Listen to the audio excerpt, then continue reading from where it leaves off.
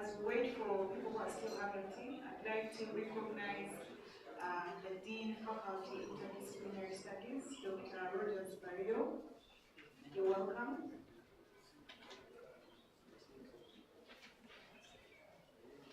I'd also like to recognize Dr. Imelda. Thank you very much for coming.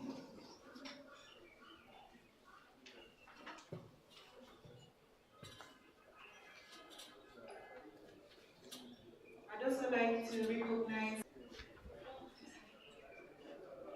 members of the club who are present. Thank you very much for honoring our invitation. You're very much welcome.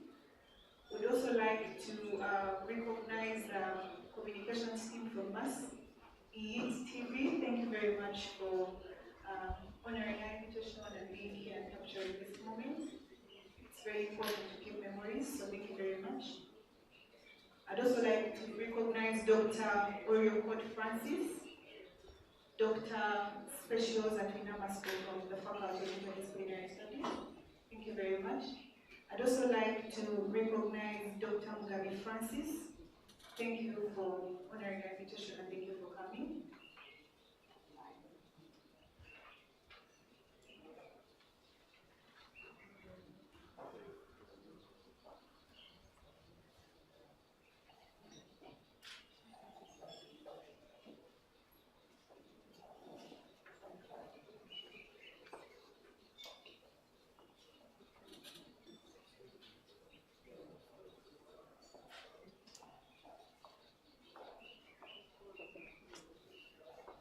I'm requesting Dr. Liz, who is outside in the team, to please come in and begin.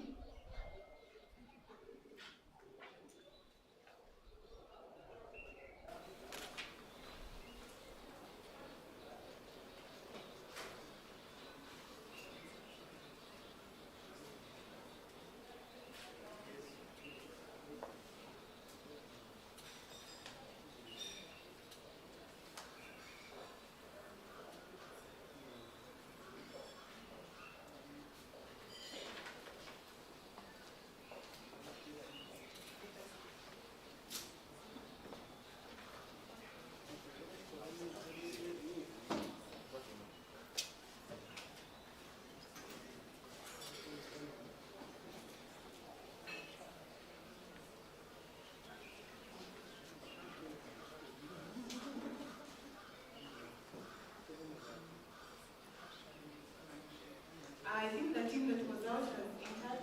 I'm going to request, we have different religious heads and different religious representatives. So I'm going to request maybe one of the religious leaders to help us, lead us in an opening prayer. And then from the prayer, we're going to have our anthems and officially begin this program.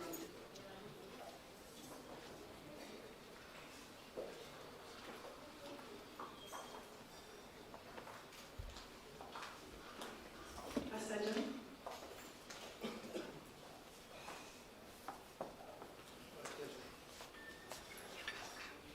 Shall we pray as we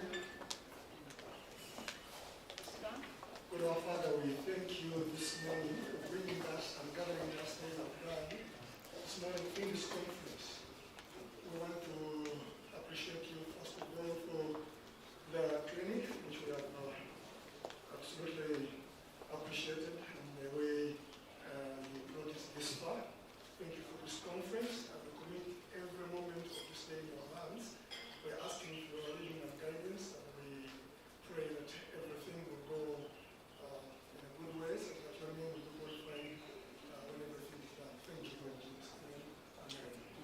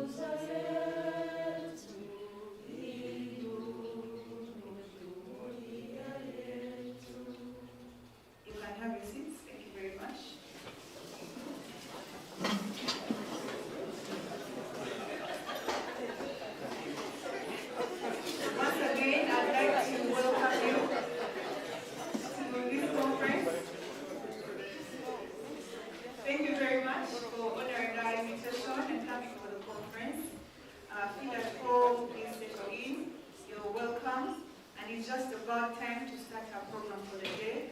And I'd like to recognize everyone that has come from Barra University of Science and Technology. I'd like to recognize our partners from Belgium and South Africa. Thank you very much for being here. I'd like to recognize the presence of our PhD students at the project. Cecilia, Acheng, Danielle, thank you for being here. The mass team that has been working tirelessly to make this event a success. Shakira and team, thank you very much for being here. Right now, I'm going to introduce Dr. Viola Nyakato. She's a psychologist, a gender expert with a specialty in public health, a sociologist, a senior lecturer at Barra University of Science and Technology under the Faculty of Interdisciplinary Studies, and a senior researcher with the Nordic Africa Institute in Sweden. She's also a principal investigator on this project, so I'd like to welcome her, and a big round of applause for Dr. Viola Nyakato as she comes to give her introduction remarks.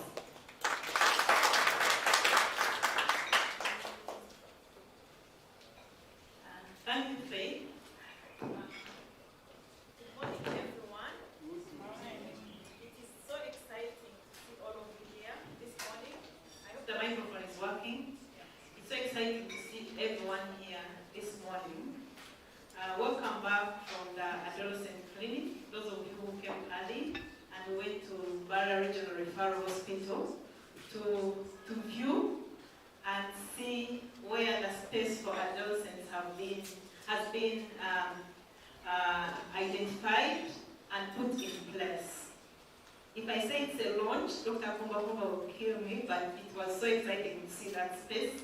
We have not launched it, we are looking forward to launching it. But at least adolescents have a space, so welcome back. Our poster session is on, and we have just had our tea for this morning. I'll go through a bit of protocol because I have to introduce everyone that we are hosting this morning a little bit, but we shall continue welcoming, recognizing, as well as sharing. I start by recognizing our research partners from Ghent University in Belgium, VUB or University of Brussels in Belgium, Makerere University, the University of Cape Town, and colleagues from Barra Regional Referral Hospital and Barra University of Science and Technology. Allow me to mention a few individuals in recognition here. Professor Chris Michelsen, the principal investigator for the project that we are disseminating this morning and the previous project that we have worked with. Christine, stand up for recognition. Professor Gilly Cohen, principal investigator from University of Brussels, and she's also an investigator of the new project funded by Reproductive, which is funding this project. Professor Stella Nema, also a co-PI on this project from Makerere University. Professor Lucia Knight from University of Cape Town, and also a member of ANSA Network. ANSA is the Adolescent Academic Network for Sexual and Reproductive Health Research, whereby University of Science and Technology is a member. Christine will talk more about this. The Barra Research, members of Barra University, who are on the research team, I'll also make a mention. Dr. Elizabeth Kemisha, please stand up. Wendell Dr. Rukundo Otietiam, and Dr. Gad Ruzaza. Students, Docas, Wizwera, and then Cecilia Akatkwasa, and Danielle is the master student on this project. And those will be our main presenters for this session.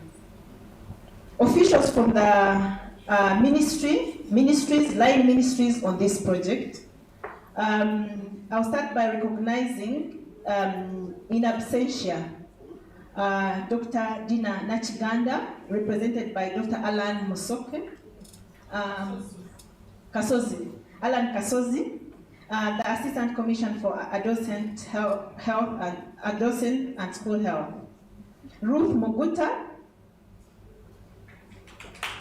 We have been in the community with Ruth, and the Principal Social Development Officer in charge of family at the Ministry of Gender, Labor and Social Development. Mr. Henry Semakula, the Senior Education Officer in the Ministry of Education and Sports. These are members of the Community Advisory Board representing policy. And when I say Community Advisory Board, we shall unpack it later and you understand what it means from the research perspective. I want to recognize members for this project, the ones who have advised us to come this far, present and work with. They have been a part of and they have walked the journey with us. I have not yet seen Reverend Bob Mwesije, representing Church of Uganda, Father Adrian Mwesije, representing the Catholic community, his apology, representing the Muslim.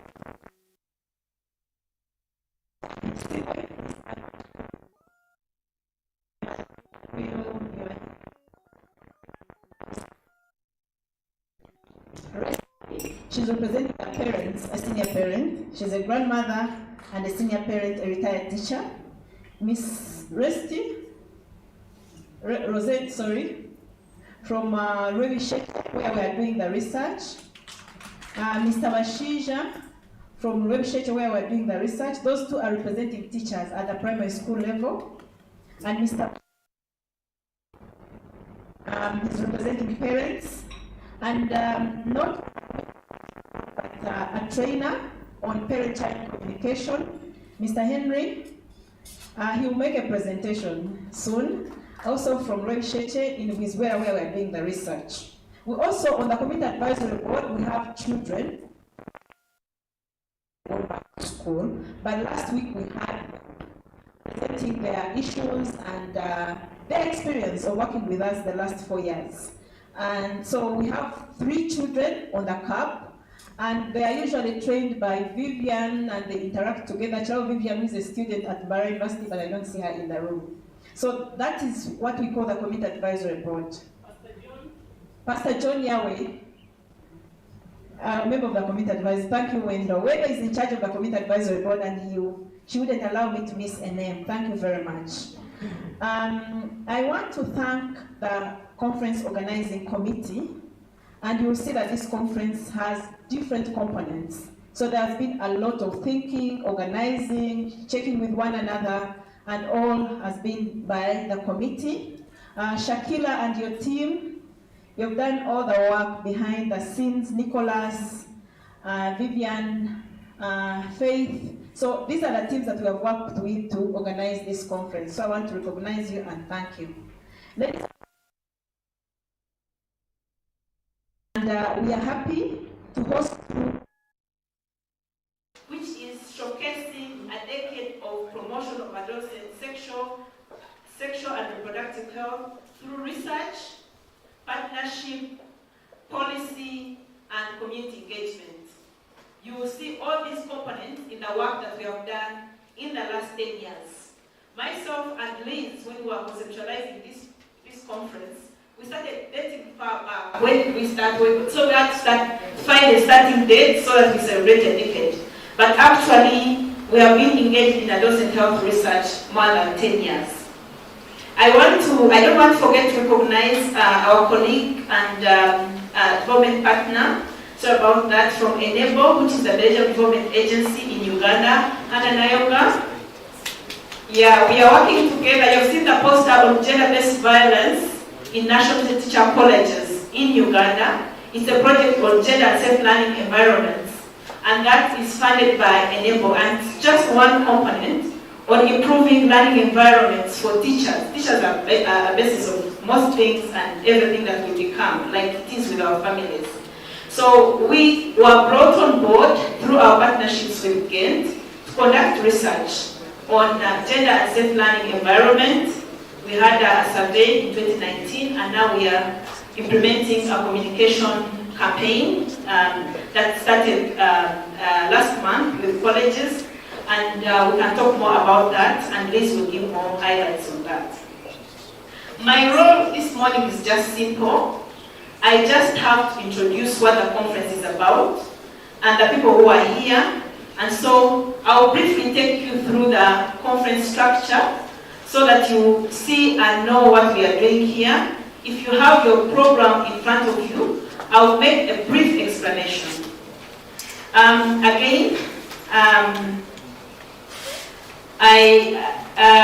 You will see that we started with the Adolescent clinic. It didn't just happen that we established or partnered with the pediatric clinic to the pediatric department, pediatric and child health department, to support and be part of the establishment of the first ever inclusive adolescent clinic in Barrow Regional Referral Hospital. It was through the work that we have been doing, and that Liz is a member, an interdisciplinary scholar. She's a pediatrician and yet a social scientist when it comes to adolescent health and health promotion. So through that linkage, we have been able to partner and support the establishment of adolescent clinic. Those of you who have been there, you know that everything starts small and we are looking forward to something bigger. So it will also be explained later. So we first went to the Adolescent clinic in the morning. And then we have come to a poster session to show the other works that we have been doing. I will explain.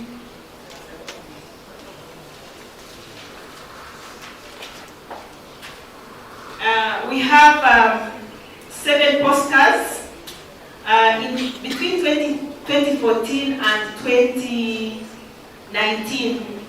We implemented a comprehensive sexuality education project in schools in southwestern Uganda, and the students of that project were Dr. Liz, Kevin Shah, and Dr. Anna Nisima, who is currently working in Makere. And we also had 2 master students from Ghent that went through that project. So we have a poster that explains that. We have another piece of poster called Growing Up in Rural Southwestern Uganda.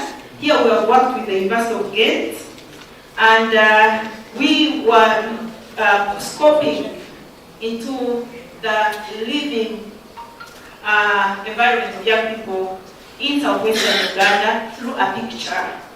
Children were able to take pictures of what it means to grow and live in their communities.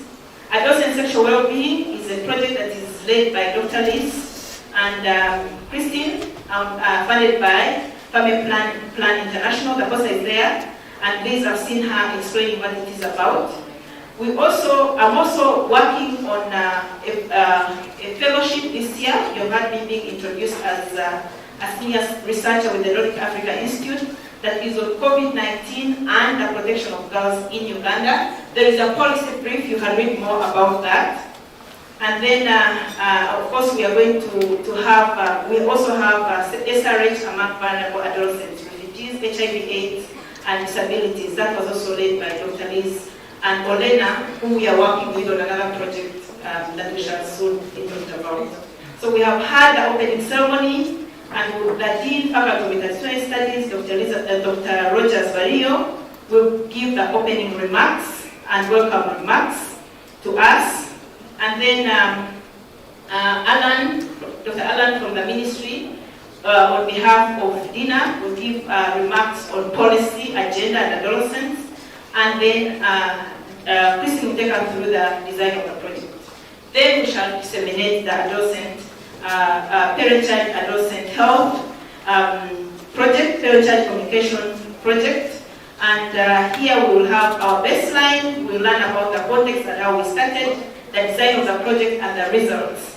We already have done an effectiveness study using quantitative methods and the most significant change, which is a qualitative study, and then qualitative design, and then process evaluation, and then we shall have the community experiences. So the focus this morning will be on the dissemination, followed by a few aspects of where we see ourselves in the future. So we shall have a practical element of what we have been able to do. In the corner there, we have a draft parent-child communication manual that we have got from the experiences that we have worked with, and if you hear the implementation of the parent-child communication that we have had in the community, we have translated it into a manual that we can use. So we look forward to promoting that. So you can view the manual, it's in its draft form, remaining with editing. So anytime you can review the manual, and want to recognize Danielle for putting together all the materials that we implemented in the community. Henry, if you remember, everything that we did in the community, this lady put it into a compilation. So we have a manual, but it is still in English. Maybe it will be put in Runyangwe like we implemented, but we have it. So that's a dummy of the manual. But we have it ready, left with the editing and a few permissions of the materials that we used for it to go online and be used and be promoted. And then we have an adolescent clinic, we have talked about it, and a website on a center for, we look forward to establishing, and we have started working on establishing a center for adolescent health research as a team, and we have a lot of support. And then we will share with you all the other projects that we have done. In the afternoon, you shouldn't miss, we have what we call an expert panel, represented by the Community Advisory Board members and the ministry representatives, to share with us how they see the issues when it comes to adolescents. We have just a few questions that we'll ask, but these ones will give us the next steps of what we shall do, so that we remain relevant and contextualized. Thank you very much. You are all most welcome. And let us listen, let us listen, and will explain to us, and Faith, you can give feedback, you can give questions, and we shall continue to answer those questions. I welcome you all, and I thank you very much for honoring our invitation. Let us share, let us discuss, and see how we can continue to promote adolescent health in our country and beyond. Thank you very much.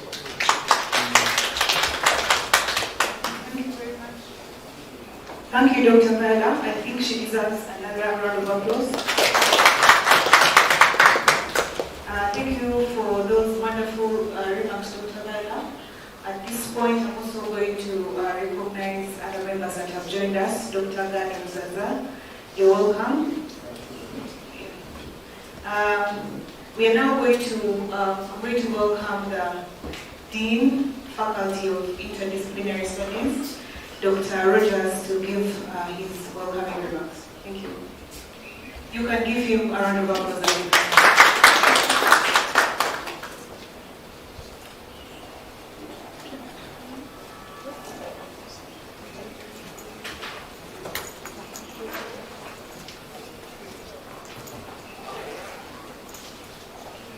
Thank you. In the interest of time, I'm going to be brief. All protocol observed. Ladies and gentlemen, good morning.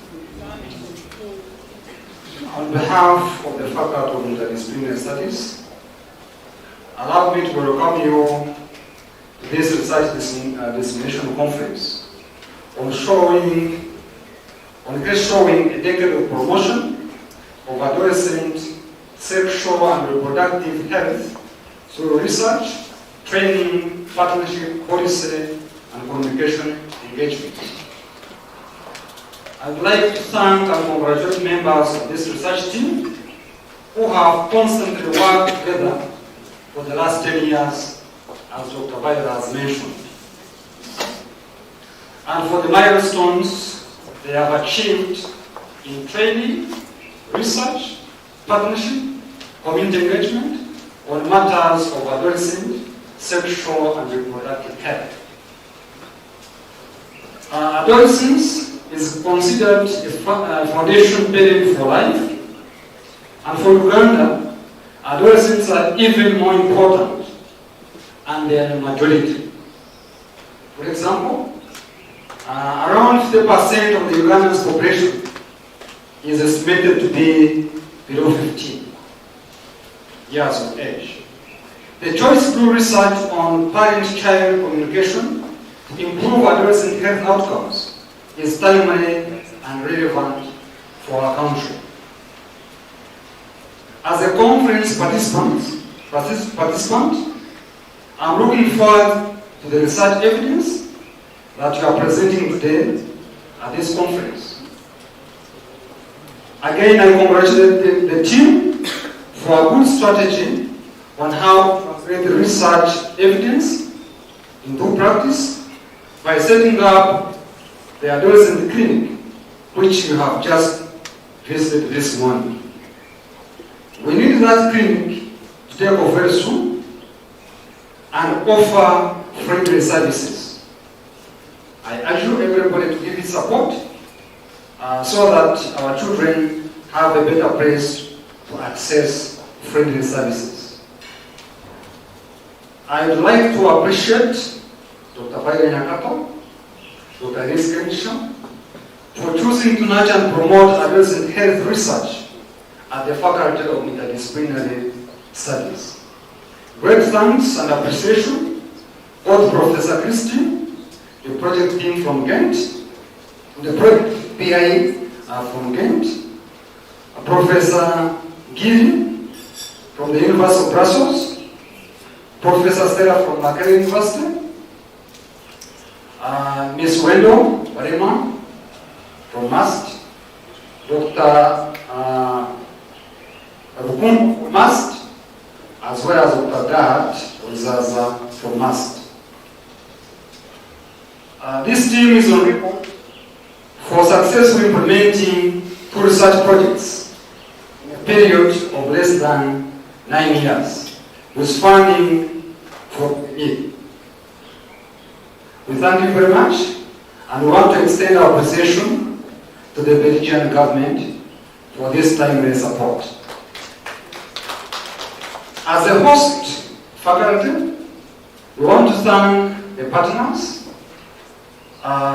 for timely support and assistance that they have offered. As a faculty, we have a vision of being an excellent interdisciplinary unit that gives relevant and timely studies and services to the community. And we aspire to produce graduates and conduct interdisciplinary research geared towards innovative interventions that addresses various society needs. And this is a testimony we are having this morning. The faculty runs a number of programs, both undergraduate and postgraduate, as well as PhD programs. So we hope this research will contribute much towards the research outcome for our project, as well as our unit. Allow me once again to welcome you to Uganda, those who have not been to Uganda, and those who are just coming in, and wish you the best of luck. And allow me to invite right now a representative from the Ministry of Health to give his remarks. I thank you and wish you the best. Succeed in us.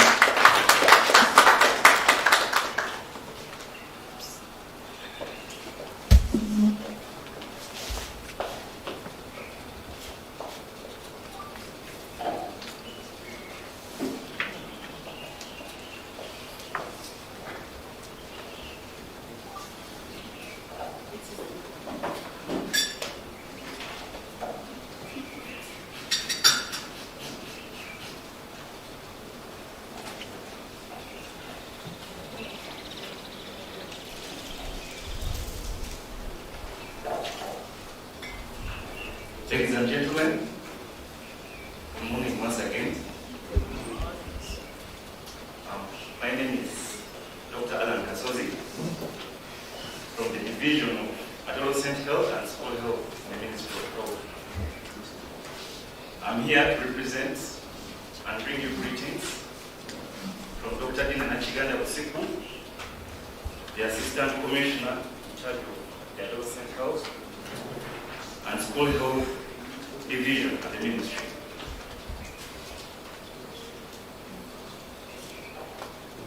My assignment for today is to talk about the Adolescent Health Policy Agenda.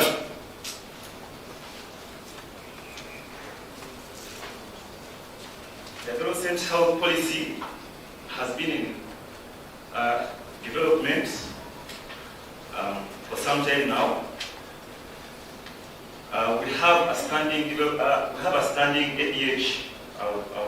Allow me to refer to it as ADH, Adolescent Health Policy, that came out in 2012, that is under review. And since 2020, this policy has been under review. And what came out after doing the regulatory impact assessment area was that for the next 5 years, the country needed to focus on 4 major objectives, which have been taken care of in the new policy. And these objectives are that to improve access to quality adolescent health information for adolescent health literacy. The second objective is that the policy aims to lead to a reduction in the morbidity and mortality of adolescents over the next 5 years. The third objective is that the policy aims to have meaningful adolescent participation as well as empowerment. And the fourth objective is, I will speak to them broadly due to time constraints. The fourth objective intends to lead to a reduction in the effects of the harmful social cultural norms and practices around the country. Under these objectives, we have specific strategic objectives. And under the first objective, which is to improve access to quality adolescent health information, is that the ministry, as well as the other MDAs within the Human Capital Development Program, intends to build capacity of national and subnational health providers to engage and deliver accurate adolescent health information. Perhaps it would have been better if I was displaying it. I don't know whether we have right. Yeah.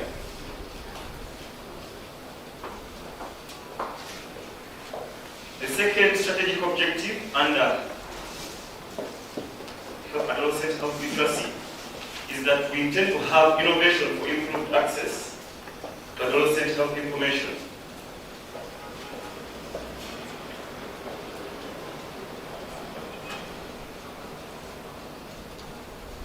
Okay. So, innovation for improved access to adolescent health information. And here we shall have indicators that shall track the updating of guidelines for mobile and electronic health platforms. We shall have indicators for number of callers disaggregated by age, and maybe I will not do so much with that. Another strategic objective aims at strengthening the SPCC for adolescent health promotion. And finally, the fourth strategic objective is to increase demand and access to safe motherhood and life-saving interventions. The second broad objective of the policy aims to reduce the burden of disease amongst adolescents. And under these, we have strategic objectives, what you see as SO on the extreme left. is to strengthen the capacity of service providers to deliver integrated adolescent responsive health services, to strengthen coordination of delivery of adolescent health services, as well as to improve access to quality adolescent preventive, curative, and rehabilitative services. This is very exciting because I know all these objectives speak to the current, speak to the reason why we are here, which is opening the Adolescent Health Clinic in the Regional Referral Hospital. The third broad objective is to strengthen empowerment and inclusion of adolescents in programming. And here we seek to empower adolescents with knowledge and skills in adolescent health programming. Under this objective, we aim at having peer-to-peer approaches to the delivery of these services. We also intend to have districts with ADH initiatives that integrate livelihood support, now that we have the parish development model, as well as health facilities with trained adolescent professionals. The second strategic objective is to include adolescents in ADH programming. And here we intend to work closely with civil society organizations, community-based organizations, with memoranda of understandings for ADH by district, as well as lots of other interventions. The third strategic objective is to build capacity of national and subnational governance structures to ensure adolescent participation, meaningful adolescent participation, and inclusion in the health service delivery. Then we also have cross-cutting interventions talked about in the policy, and this mainly speaks again to one of the objectives as to why we are here, to strengthen research and knowledge management. This is a new area of focus, which we as a country have not focused on very well in the past. Strengthen collection and management of adolescent health data, strengthen M&E for adult ADH program, innovations to improve the ADH, and here we're looking at such innovations as internet-based platforms to deliver adolescent health, support an enabling legal policy environment for the adolescent health, as well as strengthen concept of coordination to improve adolescent health programs. Ladies and gentlemen, I would like to inform you that the process of reviewing this policy is quite advanced. It's in its advanced stages. To be specific, the documents for this policy review are ready with the Cabinet Secretariat. However, there are discussions on whether we can have this as a policy guideline, or we can have the adolescent health policy embedded within the bigger national health policy. So we are waiting for information from the Cabinet Secretariat on how we can go forward. Otherwise, lots of other work is also has been ongoing within the division and the ministry. And this work has led to the development of the quality of care standards from WHO, which were adopted from WHO. These quality of care standards spell out specifically the service packages per level of care. Say, for example, what service package is expected for adolescents at a health center 1 level, which is really community, health center 2 all the way up, the districts and regional referral hospitals, as well as national referral hospitals. I would love the team to interest itself with this document because it will help guide the service package for our adolescent health clinic. The Adolescent Health Training Manual has been completed. It's just in the process of approval, awaiting approval from the senior top management. The adolescent health communication strategy is in the process of development, as well as we are rolling out district committees on adolescent health to improve on coordination of adolescent health services all across the country.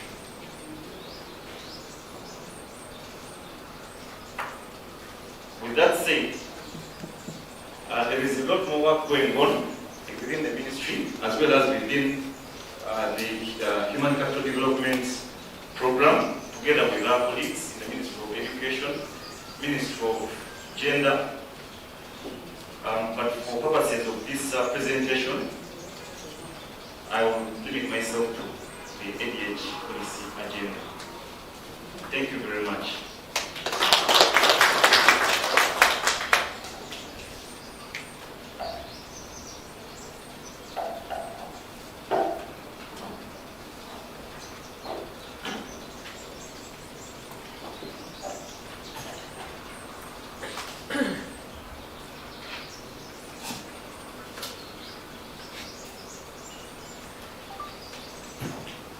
Thank you for Alan for those wonderful remarks.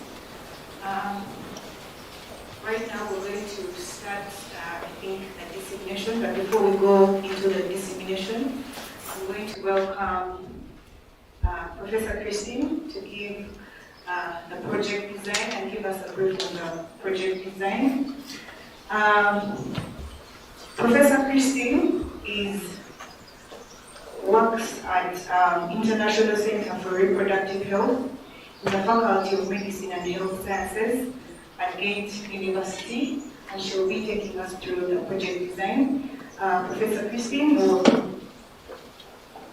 Thank you very much today for these nice your words. I'll indeed be taking you through the project design, but also the history of the partnership with it. So, good morning, everybody. Good morning. It's for me really an honor and a privilege to be standing here in front of you, because for me this is really a celebration of long-standing partnership that we have had with MUST. And I would like to take you back quickly and briefly to the start of this collaboration. And it actually all started in 2013 when we received a short email. It often also always starts with a short email, and we received a short email from Dr. Nyakato.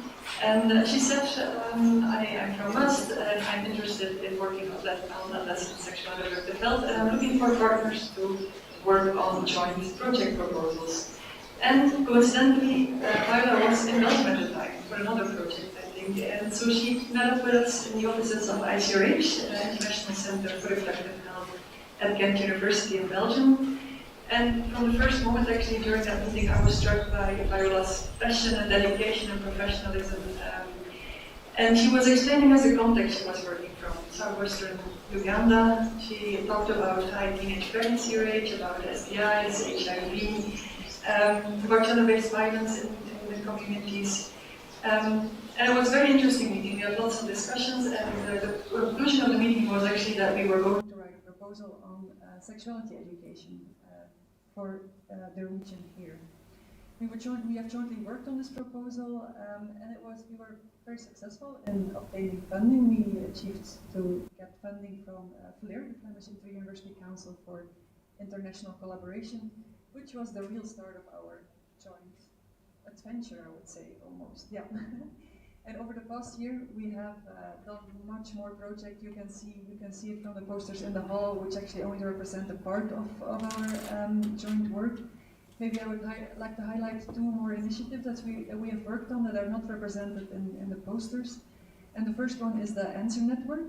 That is the academic network for sexual and reproductive health policy research, actually. And it's a network of 14 universities around the world.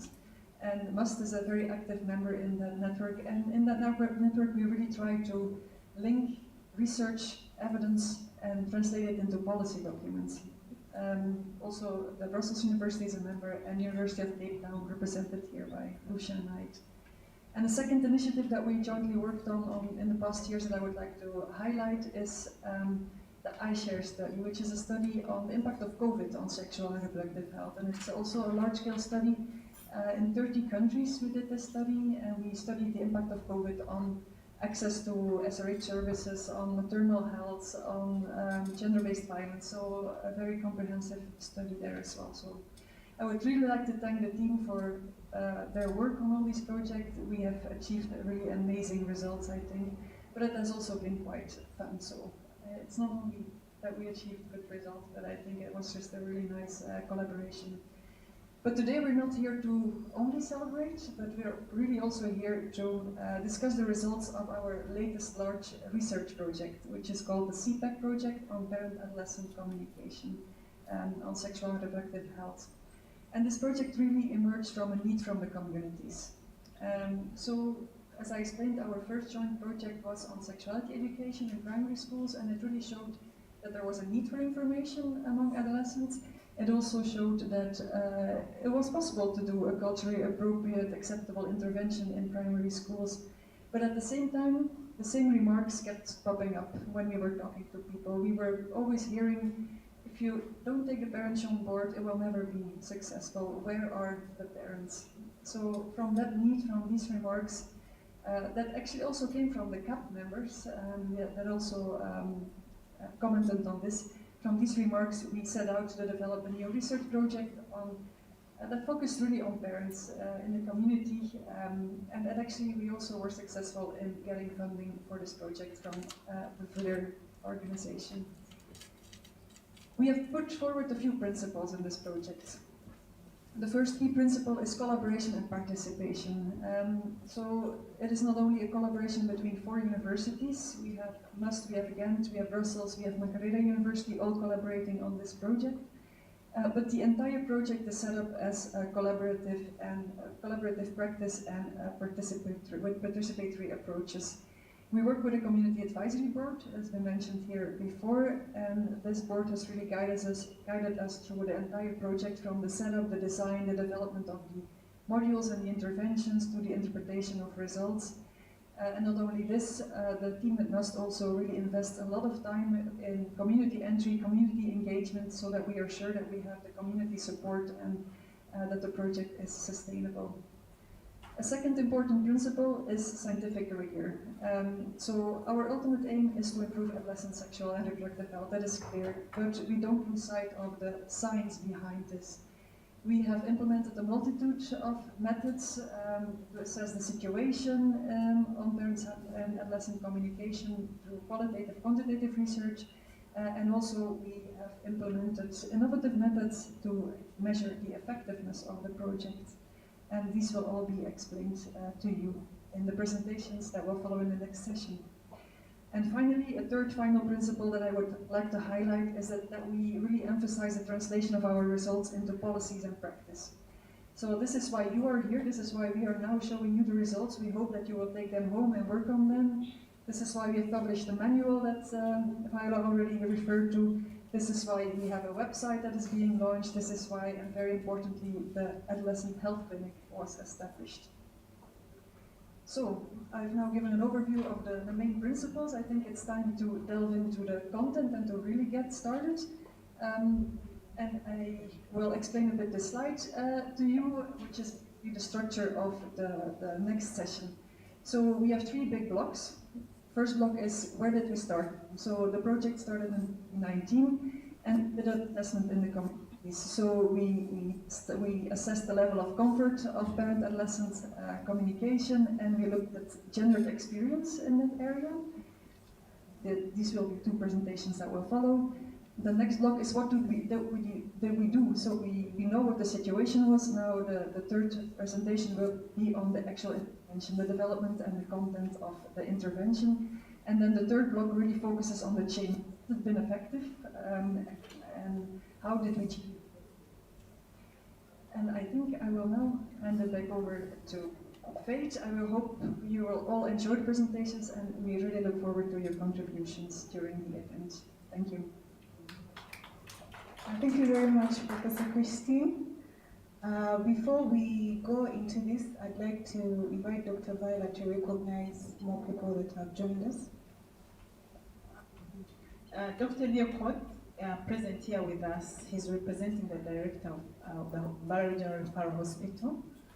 And it's important that we talk about this because it's an important partner.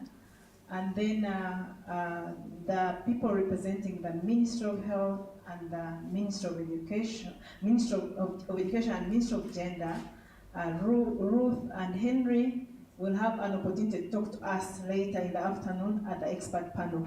So we shall hear from all our partners. So thank you and welcome. Danielle will guide us into this. And all right. Thank you very much, Dr. Viola. I'm going to guide you onto this session. So before we start the presentations, we have a QR code where I would like to keep putting our questions. So it's very simple what you're going to do at this particular time. You're going to get into your phone. So you open your phone, you go to your camera, smartphone. Of course, smartphone, the era has changed. You must have a smartphone to do this. Then you scan or you almost take a picture. You focus, you make sure your camera focuses onto the QR code. When you focus your camera into the QR code, it's going to bring for you a link. So you can tap into the link. But also to note, you must have a connection, internet connection. We have Wi-Fi here. It's called LRSHP1. And the password is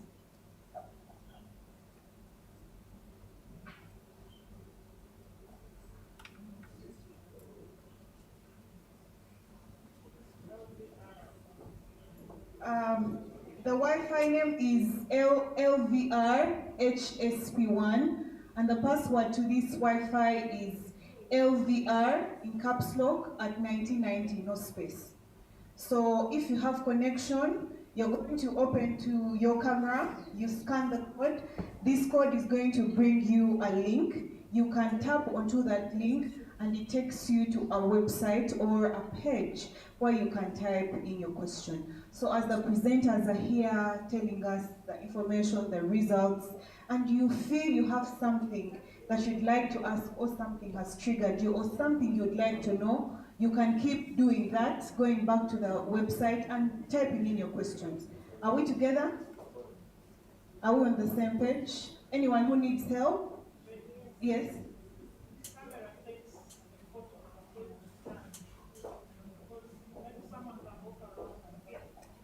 Miel is around to help. You don't take a photo, but you just direct your camera into the QR code. Yeah.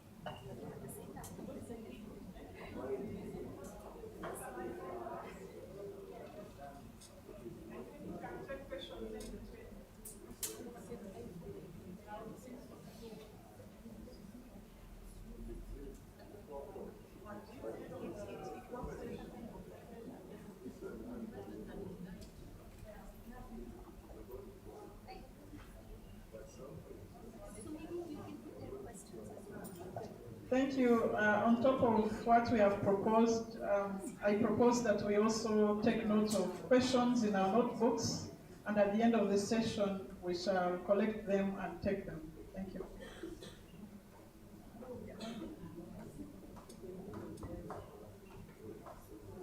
Okay, for those that, if it didn't work, you can still write down your question and then we'll collect the questions and answer them. But for those, if it worked, you can still go ahead and post them on the website.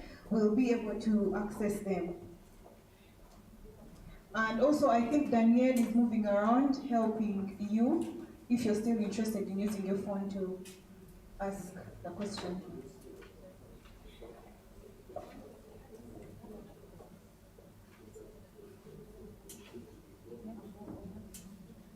I'm going to request the first presenter to come up and cast the name. The PhD student from Ghent University. She is a researcher. Cecilia, you're welcome to present to us. Ladies and gentlemen, give Cecilia a big round of applause.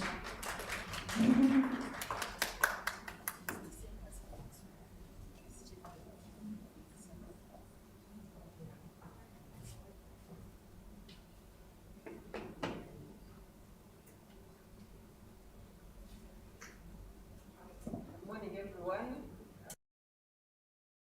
Introduce myself again.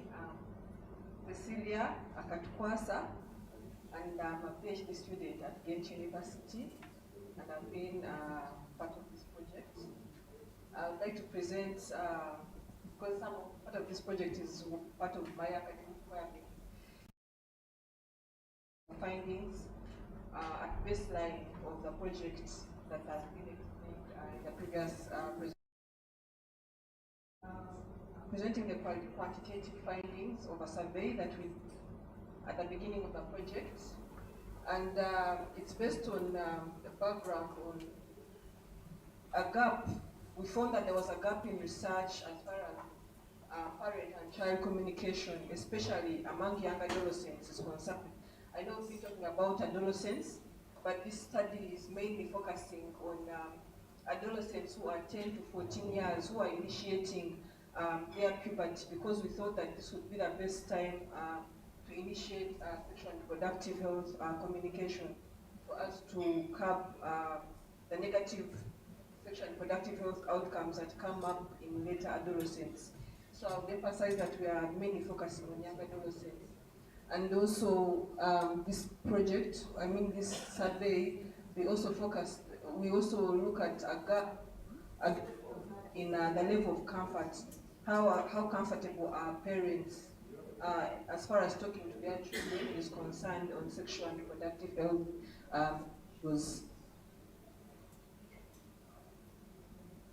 So the objectives of this survey mainly was to look at, to describe the current level, to what extent are parents talking to their children, their young adolescent children, about sexual and reproductive health.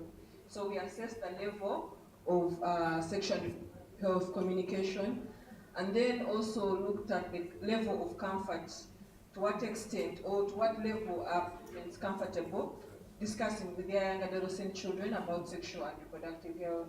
And also look at what are the correlates, what are some of the things that are related, influencing sexual and reproductive health communication, and then comfort of sexual and reproductive health, of discussing sexual and reproductive health with young adolescents. The study population was mainly, when we were doing the survey, we were looking at a pair, a parent, or what we are calling a caregiver, because we had different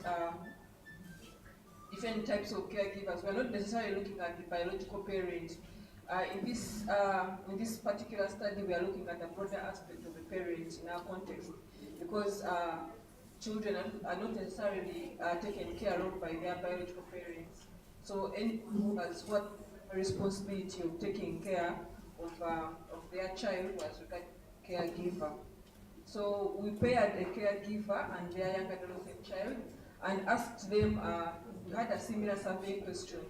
The questions that we asked adolescents were the same questions that we asked their caregivers on different aspects of SRH communication. So that's why we have a study population of young adolescents and caregivers. Results in this survey, I'm presenting results that came from the caregivers, because they are the focus of our intervention, because they are the ones we mainly intervened on. They're going to talk about the intervention subsequently, so that's what I'm going to present. So we looked at 218 caregiver young adolescent dyads, and we used computer-assisted surveys to this data. So what did we go out to measure? We had a couple of parameters that we looked at during the survey. For the outcomes, we mainly focused on the level of comfort of SRH communication. And we based on 9, so we're asking parents, how comfortable do you feel talking to your child about, for example, about relationships, romantic relationships? How comfortable do you feel talking to your child about HIV/AIDS and STIs? So we had 9 topics to assess that parameter as an outcome variable for sexual and reproductive health communication. And this was also focused on 10 sexual and reproductive health topics. And here we're asking parents if they had ever discussed any of the 10 sexual and reproductive health topics that we listed to them. For example, we asked them, have you ever talked to your child about menstruation? And it would be a yes or a no. Have you talked to your child about night emissions, or what we normally call the wet dreams? And they would say yes or no. So we had 10 sexual and reproductive health topics and used that to assess the level of sexual and reproductive health communication. And then, what were the predicting factors of comfort and level of sexual and reproductive health communication? We had different parameters. We looked at different demographic variables, the age of the parent, the level of education of the parent, and whether the parent was biological or not, and many others. And then we also looked at the knowledge and attitudes of parents regarding sexual and reproductive health. What is the level of knowledge? Are parents aware of these sexual and reproductive health topics? So we used different knowledge scales that we derived from previous literature to assess the knowledge of parents, and then also assess their attitudes towards sexual and reproductive health. And then another important parameter that we also looked at is connectedness. And in connectedness, we had 3 sub-scales that we used, that is positive parenting. And this scale involves how positive are the relationships between the parents and their children. For example, an example of giving this scale is when your child does something nice, do you praise them? When they do their assignment, are you able to encourage them? Things like that. There were different questions to measure positive parenting.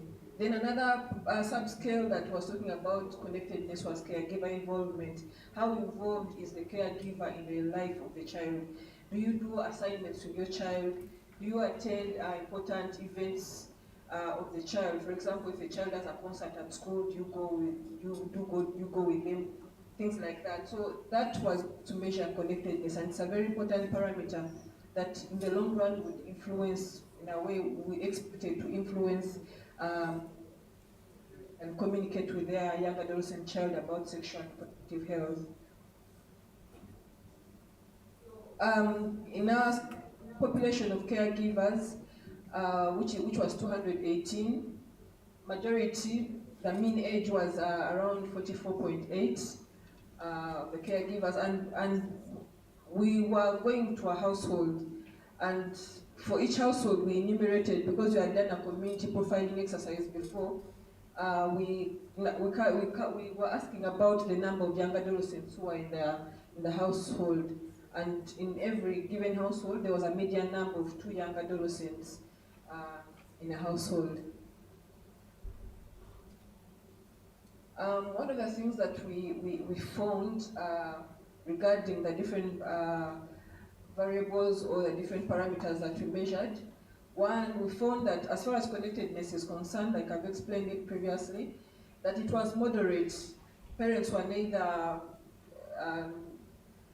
not highly communicated or not highly connected, or not badly connected with their children. They were just there in between, depending on the reports that they gave us.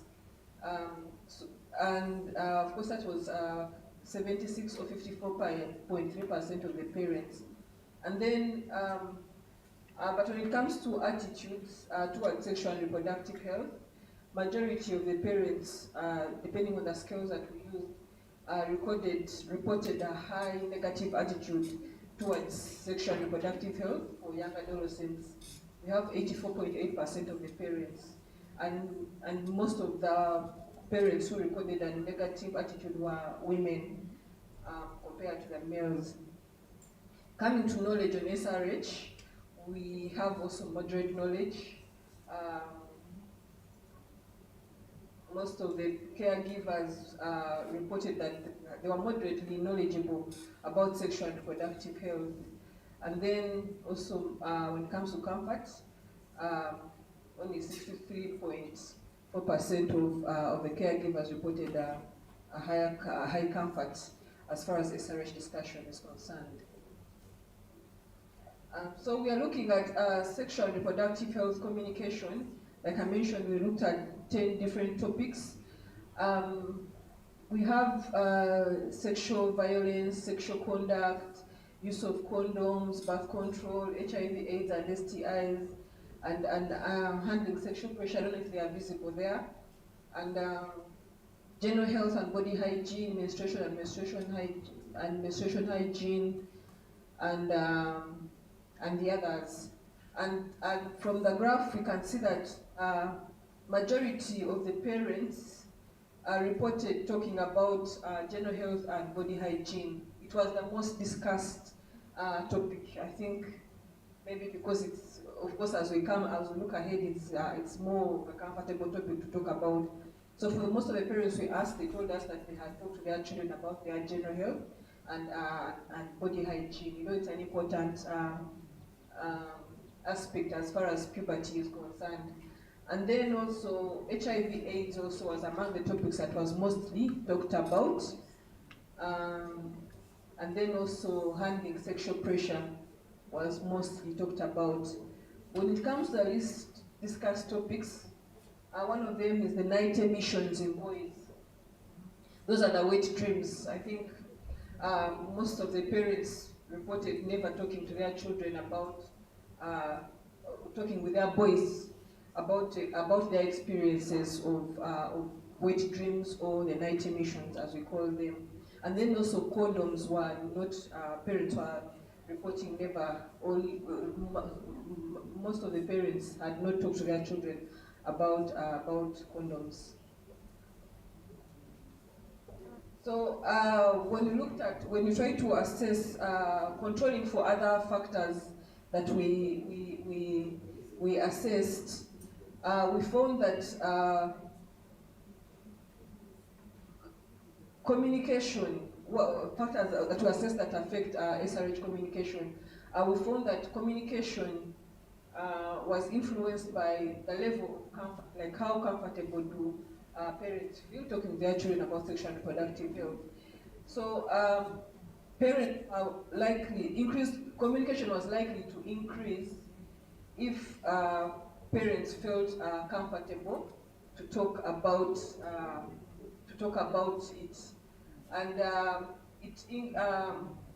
and the more topics, or the more the parents talked about sexual and reproductive health, the more comfortable they are, the more comfortable they became to talk about SRH, and this was very significant. So it's a key finding in this survey. And the other finding, so as far as comfort is concerned, we find comfort affecting SRH communication as one of the previous, as a key finding, but then also we looked at what influences the level of comfort. And we found that that comfort was influenced by the number of young adolescents in a household. That the more adolescents there were in a given household, the more likely a parent was likely to report being comfortable talking about sexual and reproductive health. And then we also found that religion was also, in a way, was a key factor influencing the level of comfort of discussing sexual and reproductive health. So our main findings is that we find that communication is significantly associated with level of comfort of SRH communication. And then we also find that that there's no knowledge that is affected, that leads to that influences SRH communication, that is low knowledge on sexual and reproductive health issues, and then negative attitude and connectedness. Yeah. So what are the implications of our findings? So one of the key implications is that having found that comfort influences SRH communication, we felt that we needed interventions that targets how to improve the level of comfort for caregivers to be able to talk to their children about sexual and reproductive health. And of course, some of the things that would look at communication skills, doing some bit of value clarification, improving the quality of parent and child relationships because it can influence the comfort, and then also provide information sessions about some of the things that they were ignorant about in order to improve their knowledge. And then also further research, which comes in the subsequent actually. We realized that we needed research using qualitative research methods to further understand some of the things that were influencing why parents were not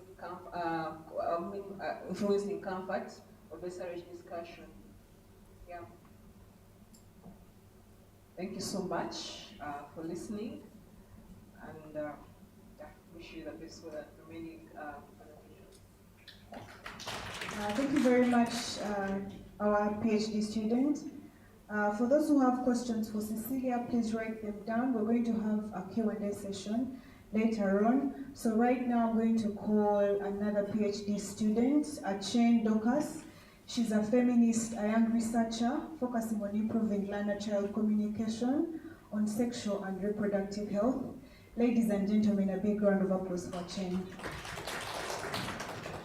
As Achane comes up, would also like to recognize Ms. Jacqueline Karhanga, I think acting manager of Mass Grants Office. Jacqueline, you're welcome. And the floor is open for Achane. Good morning, everyone. My name is Docas Achane.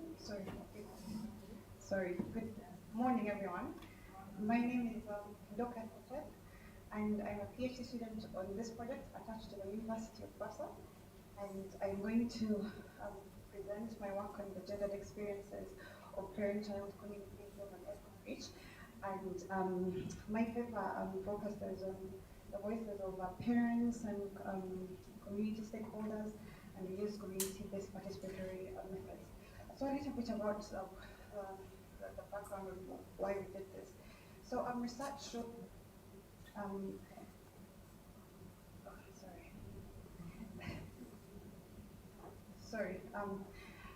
research has shown that parent-child sexuality communication, is this better now? Okay.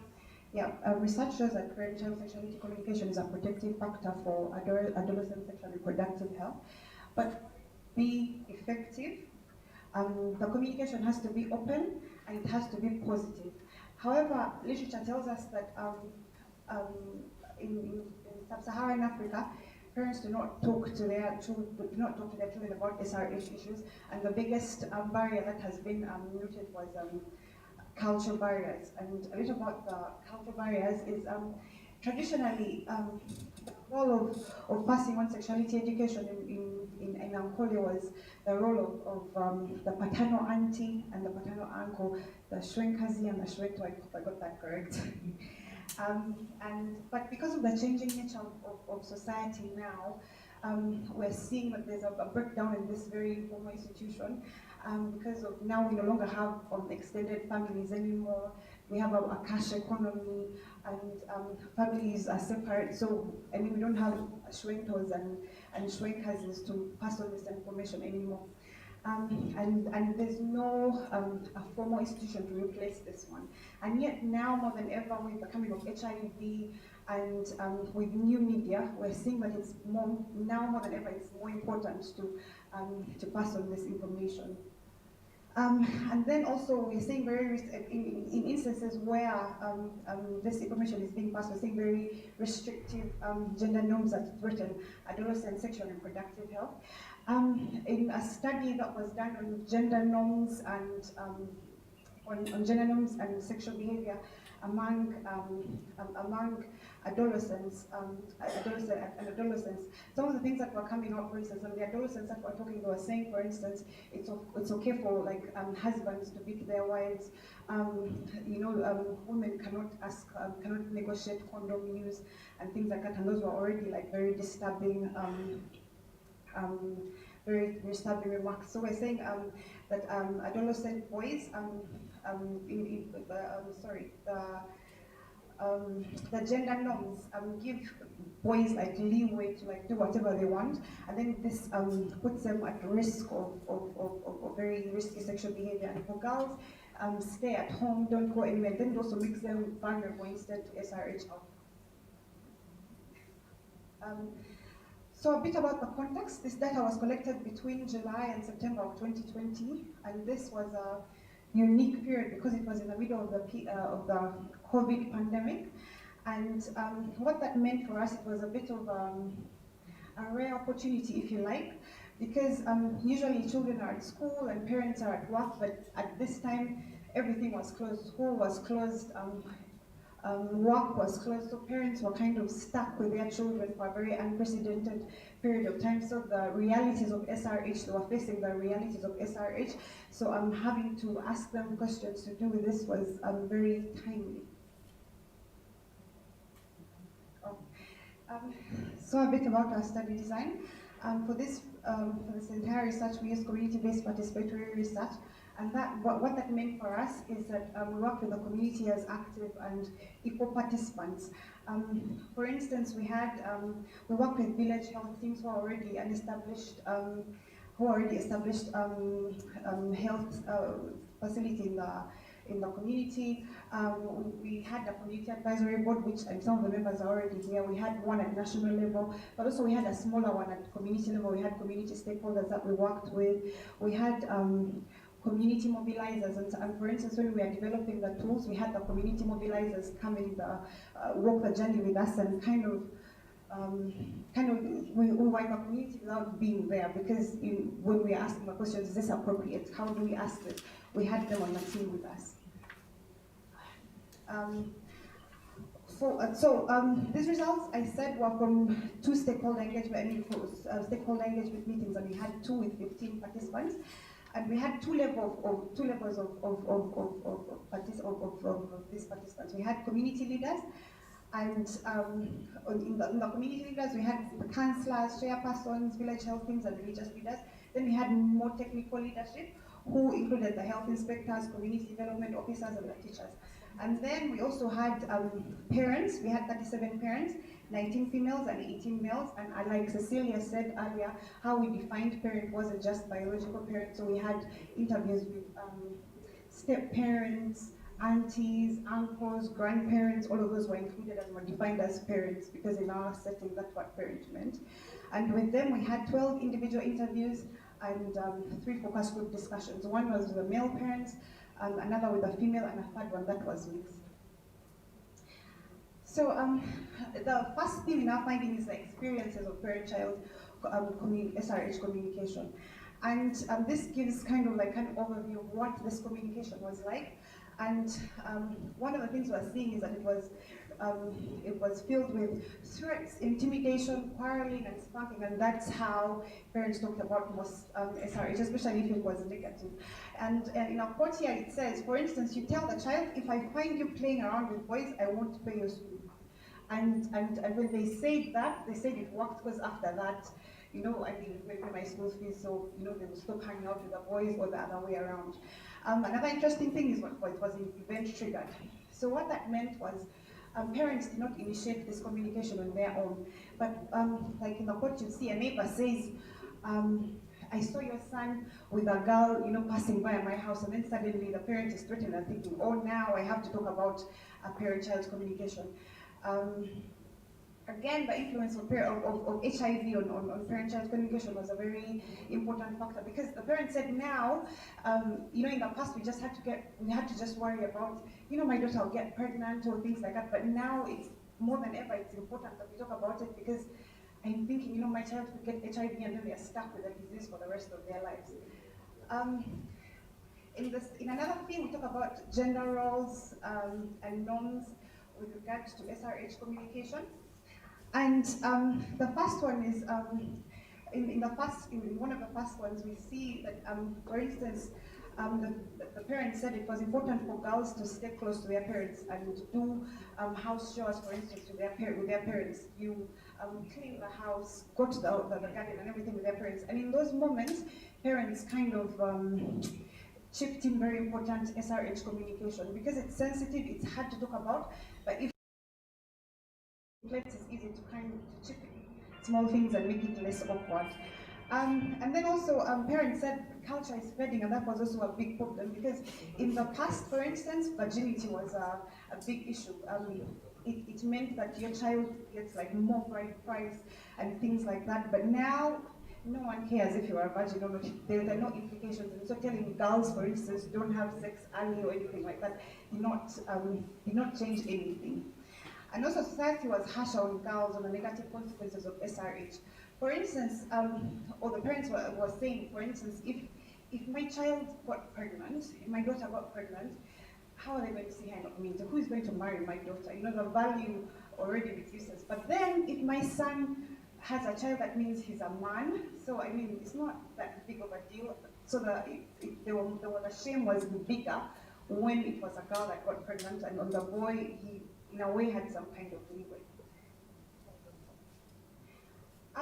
Another finding was the theme was religion and media, and they talked about religion as a protective factor for SRH for young children, because in church parents, they said they talked about making sure you talk to your children and keeping values and praying with your children and for your children. And even in Sunday school, they told children to abstain and to dress well and things like that. So those were very important values for the community, and they thought that that was important for passing on SRH communication. And then there was media, and most of this was negative.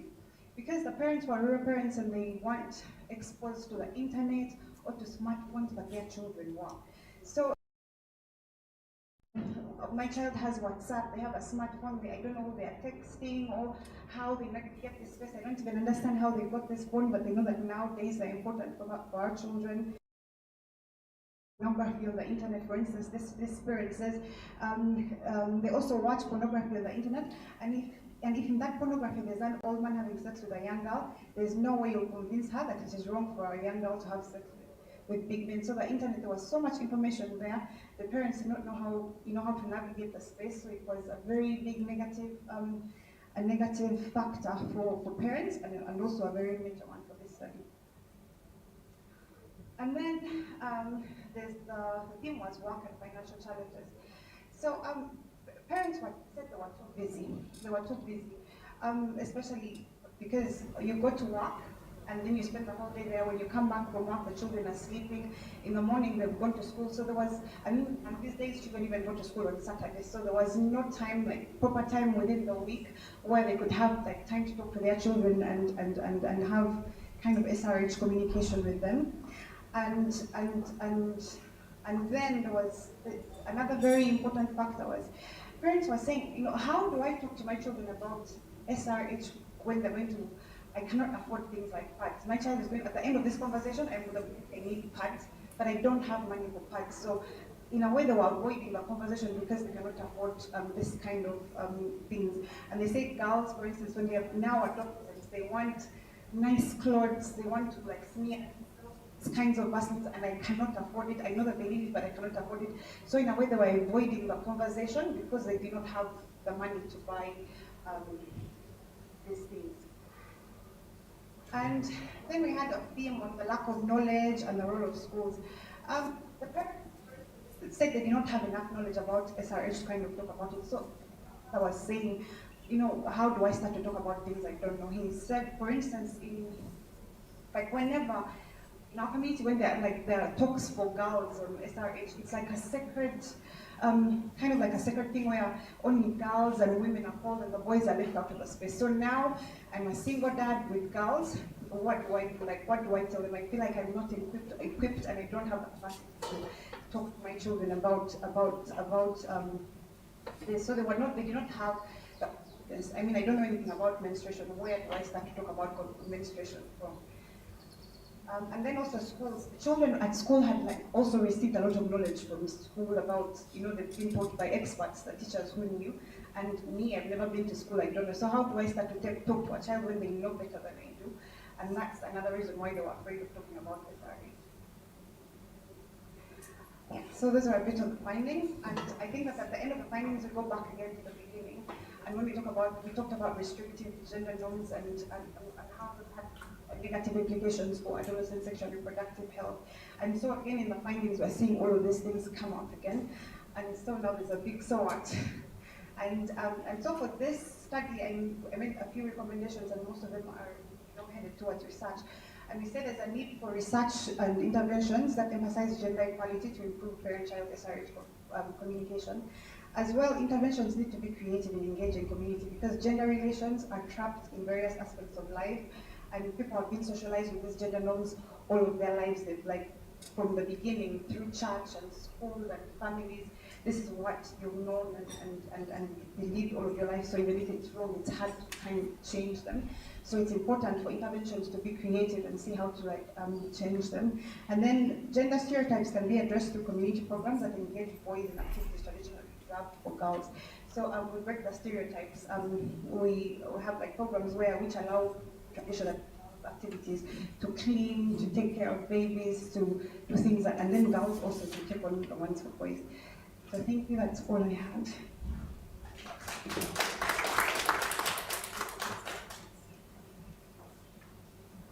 Thank you, Achen. Another big round of applause for Achen. I've seen another member from the Faculty of Interdisciplinary Studies, Mr. Valens. You're welcome. I'm going to invite the next speaker who will take us through the intervention. Dr. Elizabeth, she's a co-principal investigator on the project. I'm going to welcome Dr. Elizabeth to come and also give us her remarks. A big round of applause for Dr. Elizabeth.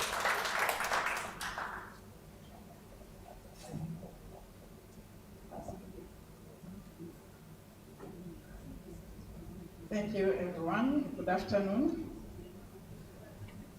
All protocol observed. I would like to appreciate the previous speakers, the PI, the representative from the Ministry of Health, the Dean of Faculty, and our international PI, Professor Christine. And I'm going to walk you through presentations, so you'll have to be patient with me and my voice and tolerate me for the next 20 or 25 minutes. My presentation today is about the design of the community-based intervention to improve parent-adolescent communication on issues related with sexual and reproductive health. This was a very interesting project that interfaced with 2 COVID lockdowns. I want to congratulate the researchers and students for being persistent and also surviving up to this time of the epidemic, and also the community for being receptive. COVID brought a saying, so this project could have ended because it needed us to interact with the community, and I've seen our refugee go twatungire ekyekiruire kya COVID muratubinjire mu community yanyu konka mwikiriza ngu tugaruke abokuba eki project n'erizooba twatakuhikaho. I'll be using 2 languages for purposes of our community participants. We had, I'll walk you through our preparatory activities following the award in 2019. I'll talk about briefly the Community Advisory Board, which has already been mentioned, the community profiling exercise, the evaluation whose findings you've just listened to, and the community dissemination exercise and what it meant, and how we went about designing of the modules, and then the implementation activities that took place between January and December, And that's when I mentioned the 2 COVID lockdowns. Yeah, that's very distressing. So next slide, please. So the Community Advisory Board is a requirement in research when you're handling sensitive subjects, and it was pertinent that we have a Community Advisory Board for the Sexuality Education Project in schools, as well as this project on parent-adolescent communication on SRH. We constituted the Community Advisory Board of representatives from religious community, education, parents, and what was unique about this project, we also added the Community Advisory Board comprised of adolescents themselves. So their voices were heard in the community, in the committee meetings, and we actually engaged with them and made sure that we address their concerns. Of course, there were issues of integration on how well they can participate in adult conversations, but Vivian helped her get messages clear.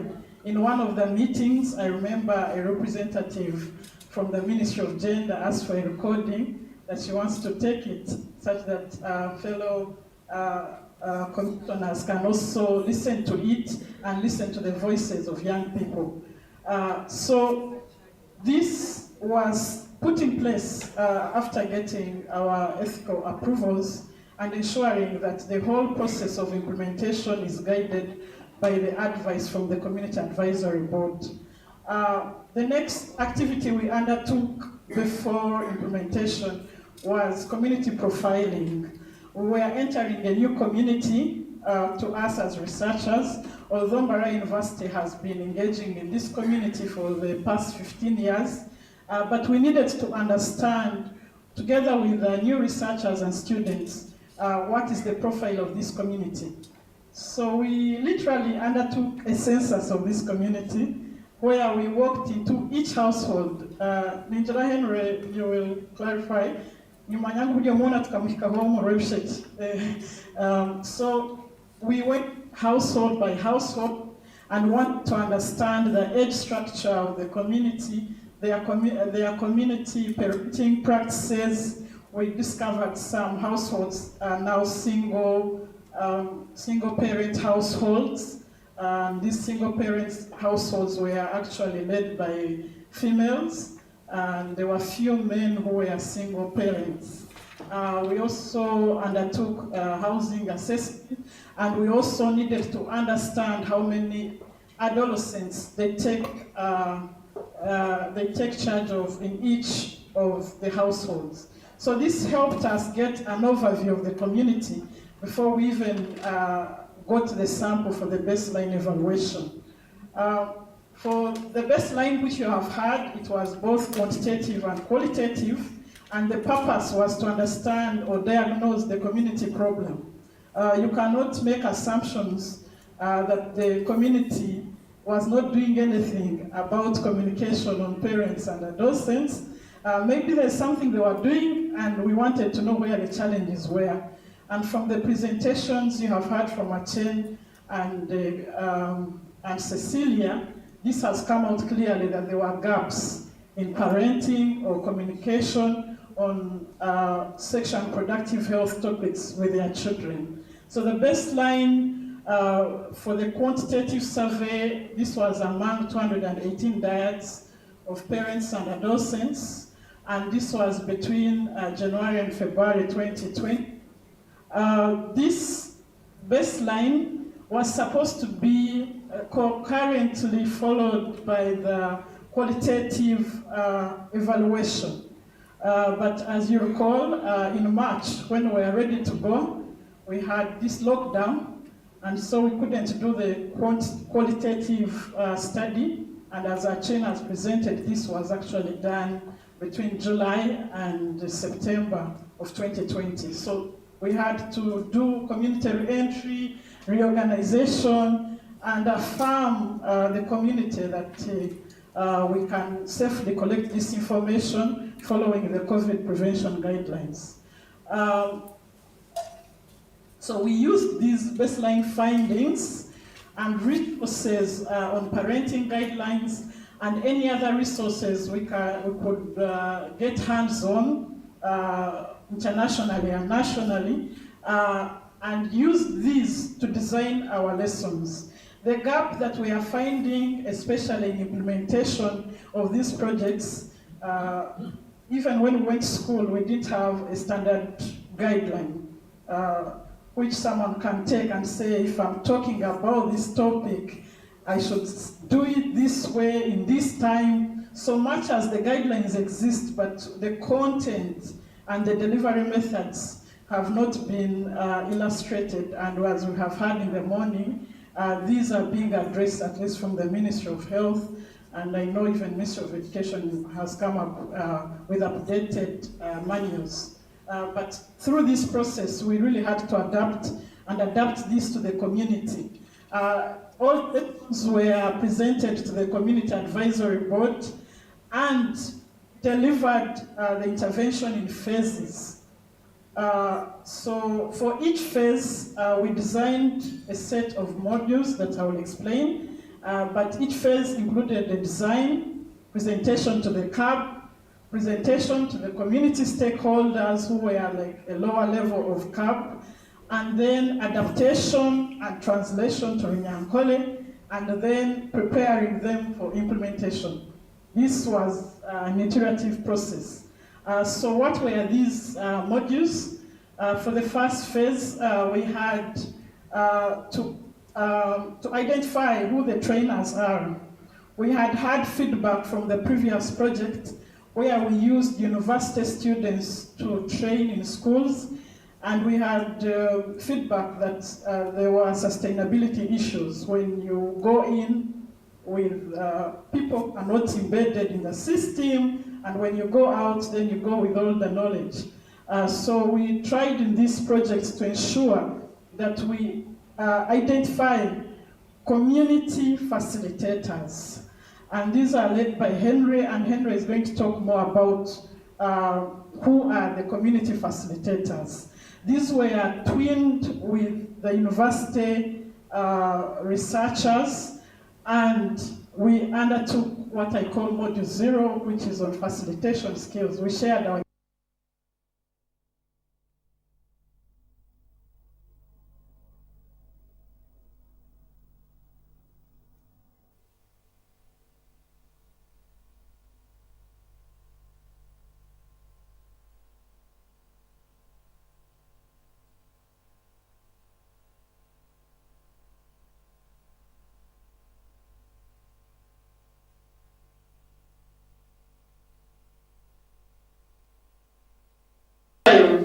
and guide them to grow.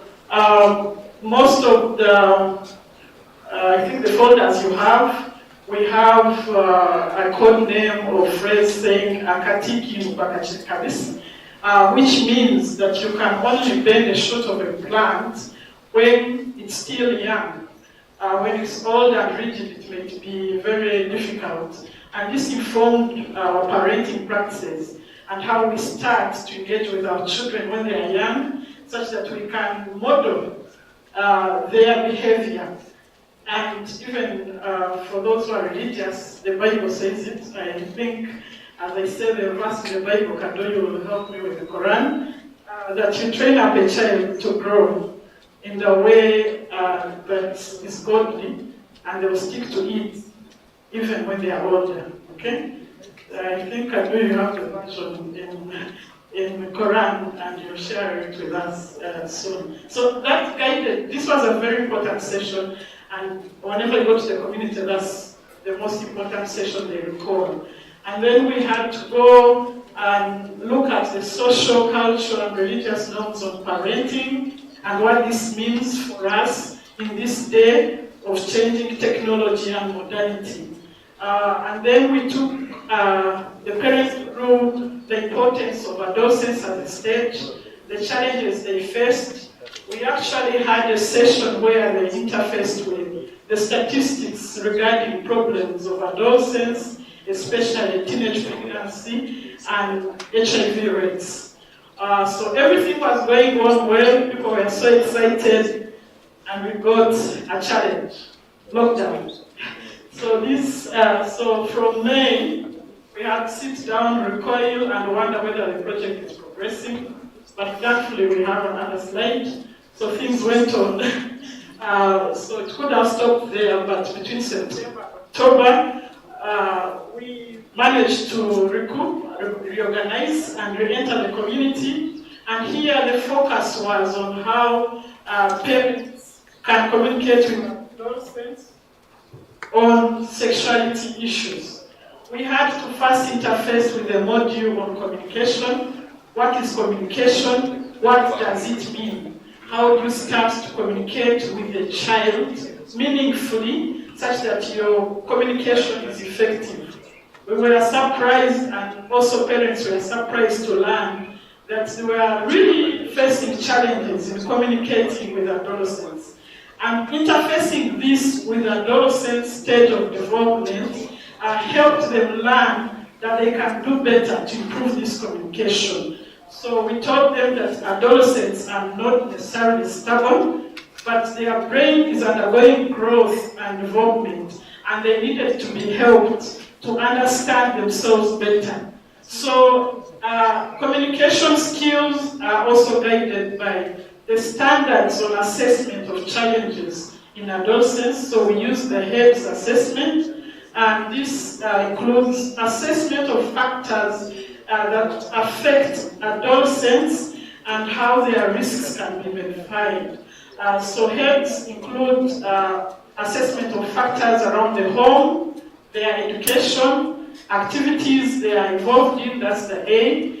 And those are simple things, and they can help initiate a conversation. How was school today? How are you at home? How are you treated? How are your parents? So that way, you are initiating a conversation, and you gain the confidence from the adolescent, and then you can move to the hard topics about drugs, about alcohol, about their sexual romantic relationships, or issues related with their mental health, essence for suicide and sexual relationships. So the details is in that manual that has been prepared and is being finalized, and you can tell how this was done. So the other topics were puberty, age-appropriate communication on puberty changes, what they mean, and we did not restrict ourselves to only physical changes, but also the social, emotional, and cognitive changes. Then we talked about relationships, the good and bad and ugly in relationships. Not only relationships that are romantic, but also relationships with their parents and relationships among peers. We also talked about HIV and STI, and also we talked about pregnancy prevention with emphasis on the policy recommendations that in young people would advise them to take up abstinence as the most secure way of preventing pregnancy and STIs. But we also shared with parents the variety of contraceptive methods, and you'll see from our evaluation how this turned out. So we had other talks, and this phase we had talks on other selected adolescent health risks. We invited experts, and they took us through about how children are raised, how they learn to be taught about the expectations on how they should behave and how they should handle relationships. We had someone from police who was giving us guidance on sexual violence and reporting. We had a representative from the university, Dr. Speciosa, she's here. She talked about gender and human rights. And then we had a representative from psychiatry who talked to us about the common emotional and mental health problems and how to deal with them and how to refer. In this community, because of the methods that we are using, they managed to also come up with a topic that was interesting for parenting, though it was not initially a part of our package. that is entrepreneurship skills for parenting. And as you heard from the presentation from Acheng, they said they had economic issues to meet the demands of parenting adolescents. So we had a representative from the Faculty of Business and Management who took us through how we can do small projects as parents and encourage children to develop entrepreneurship skills. Next.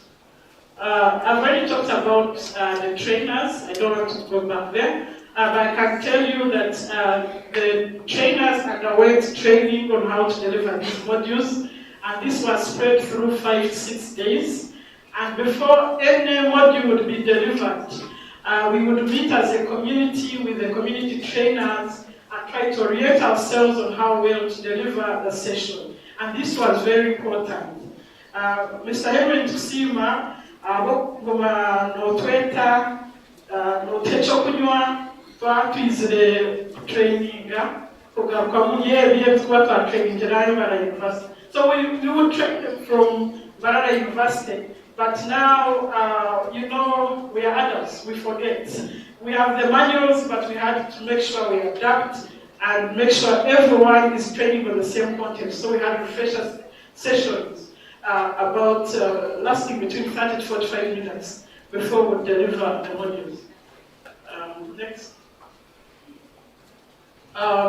So who were the participants? They were drawn from the baseline survey, but were not restrictive.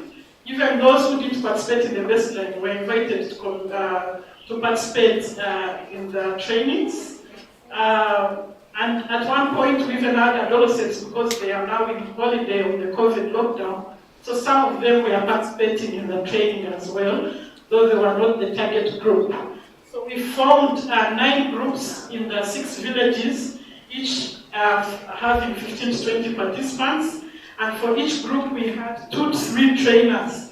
In each of the groups, there was always a community trainer and a mass research team trainer. We had sessions, at least 1 session a week. And for each of the sessions, we had knowledge checks, pre- and post-evaluation knowledge checks. Most of this data is available, it has not been analyzed, but there was really a lot of interest when you evaluate a community. They were given certificates of participation, and you see someone who is 90 years old trying to answer a knowledge check, and they really wanted to complete it, and they wanted to know their maths. So the parents would tell their children, we are going to class. And this was like an adult learning session. So they wanted to be assessed, and they wanted their mark. And Vivian, I remember you were handling this. And I found that people want to be assessed, and they want to know how they perform after attending regularly. So next slide. Yeah, so that was the presentation on the design. I will go ahead and present our preliminary findings regarding the effectiveness of this intervention.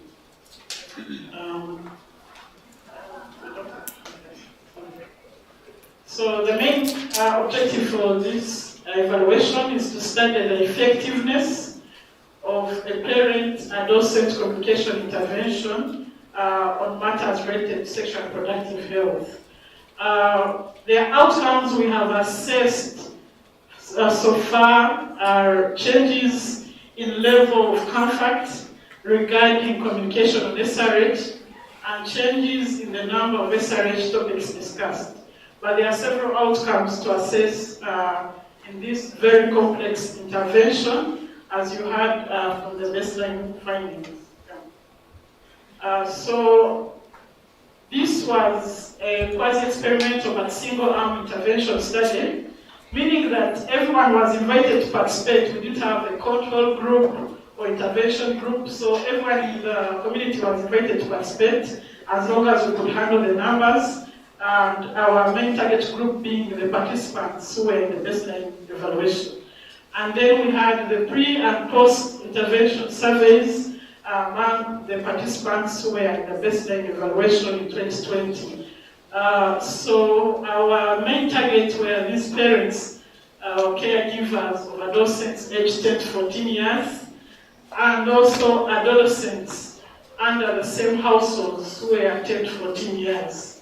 For now, we have only conducted descriptive analysis for the baseline and endline surveys, and analysis is ongoing, so these are preliminary results.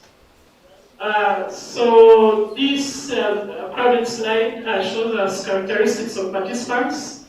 So we can see at baseline, for the caregivers, the mean age was 44.6 years. Most were female, and most were educated up to the level of primary. At the end line, the mean age is 46.8. We still have more females, but we see that the education, those at primary level education are slightly higher because you see changes in the actual participants we followed up at end line. We lost more than 14 pairs because this is not a restricted community. People moved out for jobs. Very few died, less than 10, but some lost interest and we couldn't trace them. But then for the adolescents, the mean age was 11.9, and now 12 years. And the gender was almost equal, just slightly above 50 for females, and most were in the upper primary, 56%. And you note at the end line, the mean age is 13.5 years. And the males are more at end line. And education, I'm impressed that by this time, most of them have moved into another class. We were interacting with them the other day, and they told us about automatic promotion. We were excited about that government innovation, that they just moved into the next class after 2 years of redundancy. So probably that's why we are seeing at the end line, most of them are actually in upper primary, 67. So this was an open intervention for all, and we are happy to note that among the 151 participants that we managed to follow up at end line, 90% had interfaced with the intervention. And I think we need to congratulate the team and the community mobilizers for getting to this. It's very hard to conduct studies in a community and make people consistent and even interested in the intervention. So we almost reached 100%, which at community level is really commendable. I don't know what happened here. Yes, so the results, we noted an increase in communication on all topics that have been mentioned by my earlier speaker, okay? Important to note, in blue is the baseline, and in orange, the end line. So if you're seeing from far and it's not clear to you, just know that everything increased, all the topics. You can take notes of HIV and hygiene as the most commonly talked about topics, and there was also increase in that.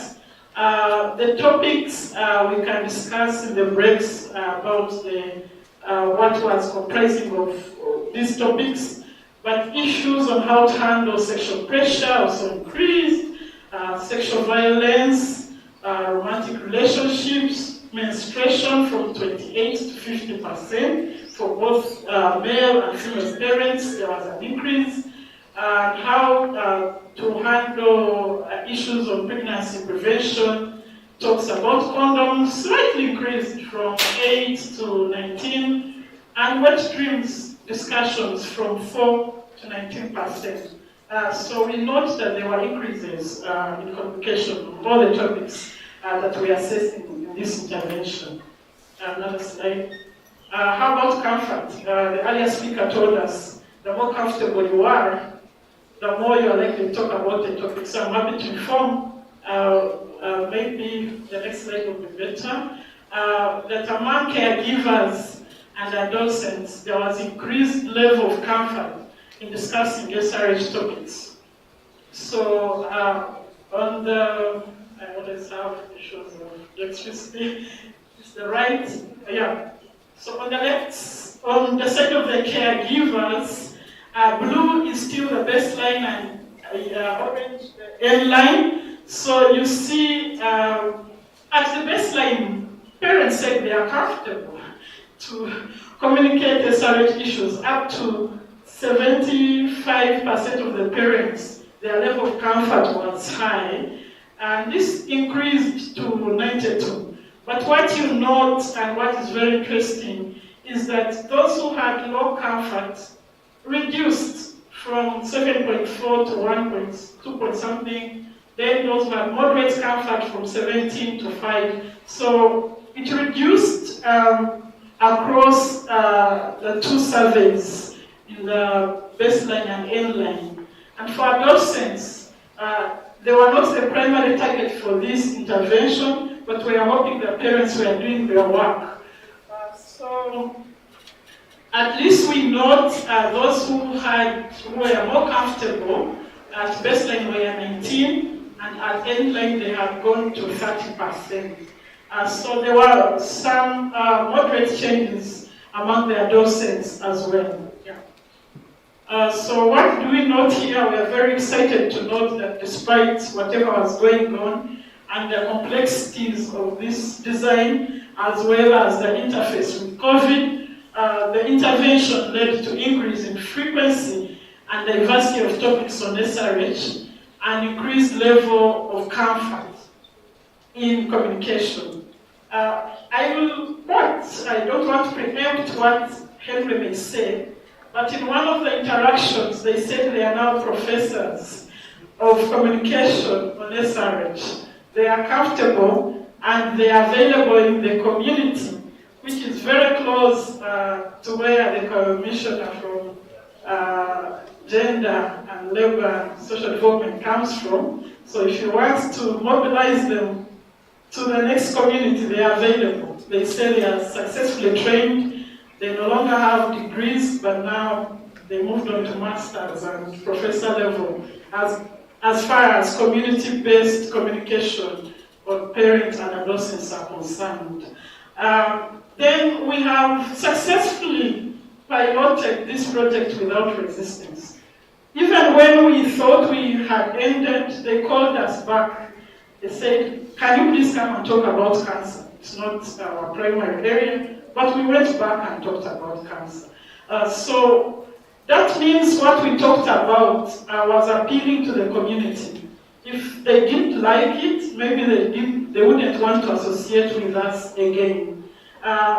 The resistance that is talked about, that parents do not want to hear anything about sexuality education or SRH topics, we did not experience it. People were eager, they wanted us to be broader and broader in the topics that we are discussing, and they found all of them relevant. And I think Danielle will explain on this better. We also feel we can make an assumption that this intervention could have mitigated the adverse effects of COVID-19 on SRH outcomes in this community. In other communities all over the country, we are hearing high rates of pregnancy, dropouts, but in the community meeting and dissemination meeting we held, we were told that they felt that their community, their adolescents, were able to overcome the temptations and those risks that they were exposed to during the 2-year school closure, where the other sources of information were cut off. And we think that having this project and having all the resources compiled, and also the people who have implemented this project available, we are able to support scale-up of these projects to other parts of the country and other contexts in the region that would like to undertake such projects. Thank you very much, and thank you for your patience in listening to me. And here is where I stop. Thank you, Dr. Liz, for that presentation. I'm still going to request you to write down any questions that you have. We have a Q&A. So if you had any questions for Cecilia, Chen, Dr. Elizabeth, you can write it down. Then we're going to pick them from you, and then we can answer some of the questions. Right now, we're going to have Cecilia again giving another presentation. Please keep in mind when they are presenting, if you have something that is triggering or you'd like more information, write it down. We're going to pick it from you and then we answer much more later.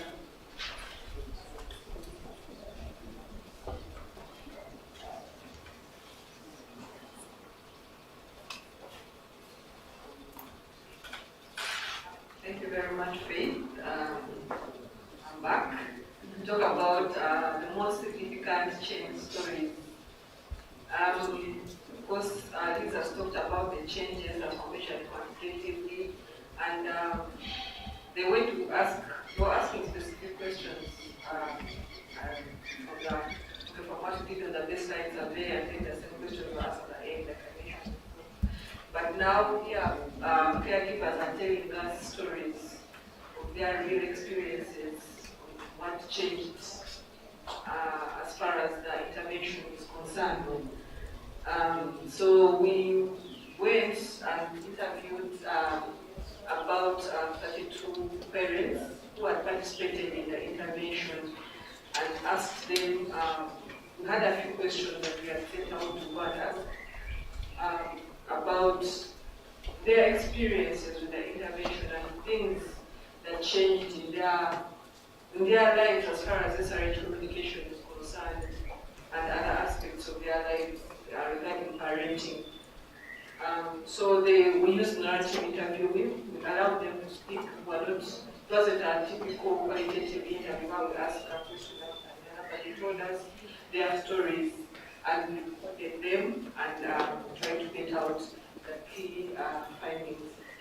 And one of the important things, of course, the heart of the study is SRH communication.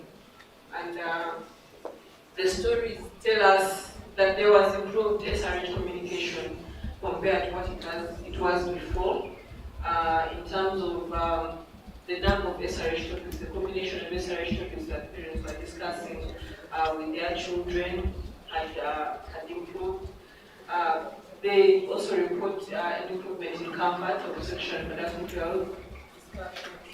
And then gender differences. I don't know if I use the right term as far as gender differences is concerned, but this is talking to the fact that parents acknowledge, especially the male parents, acknowledge that they would also talk to their daughters about certain aspects of SRH, same menstruation, and even provide them with support, which they thought was not there before. And then the other change that we set out to look at was a change in knowledge and attitude, and of course we reported a transformation in knowledge and attitudes as far as sexual and reproductive health is concerned with young adolescents.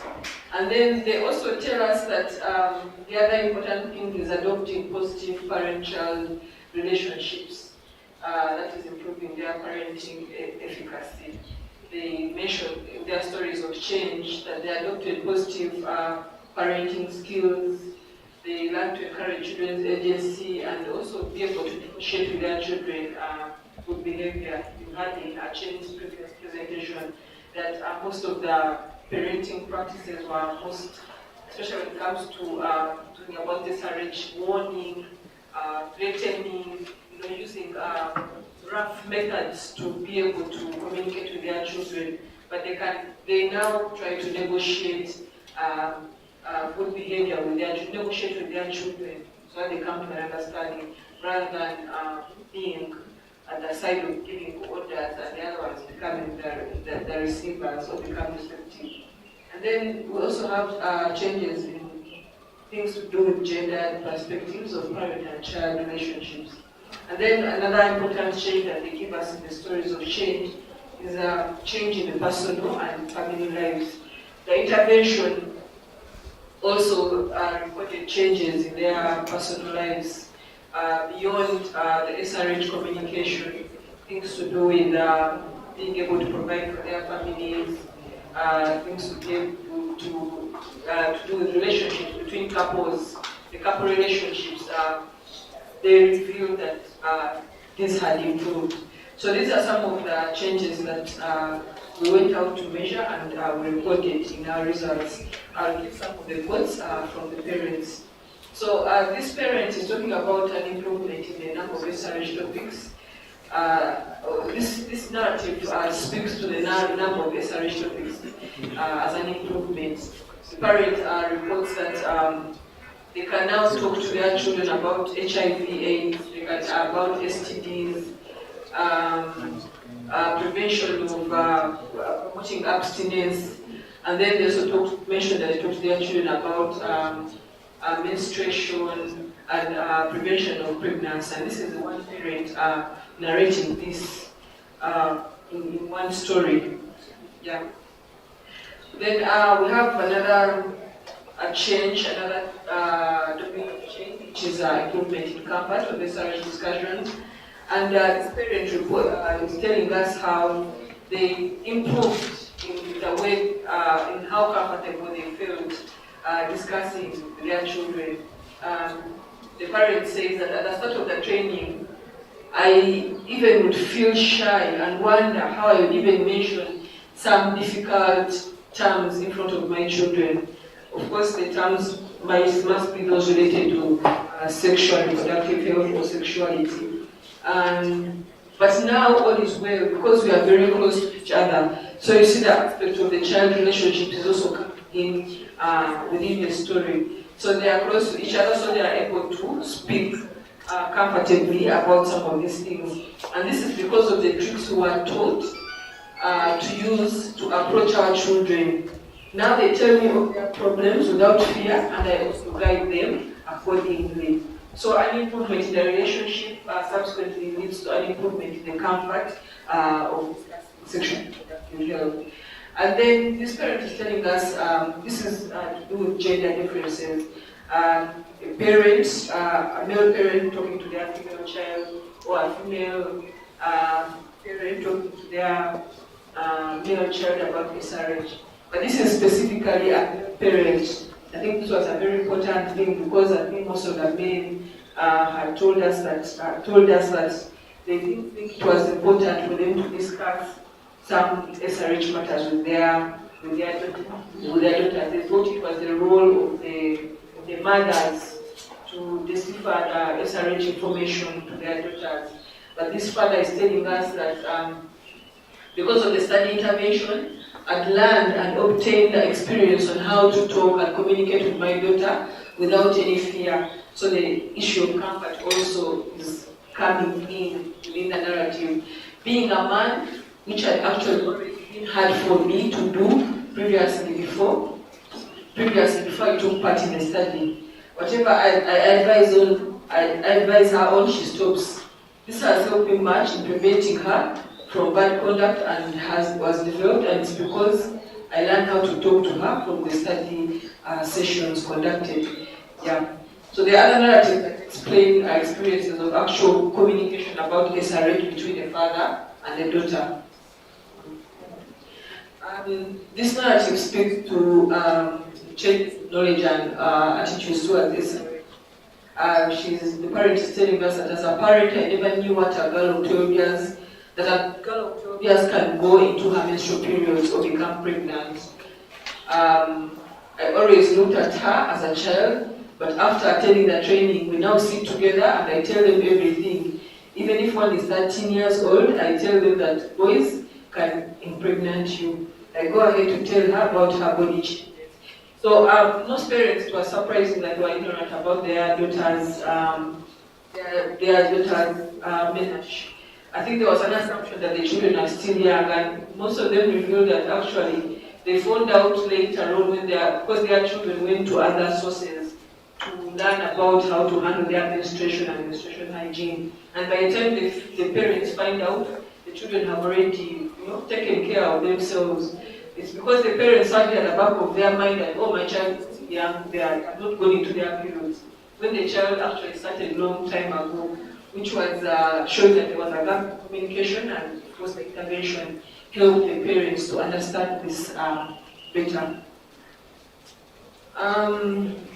Adopting positive parent and child relationships. I think this is something we can talk about for the whole day, because I think it was the heart of the changes in the intervention, because most parents were excited about what we told them, and having helped them realize how they had strained relationships with their children, and how these strained relationships would not allow them to engage in comfortable discussions about SRH. So most of the stories of change actually speak to changes in parenting and relationships with their children, and being softer with their children and handling them in a more, I call it humane manner. If you look at this narrative, the parent is telling us that the first thing I learned from the intervention was to become close to my children and become friends with them. One thing I've seen and experienced is that if you become friends with a child, they also become friends with you and even share with you some of their concerns. I learned not to shout at my children. Before then, I was quarrelsome and tough. I would beat up my children before even asking why they were late from the firewood or fetching water. So there's this dictatorship, parenting style, being very authoritative, and not listening to what their children has to say. But now I first ask why they are late, and if anything could have happened on their way back home. I also tell them that it's bad to come home late, or advise them if anything bad could have happened. So yeah, it shows that the relationships have improved between the parents and the children. So what are some of the things that help intervene about change? One of the things is as already talked about. We have trained residents of the community. Mr. Henry is one of them here. They were from within the community. We did not get trainers from the ministry or from some university. We got people from within the community who knew the community very well, and they are the ones that came and did the trainer sessions on the different topics that we are going to train about, and they are the ones who went and told the people in the community. And I think this was very important with the acceptability of the intervention, and also the learning process, and also the logical flow of sessions. Because when we went to these are things that are coming from the narrative of the parents, not that I'm saying that these are things that actually, because they are in the stories, because the parents acknowledge that starting with the issue of the parent-child relationship before diving, or before just directly going into SRH was very important for them. So they in the stories of change, they tell us that us starting with them learning about their responsibilities as parents, as the caregivers of these children, as the seed owners. We had an important topic, the parent is the seed owner, and their responsibility is to nurture that seed by providing the seed with the basic needs so that it can be able to grow. And then evolving different topics until we went into SRH communication was well acknowledged as an important aspect that may change as far as the sessions are concerned. And then they were also involved in the learning process. We did not go as the owners of the knowledge and them the receivers. They were also involved in the discussions. Henry will tell us more about the experiences of the community as well. So they were telling us how the skills and everything were important as far as language. And then also relating the sessions with their own realities. So the things that we went and talked to them about were not things that were coming from very far.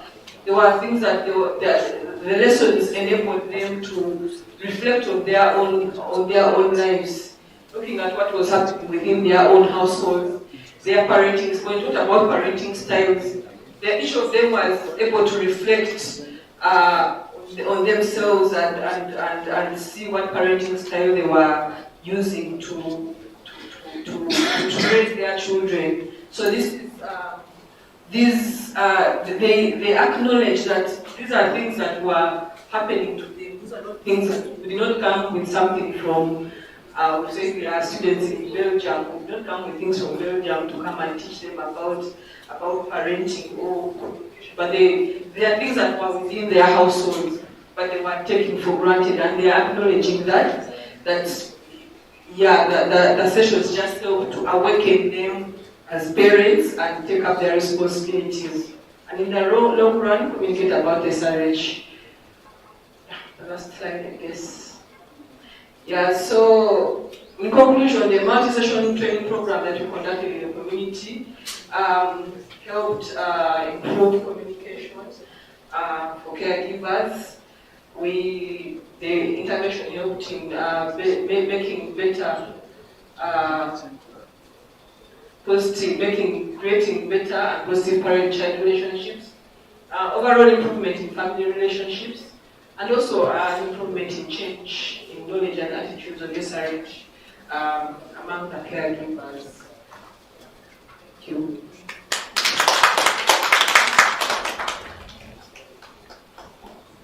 Thank you, Cecilia, for the presentation. Keep the questions coming. For those who are using the QR code, they're seeing them. And those who didn't access it, you can still write down your questions. The next presenter is Danielle Fernandez. She's an early career researcher with a passion for community-focused healthcare. She was trained as a clinical psychologist and has worked in Indian public health landscape. She is here to conduct her process evaluation on the project, and she's going to be the next presenter. You're welcome, Danielle. Thanks for the lovely introduction, Greg. Okay, so I'm going to first tell you why I'm here.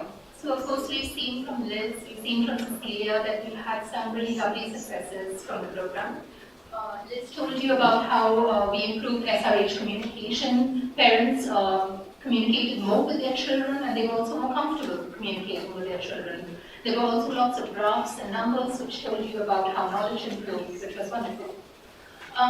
Cecilia also shared some wonderful stories with you about how people felt more comfortable, they really liked the intervention, they responded to it well. So the question now is why? Why did this happen? How do you make an intervention like this acceptable in the community? Next slide, please. And how do you also improve communication comfort? How do you improve knowledge? So you can think of the intervention like a recipe. So we had a really lovely meal at the end of it, but what's important is to know what are the ingredients in the recipe. So once we know that, you can recreate it and you can also get the same success. So this is why we did this intervention. So before I get into the ingredients, let me tell you how I went about finding the results. I used a framework from the UK Medical Research Council that separates the sort of research into three components. First, I looked at the process of implementation. So I looked at why was it acceptable, why was it feasible. Then I looked at the context. So I looked at factors in the environment that could have influenced how it was delivered. And finally, I looked at the mechanisms. So this is the kind of pathways that the intervention had, or how people responded to it. Next slide, please. And we collected a lot of data. We looked at the logbooks of how many people attended, when people were dropping out of the intervention, what changes had to be made. We did an observation study, so we had a lot of research assistants sitting through the interventions, taking down notes of how people respond to it. And we had interviews and focus group discussions with the caregivers, with community trainers, and also with the research staff. And let me tell you about the results. So first of all, with the implementation, what made the intervention acceptable? So something that came up was the participatory approach. You heard a lot about this from Liz in the beginning. So we used, we had CAP, a Community Advisory Board, which gave feedback on what the community really needed. So we used these needs as the basis, as the foundation for developing the. We also asked them what kind of language is most acceptable in the community, how to adapt the content. For example, when we had role plays, we made sure that we use names that are familiar to the community, names of community members. We used the name of a local school when we were doing a play. So all of this made people feel a little more engaged. People really connected to the intervention. We also involved people in planning the delivery. So for example, there was harvest season coming up, so we wanted to be sure everyone can attend. We found when is the most suitable time of the day, of the month, for people to attend the intervention, and we made a schedule according to their needs. So you can see one of the researchers mentioned that using language is really important, the kind of language of the land. And this is something that came up as highly important. We also engaged the community quite heavily. So we had members of the community, of course, who were recruited to deliver the intervention. We also went a step further, where we recruited other community members to sensitize the village. So these were people who we call mobilizers.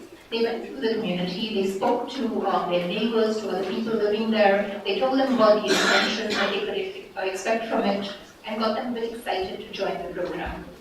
And you can see that one of the participants said it was really nice that people explained very well. They spoke in the language that we understand. So this really helped to create this familiarity, which was nice. Okay, so now what would this mean for you? So if you're doing such an intervention, it's important to involve community members in planning it, like I said. And it's also very important, of course, to use the community in delivering the intervention. Next, please. So the next big area that I looked at was the context. So what were the external factors that influenced the intervention? So a big one that Archon spoke about was how people thought or looked at SRH. So there was a lot of fear. This word fear came up a lot. All parents were really afraid to talk to their children, to talk about this topic. And here you see a participant speaking about it, where growing up his parents never spoke to him about SRH, so of course he was afraid to speak to his children. Another thing that came up was that there were loads of previous interventions in the community. So of course, you all know that there are many research teams that are constantly coming to villages in Uganda, they're doing interventions, but of course very often it's not sustainable. There is some sort of knowledge generated, but it's not always applied in the community. So there were some fears here that this would be just another project that comes and goes with no effect left in the village. Also, previous studies often gave financial incentives, so they gave money for people to participate. So now the community members expected money as well, and this was also something that came up. And of course the big one that we're all familiar with, which is the pandemic. So I don't want to bring back bad memories, but you remember how difficult it was to move around, so it was difficult for people to attend. But there was one positive effect, if I could say that, which is during the pandemic, the media was reporting a lot about SRH. It was reporting a lot about how there are increased number of teen pregnancies, there's increase in teens suffering because of the pandemic. So parents were a little more aware, they were more sensitized, they were more concerned and aware about this topic. So this motivated them to join as well. So yeah, you can see one of the researchers noticed this and said there was a change in mindset about the need for SRH communication.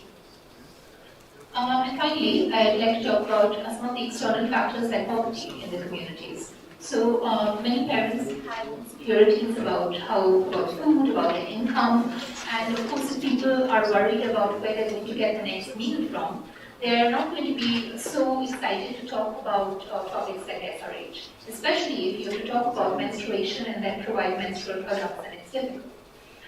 They also had limited time to parent their children because they had to take on extra work and responsibilities. Yes, so these were some of the external factors. Next slide. So what would this mean for you? So I'll tell you a little bit about how we responded to these external factors. So one thing that's important is investing in sensitization. So you remember that there were participants who expected money. So we went into the community first, we sensitized them about what to expect from the intervention, what it's going to give to them. So this helped to reduce any expectations for something that we couldn't provide. We also spoke to them a lot about why this intervention is needed, why it's important, and this helped to overcome some of the fears as well. Go back, please. Yes. And then also you have to be really flexible. So because of the pandemic, of course, we all have to be flexible about lots of things. So during the intervention, sometimes we had to deliver it outside. We had to shorten some of the sessions. We had to change some of the sessions. You'll see it in the manual once you go through it that in the second phase, when the pandemic was even more of an issue in Uganda, we changed from a lot of interpersonal activities to activities that allowed social distancing. It's also very important to be responsive, and this is sort of related to being flexible, because you have to be aware of what your community needs, how these needs change while you're delivering the intervention, and be ready to respond to it. For example, we added extra content. Like Liz mentioned, we had some sessions at the end on entrepreneurship, and this is because people mentioned that poverty is an issue. They mentioned that it's difficult to have these conversations because we're worried about our money. So we added a session on financial management.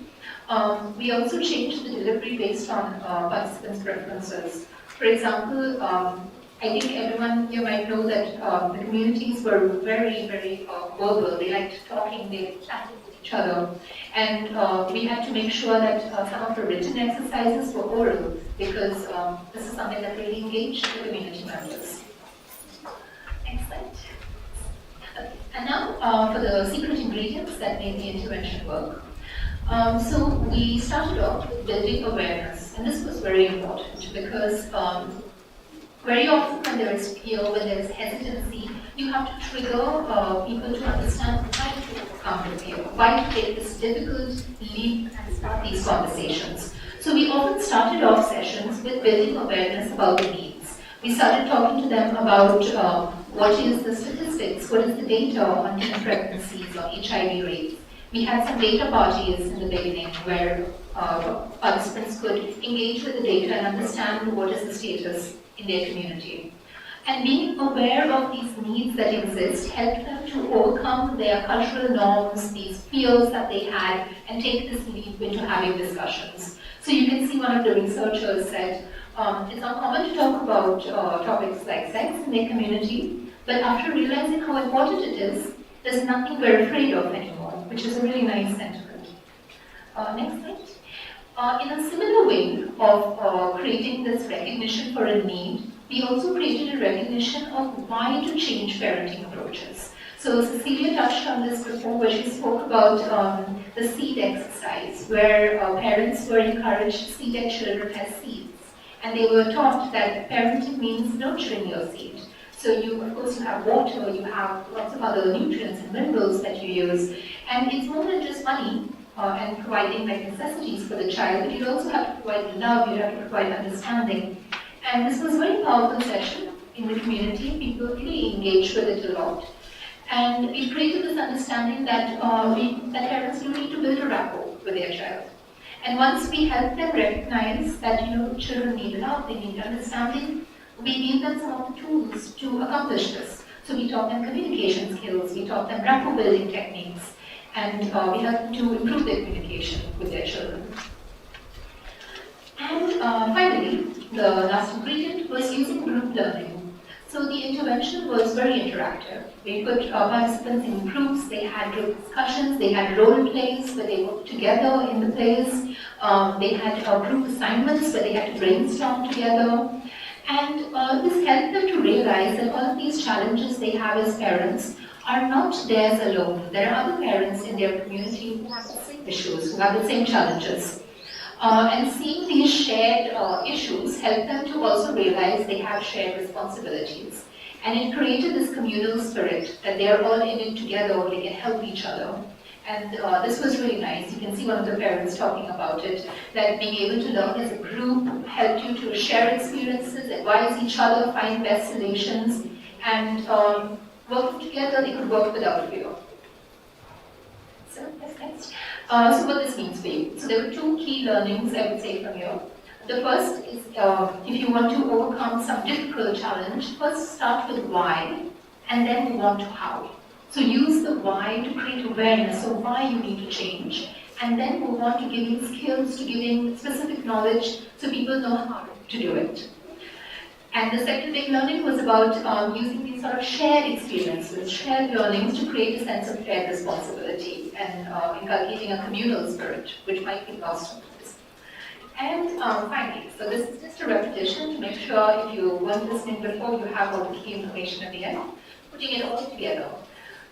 improving acceptability, you really need to think about staying connected to your community, staying really engaged, responding to their needs, and involving them. To navigate the context, this may change depending on your context, depending on which part of Uganda you're from, it could be very different. But it's important to be flexible, to always be listening, stay grounded, listen to your community, see what they need, and try to respond to it. And start off with sensitization. It really helps, because otherwise people might be blocked off. Start off with sensitization. And finally, to achieve success, remember, start with the why, follow the how, and really encourage shared learning. So, thank you very much.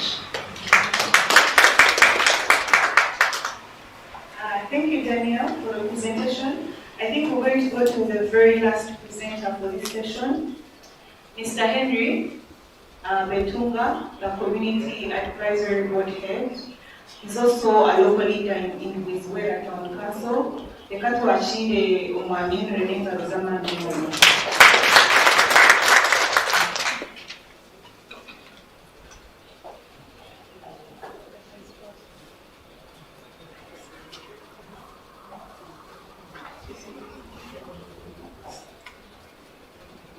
Thank you very much.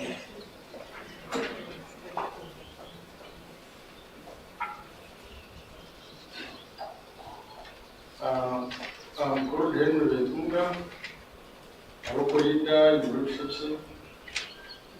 I represented the advisory board who was working on this project, and a group of trainers from Reproductive.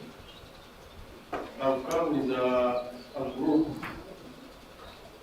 Washington Adolescent and Shabby, you can stand up. We are working together.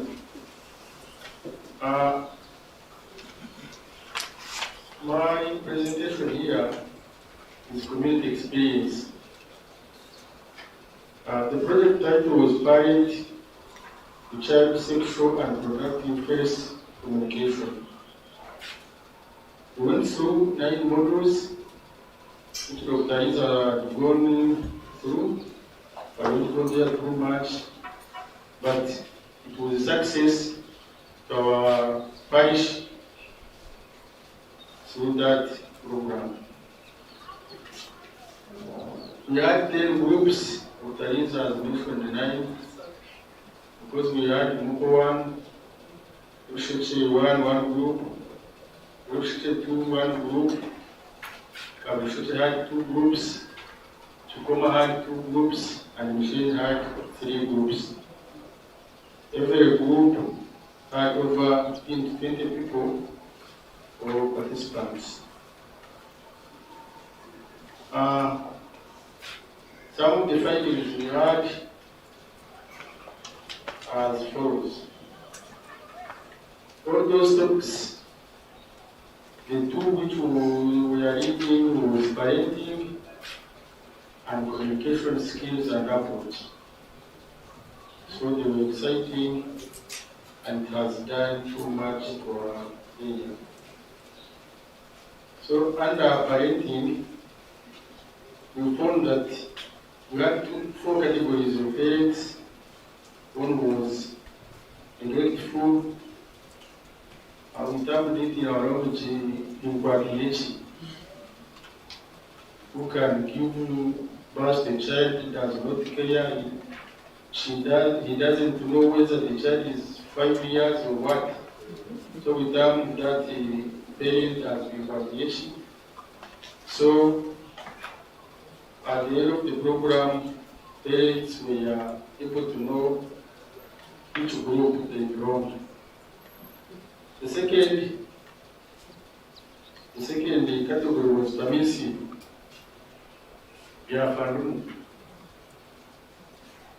Also, that one cannot care, he or she is there.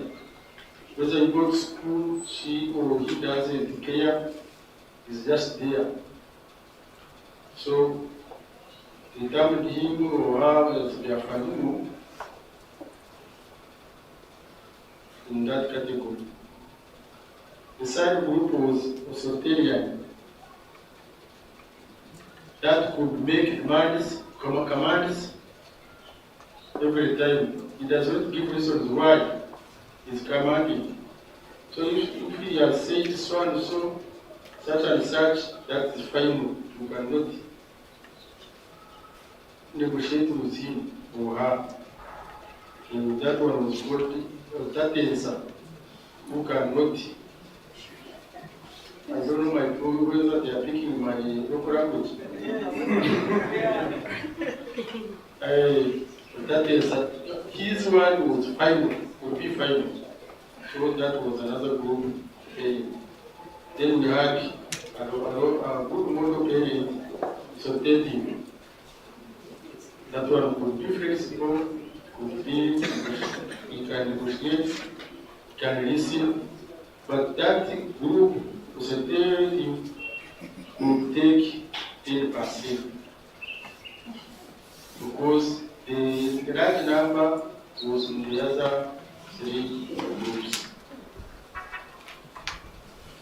Then we found that there was no friendship totally with our children.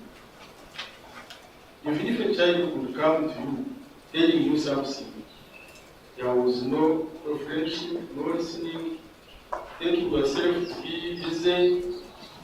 So that was one of the findings we found in our community. Then we had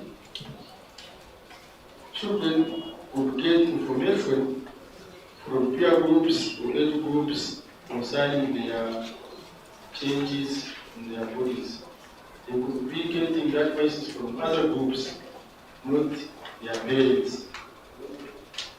Because the communication can be either positive or negative. So that was a finding we saw. Then another finding was parents who could tend to be busy and shy. Too shy to talk to a child. Mostly when you are a male parent talking to a girl child, it was completely there. It was completely not there. So we found another that our parents lacked training. Through that training, our parents are now appreciating Dr. Viola and the group because they have moved from a stage to another in parenting styles and communication skills and approach. So, those such people are appreciating your project. We had achievements. As per now, we have effective communication skills through that training, good approach methods, using the head strategy, mentoring your child while you're at home, when he or she comes from school, interacting with the child, so there is now, that gap was filled and things are now moving forward. Our participants received some certificates, it was good, and they are appreciated. On that day we had Dr. Rose, Honorable Rose. So special thanks goes to her because she came and witnessed our ceremony. It was organized well. We had over about 200 something attendance on that day, and the ceremony was colorful.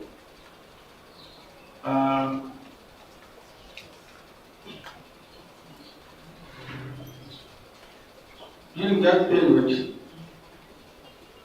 which was even the COVID period, we never got any pregnancy problem in our locality.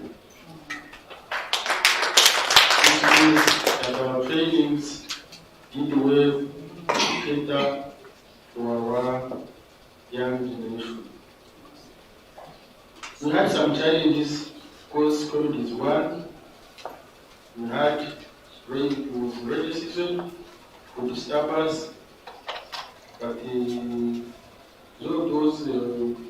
all those challenges, we could share them with our Vayra team and made us to reach a success. In my conclusion, I thank the Honorable Lucy in absentia, and I want to thank the university team for choosing Reproductive. I will always be talking that because Vayra have done much to our area, and the people who know they appreciate. So any other chance or any other research program, please focus there. We are waiting for you. We had our slogan, which is in our local language, Akadikimba Kabisi. So our participants, when going through anything, they say that slogan, to keep it in their minds and to make it easy, helping the community to know that a child can be changed the way you like. And if you leave him or her, she can disappoint at any point. So that slogan is really and just very much. I think that is all.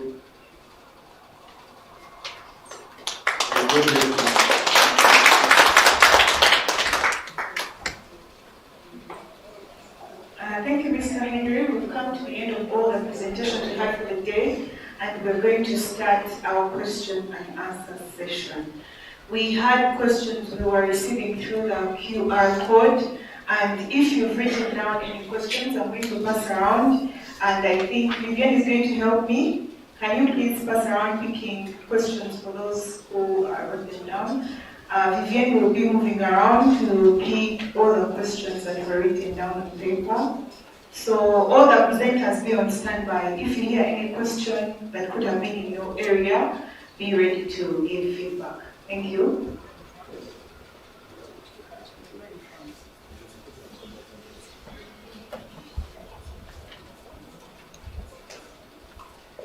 Okay, the very first question we received from the QR code is, how do we mitigate challenges that may come up with caregivers abusing the young adolescents? Any education, any responsive mechanism? Achane, Cecilia, please come in front to respond to some of these questions. The first question is, how do we mitigate challenges that may come up with caregivers abusing the young adolescents? Any education, any responsive mechanisms?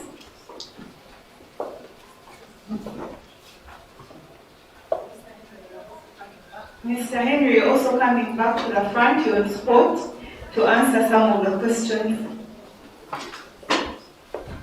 Any written questions, you can put up your hand and we pick them.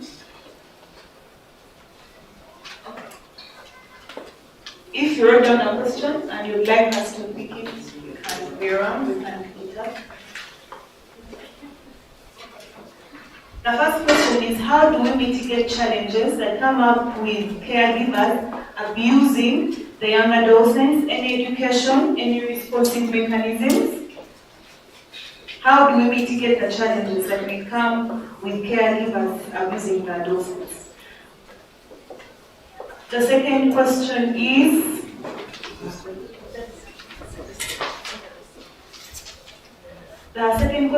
the presentation shows that religion influences comfort talking about SRH. How can religious leaders contribute to parent-adolescent communication on SRH?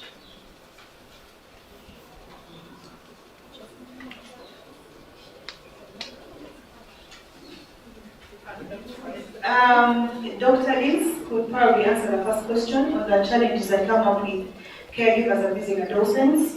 Then Cecilia, religion influences comfort talking about SRH. How can religious leaders contribute to parent-adolescent communication on SRH? The third question is, do you think COVID influenced the effectiveness of the intervention? I think I'm going to give that to Dr. Viola to answer that question. She wasn't a presenter, right? Achin or Danielle?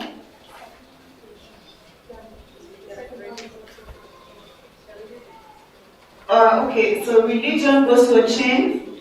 First question of adult caretakers abusing adolescents is for Dr. Liz.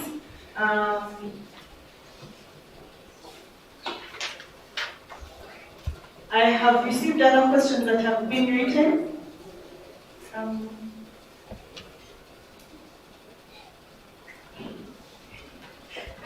going to request Dr. Special the handwriting.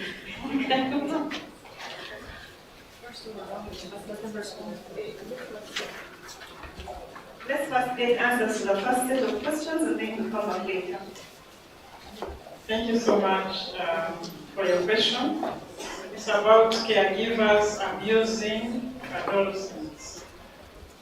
Thinking of abuse, which can be broad, physical, emotional, sexual, economic, any other forms of abuse.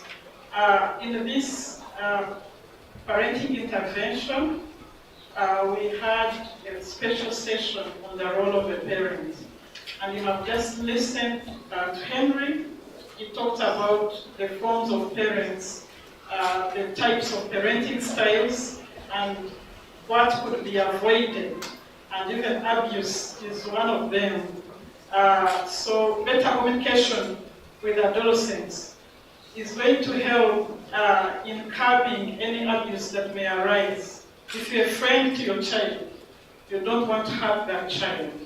But beyond that, we know that during the lockdown, there were cases elsewhere, at least in that community, they would report to us what was important and what was happening, but they did not report. Maybe Henry is going to tell us if it happened. There were cases where parents abused the children under their care, even sexual abuse. This is a very difficult topic, and it's very challenging that I'm the one to answer it. I was on a radio program and they asked me, what can you do? So important, let us be bystanders and listen to the adolescents and what happens to them. Let us be their voice. And the police, especially the Department of Family and Child Protection, it has even a free toll line. It can be approached and see how they can settle this matter in the community as well as the use of law. But I think it starts with the parenting. If we can work on our parenting style and be friends to these children, definitely we would not want to harm these children. Thank you. I think I'm supposed to answer a question on the role of religion. And even before we go to the project, think about all of us in this room, especially the ones from Uganda. All of us belong to a religious, all of us belong to like a religious group. Like we are Catholic, or we are Anglican, or we are Muslim. Are you sure? And in the findings, we saw that the role of religious leaders came out very strongly. Parents, what came out from the church, the parents kind of took it really like by heart, like gospel truth. And if religious leaders would preach parent-child communication, especially like that after being on this project that we've had, because preached in churches, parents go to religious leaders for counseling. And again, they could re-echo the message of parent-child communication. And last weekend, I know that, for instance, one of our religious leaders on the community advisory board invited us for a community event, which he hosted, and we did again to about parent-child communication. So they are very important stakeholders in the community and in the different forums where there's mothers union, fathers union, all those are related to the church. But also like the counseling, I know that parents in the findings, parents took their children to religious leaders for counseling. Oh, my child is not behaving well, maybe they are taking drugs, or she's gotten pregnant or that they again went back to the church. So I think that the church are important stakeholders who are actually already doing a lot of work, and I think they can continue to do.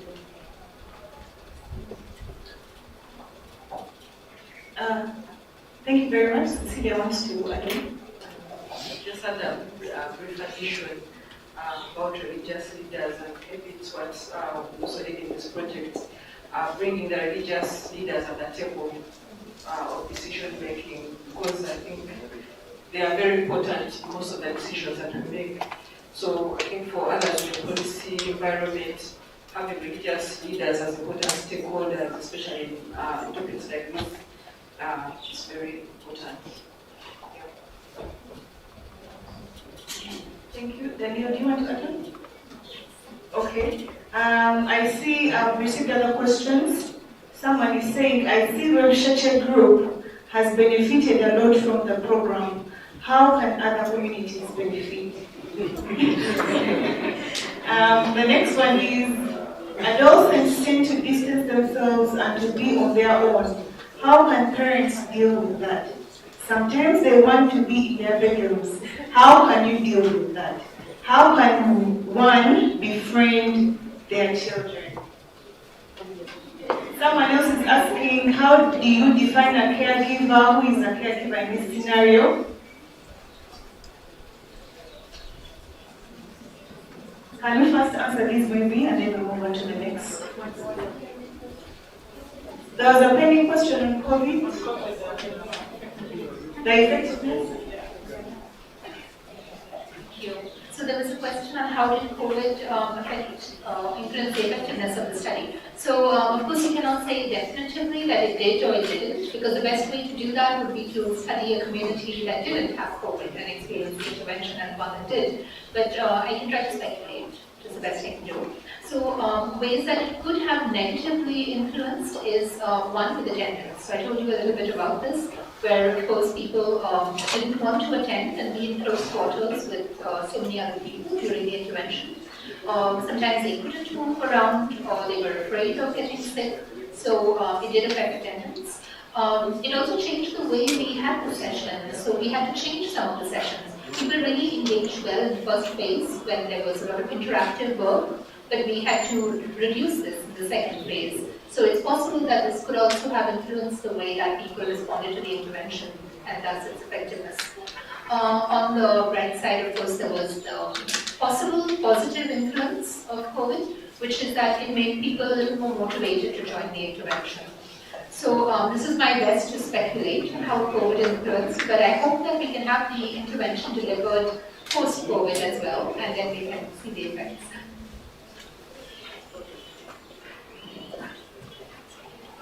Thank you. These were broad questions. I'll pass around if I don't answer effectively. One question, we went to Reproductive. How about Ireland? We are willing to go across the country if you give us the funds and mandates. We can do a census of this intervention and spread it across the country and the region. We are limited in our outreaches by the funds. But I say that it's scalable and materials are available. Other partners who are doing similar interventions can use these materials. Adolescents hide in bedrooms, distance themselves. How can you befriend a child? The best person to answer this would be Cecilia, but I'll give my best go. Because she's the brain behind the building and establishment of the parenting module. We have parenting, parent-adolescent communication strategies. Study your child from the time you're breastfeeding or you're pregnant. You start to establish a relationship with that child. Don't wait to turn into 10 to become a friend to this child. So you can, even those who are not yet married, you can already anticipate the names of the children you may have and start to establish that relationship at this stage. So the earlier you begin, the better. And for adolescents, they are going through a phase. You need to understand who they are and why they act the way they are. This module was really challenging because some of us are parenting adolescents. We had to reflect on our practices and we had to change a few things, okay? When they retreat, it's because we start with the hard questions. Where have you been? Why is your room not clean? Those friends I don't like, you're always on the media. But if you could start that health assessment, how is your life in this home? What do you feel you can improve? Do you have the provisions you need? Are you comfortable at home? How is your school? Who are your friends? How do the teachers treat you? You're starting to establish a relationship. And by being involved in your child's activities, I'm sure that they don't want to retreat. They would want to communicate more with you. And they will have more time with you if you create that time for them. And probably they will spend less time in the bedrooms. Maybe they will want to share something with mommy or daddy about their day. But I will let others also add on the next questions about how to be a friend to an adolescent and who is a caregiver.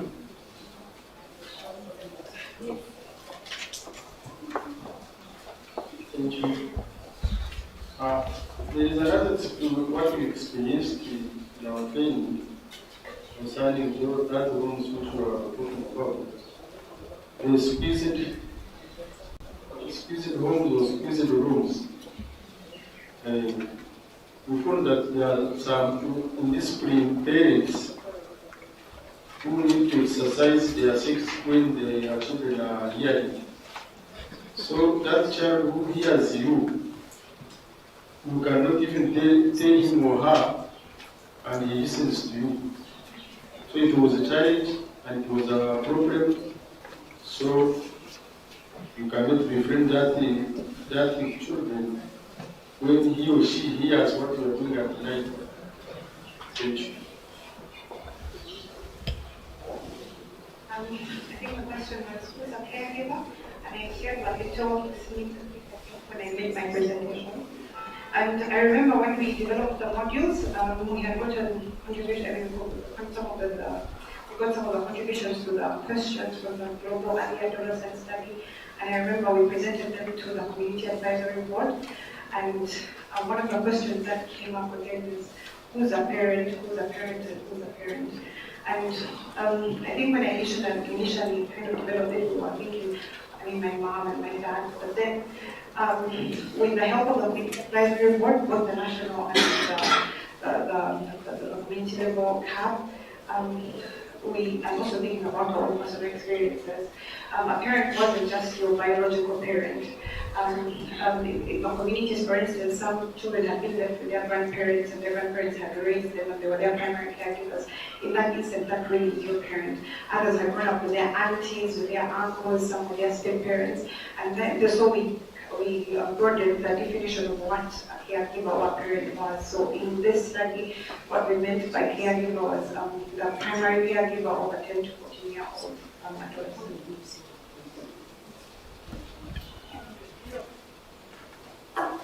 Everyone say something. The second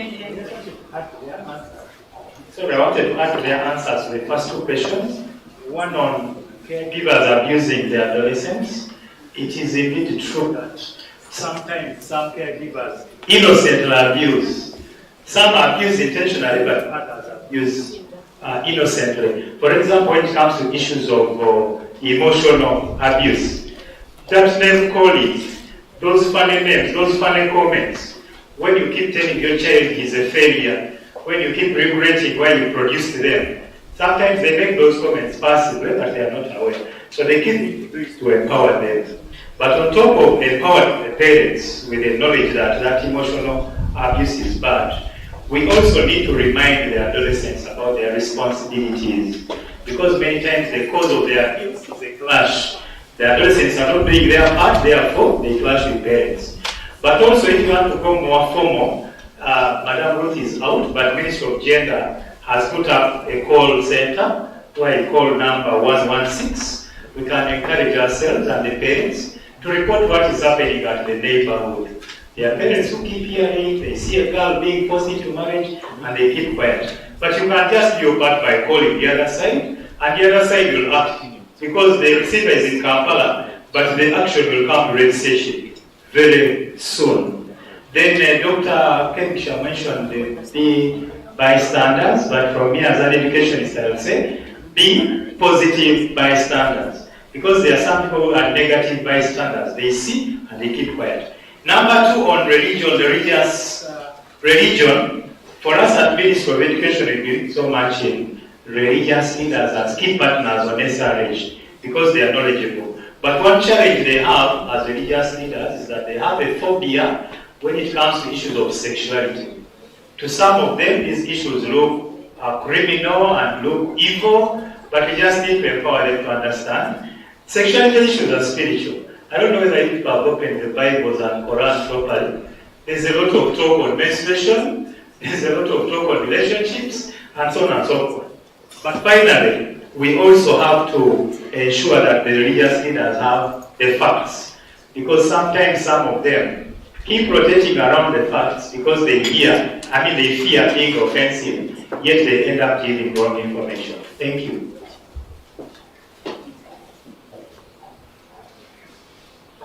Thank you very much. We're going to have the last set of questions. The questions are interesting, but we can sleep here. We have to go for our lunch and finish this session. Someone else, I've seen a lot of questions and people asking the selection criteria of choosing research.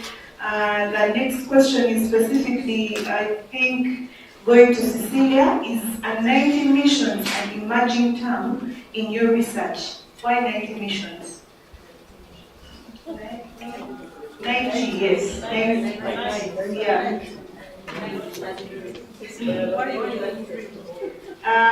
Another question is, are there some parents that have failed to achieve communicating with the children because of the other factors, even when they got perfect training from you? I think I'm going to give that to Dr. Elizabeth. Cecilia has a question already. If both parents fear SRH communication, how can their adolescent child be helped? If both parents fear SRH communication, how can their adolescent be helped? I don't know. Should I give this to Henry? Okay, Mr. Henry will answer that for us. How many parenting styles were identified during the study, and how do they compare nationwide? How many parenting styles were identified during the study, and how do they compare nationwide? Achen? Cecilia? So Cecilia, that was your model. You have 2 questions so far. I'm trying to be as selective as I can because the questions coming in are very many. We are having recommendations for the clinic, very nice ideas. We're going to keep these for the afternoon because we are having also a nice, interesting session for the afternoon, so we'll keep this for the afternoon. Maybe the very last question can be any special tricks to single parents who have to communicate SRH to adolescents amidst all the other social pressures. Remember, a single parent is everything to a child. So some of the tricks to single parents. So I don't know who should. Achen? Tricks for single parents? Achen will handle that. All right. I don't know where to start from. And after this, it's going to be a wrap. So Cecilia, I think, should begin. Thank you. Thank you so much. About the 90 missions, I think it's the famous wet dreams that I think most parents here talk about. I don't know if that was a question, if the parent had the...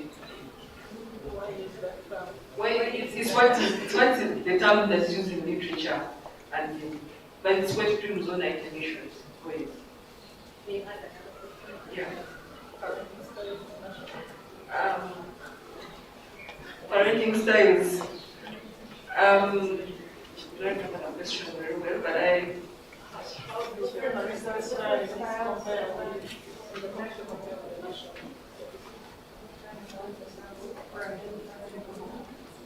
the parenting styles, of course, we did not go out to ask specific parenting styles, but from what we got generally is that most parents were reported being very permissive, others were neglectful from the changes that they were telling us, and appreciated being more authoritarian, being involved with their children, and also being adopting positive parenting skills. But comparing with the national parenting styles, we didn't really go into measuring that. So they'd be authoritative on giving that information. Yeah. And then just lastly, someone mentioned, wrote something about, there's an important point someone wrote here, father parents fail to talk to their daughters about SRH. And I think he's saying that because daughters hide from their father parents, they prefer to talk to their mothers rather than to their fathers. In case single mothers die, it becomes a big challenge. I think this is a case of single fathers. On the other hand, this work may be left to the teachers or relatives, and this may not be effective. This was someone giving a comment. Dr. Imelda, you know, the champion of father parenting.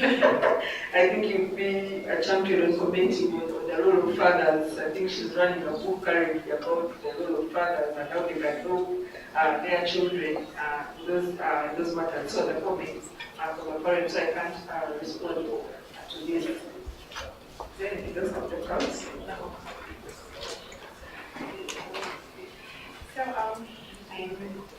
So about any advice for single parents, I remember one single father who was a bit of an outlier because he had a very good experience with his, and he had 3 daughters, so I think he had a very good experience with his adolescent daughters, and he said they are friends, and ever since his wife died, he, in the beginning, didn't know what to do and where to start.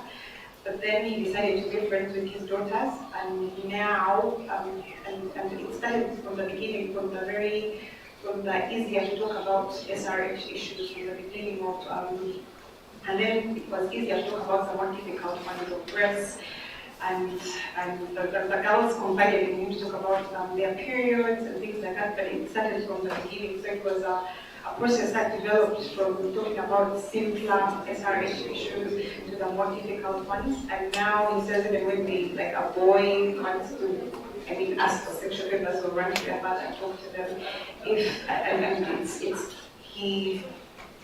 was different considering that most parents, especially the fathers, didn't know what to do with their daughters. So the advice would be to be friends with your children and also to start early. This might be like parents for already, but then it's important to start early and to be friends with them so that they can confide in you.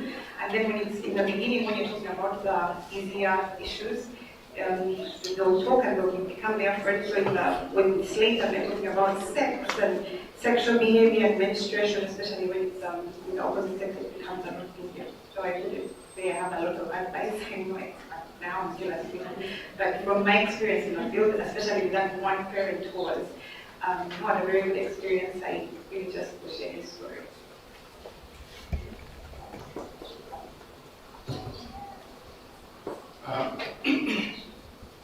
My question was, if most parents work as a team, that's very good. Because children want to hear the advice from the mother and the advice from the father, which are the same. That same language keeps a child to grow well, because they move the other saying, that neglectful need. So that child can grow well. But if both fail, how can we make that aggressive? That's where relatives come in. That is where government leaders come in. And even religious leaders help that child. And even teachers, if that is in school age. So those people can come in, help that family, because they will be knowing that the father and the mother are helpless.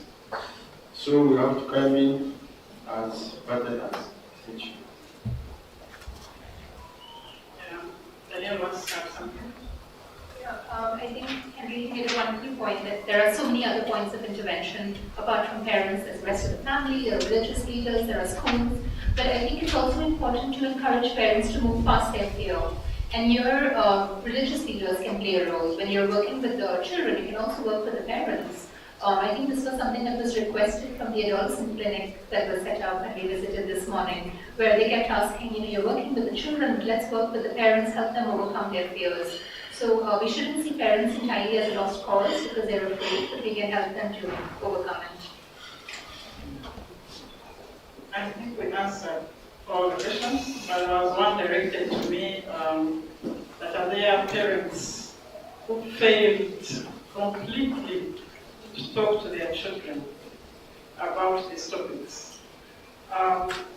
Just like you can verify, I think at the beginning, if we consider communication at least on one topic, it was almost everyone, or 90, above 90. At the beginning, you see the topics are many. And when we talk about sexual and reproductive health, it's broad. At least topics on hygiene, there were over 90% of parents already doing something, okay? But when we look at the diversity of topics, we see increases in some of the topics that are often neglected or they are shy about or fear to talk about. But we cannot say that all the parents talked about all the topics 100%. And maybe there are some parents out there who never attempted to do any talks, especially those who didn't even attend the intervention, like the 10%. So I know that this is just one step, but if we continue doing such talks, refresher trainings, community talks, maybe use of radio and other possible channels of communication and emphasizing the same message, maybe at one point we shall get a much better response, 90% and above on all the topics. But I don't want us to overblow our trumpet. Yes, we achieved something, but not 100%. Thank you.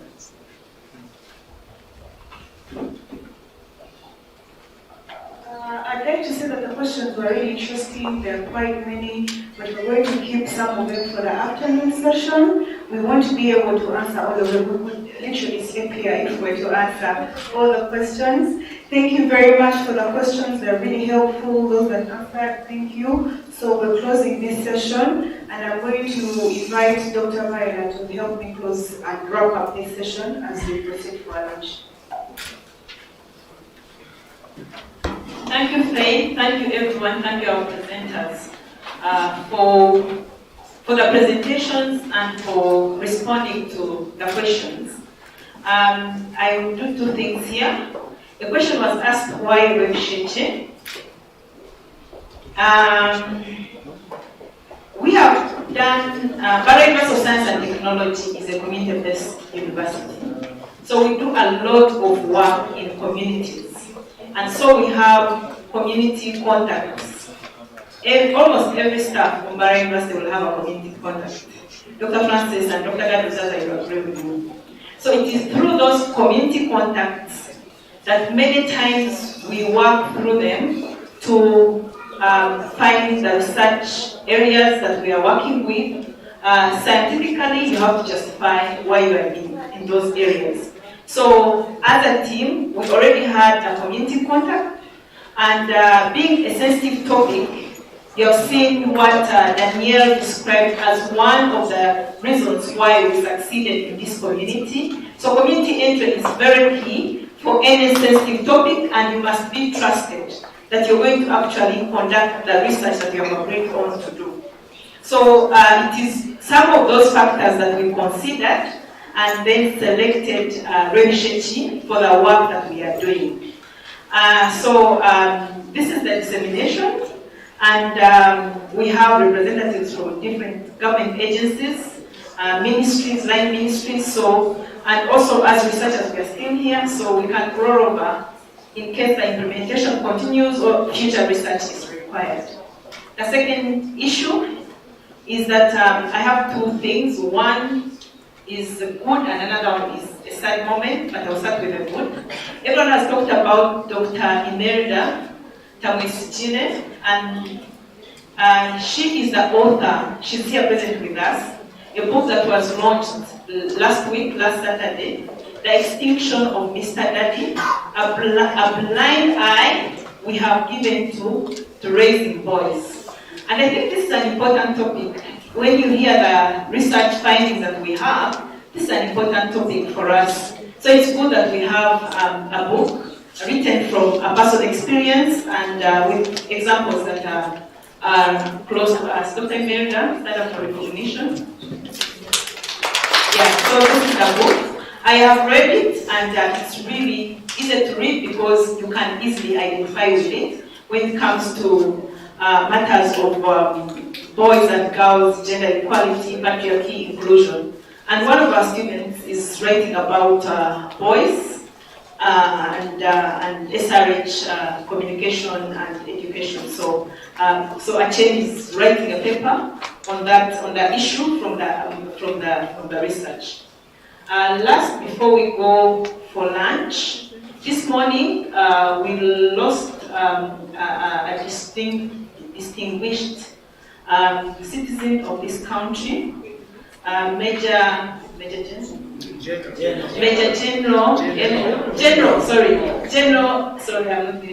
General L. Tumwine, and one of the members in this room has requested me that we have a moment of silence. He is among the first 27 military commanders of the current Uganda People's Defense Forces. Leaders, I know you know things of military, so you would say later. So we have lost him. I have met him personally. He was a tough soldier, but at the same time, a warm person. So we have lost him. I request that we stand up for a moment of silence and pray for his soul to rest in eternal peace. As we ask Mr. Kaduyo after this to pray for our food and go for lunch, a moment of silence.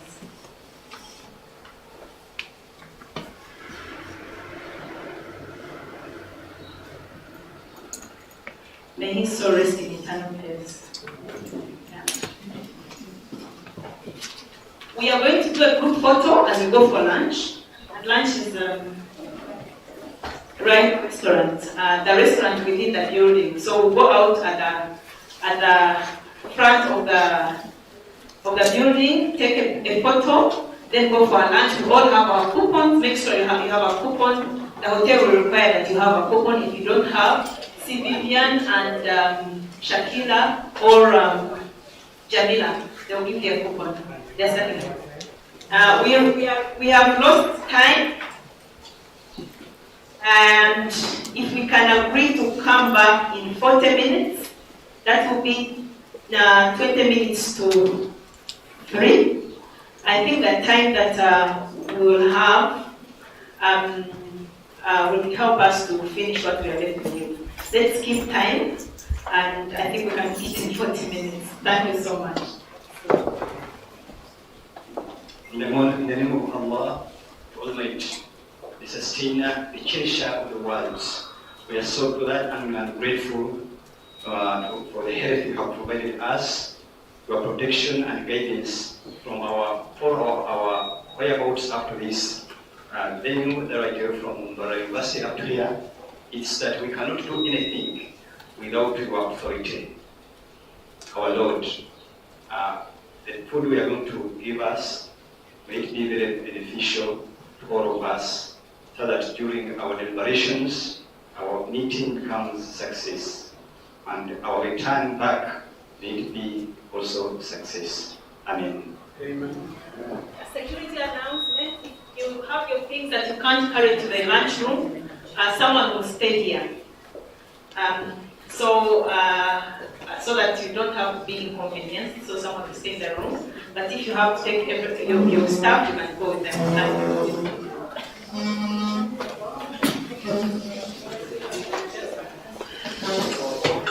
Let's all meet in group picture. Let's meet in the front of the group.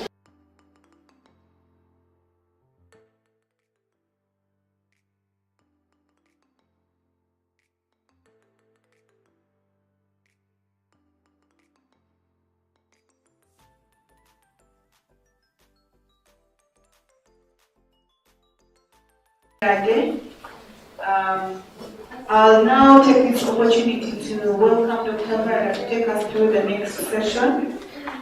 And once she's through with her presentation, she's going to call Dr. Elizabeth, who will also take us through the last presentation. Then we have panel, and then we call it a day. Thank you. I hope you keep alert, members of the CAF.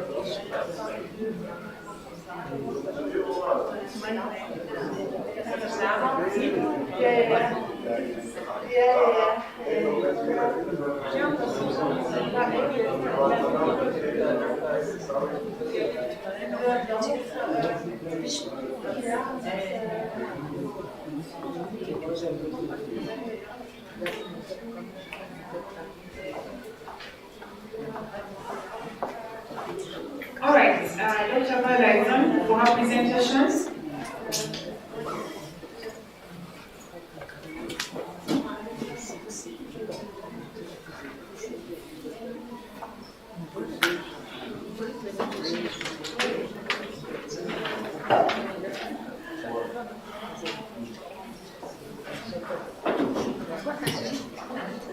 Good afternoon, everyone. This is just a simple, quick presentation. It's not as technical as the morning session.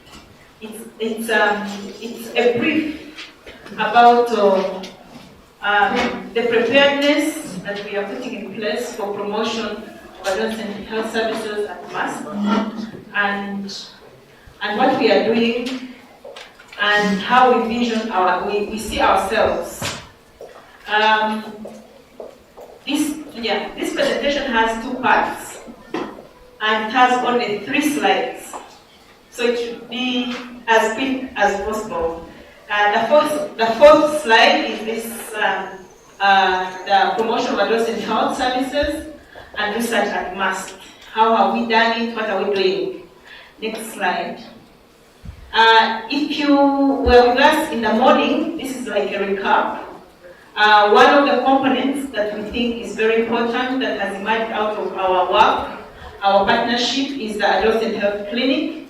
This morning we visited the Adolescent Health Clinic and we listened to the head of pediatrics describe the strategy. Actually, I told one of my colleagues that I wish we were recording the head of department, Dr. Kumba, how she described a very comprehensive, intensive strategy for the adolescents. I know very well that it is not anywhere from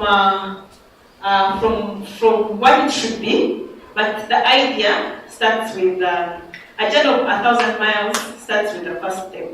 So today we made the first step and we accepted that we can do something. The next one is the Center for Adolescent Health Research.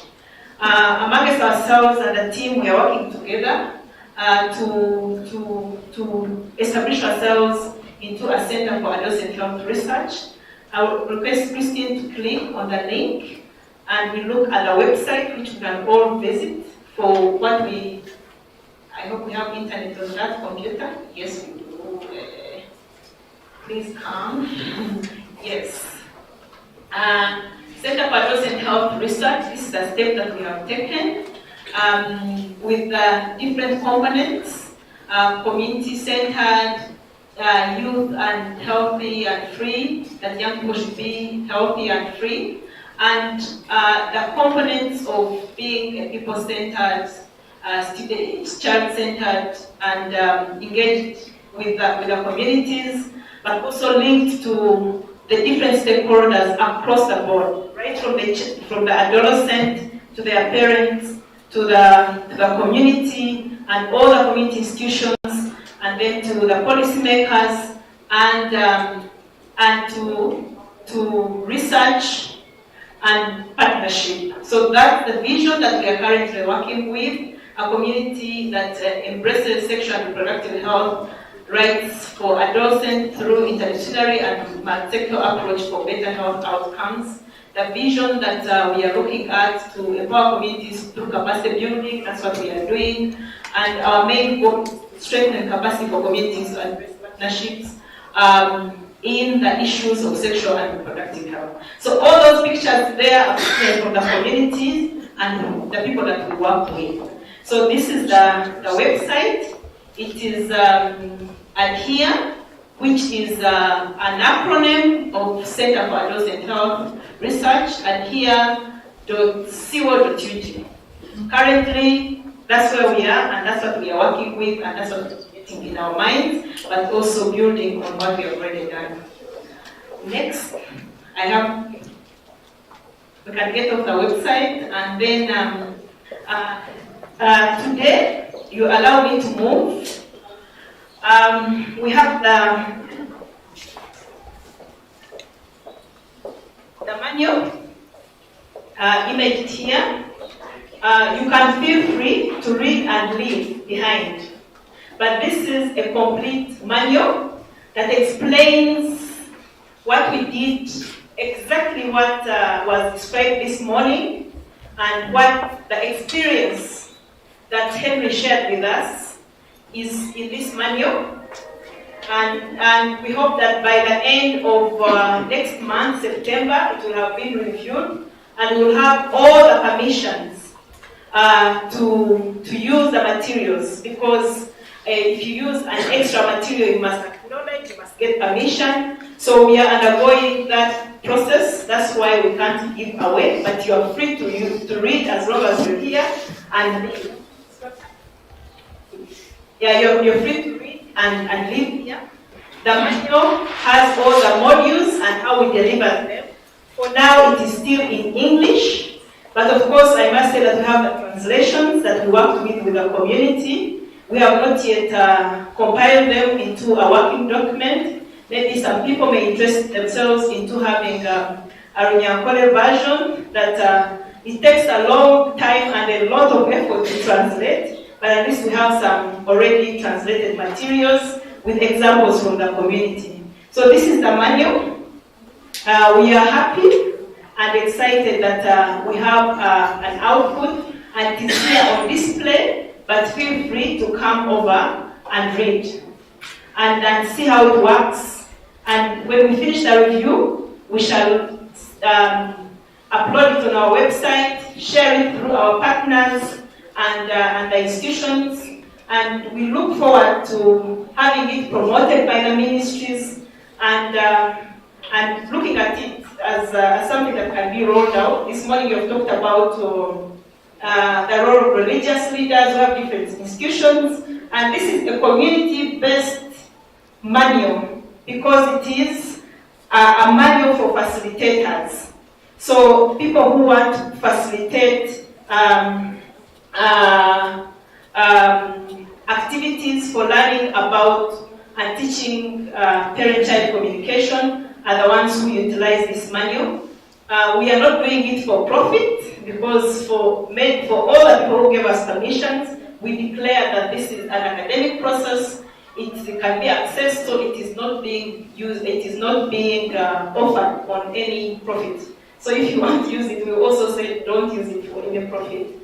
Because the communities that we worked with didn't charge us any money to have this manual, and the people who have given us the materials that we have adopted into the manual, we have not charged us any money. So we congratulate ourselves. That's the honor. And lastly, I want to talk again about the Community Advisory Board. Henry Semakula from the Ministry of Education, Honorable Kaduyu, Pastor Yahweh, and Madam Reste Ahimsiwe. We have worked with you now, it's more than 8 years. And we have consistently worked together until we got other members of the Community Advisory Board for this project. Dina and Ruth Muguta, and then Reste, Mr. Mshabe, and my teacher, Bashija. So they have come on board, and interestingly, no one drops off. I don't know. They keep on coming and coming. There's only one person we worked with, I will not say the name, and this person didn't attend the meeting, so we don't know, didn't see what we are doing, but we didn't get to work together, although we kept on sending emails. But other than that, it's a great, we have had a rich experience.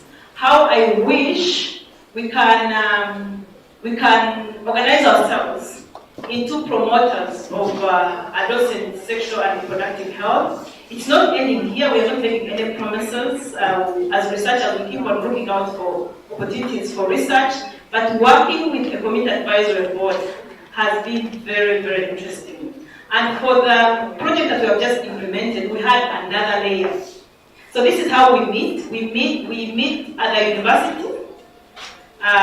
On the current Community Advisory Board, we have children. I've already explained that. 3 of them, they are not here because they are at school.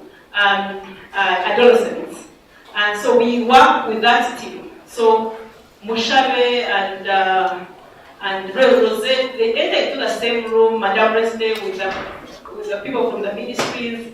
And then we have Reverend Canon Bobs, and we also have Reverend Father Edgar. And we debate on these matters. And we ask ourselves, and we change questions, and we rephrase and paraphrase, as long as we reach a level at which we agree that this is right scientifically, because we are not going to do anything that is not scientifically, that is not scientific. But also we have to do something that is appropriate and relevant for the community. So that's the process that we have mutually worked together. So we are presenting the Community Advisory Board, not just the word, but the people that we have worked along with. So those are the 3 components that we have called the practical elements of the partnership. And then we can't forget the researchers behind here. We can't forget the PhD students. I was telling Cecilia and the chair this morning that they are the experts of parenting. And they would laugh at me, but I have to sit back because they have done everything. I can't give more than an expert to them. So that's the kind of resource that we have. So Liz will come and explain another level of what we are doing, and then we move to the expert panel. So I wanted to bring out these practical issues. If you have any questions around this as well, please continue to send the questions through writing, but as well as sending the electronic messages. So we are going to reflect on them, and if time allows during the expert panel meeting, we shall respond to those questions. So I thank you very much, and now I call on Liz to present the next 2 slides, and we go to the last session. Thank you. Thank you, Dr. Viola. I'm really blessed today to have 2 of my main mentors, Dr. Viola Nyakato and Professor Christine Michelsen, in audience. So, as you can imagine, if you have to talk in front of your parents, you're always nervous. I'll try my best to spend as little time as possible. As much as we are moving from the community, back schools, and also hospital-based research, we are still interested in the parenting project and trying to look out ways of scaling it up. These are the current projects that are ongoing. We have the school re-entry after pregnancy, and this was born out of observations of what was happening during the COVID epidemic. So community-based alternative learning environments for parenting and pregnant teens, that's the title of the project. And it's being undertaken by Dr. Viola Nyakato under her senior fellowship with the Nordic African Institute in Sweden. She's in advanced stages of this project, and she's having a policy dialogue event in a week or two, where they will interface with these results of what has happened towards responsive engagement and reintegration of students, adolescents who have been pregnant, back into schools. We thank the Ministry of Health for coming up with parenting, with teenage re-entry guidelines, and I think, Viola, I cannot preempt what you're going to present in the dialogue, but that's what the project is about.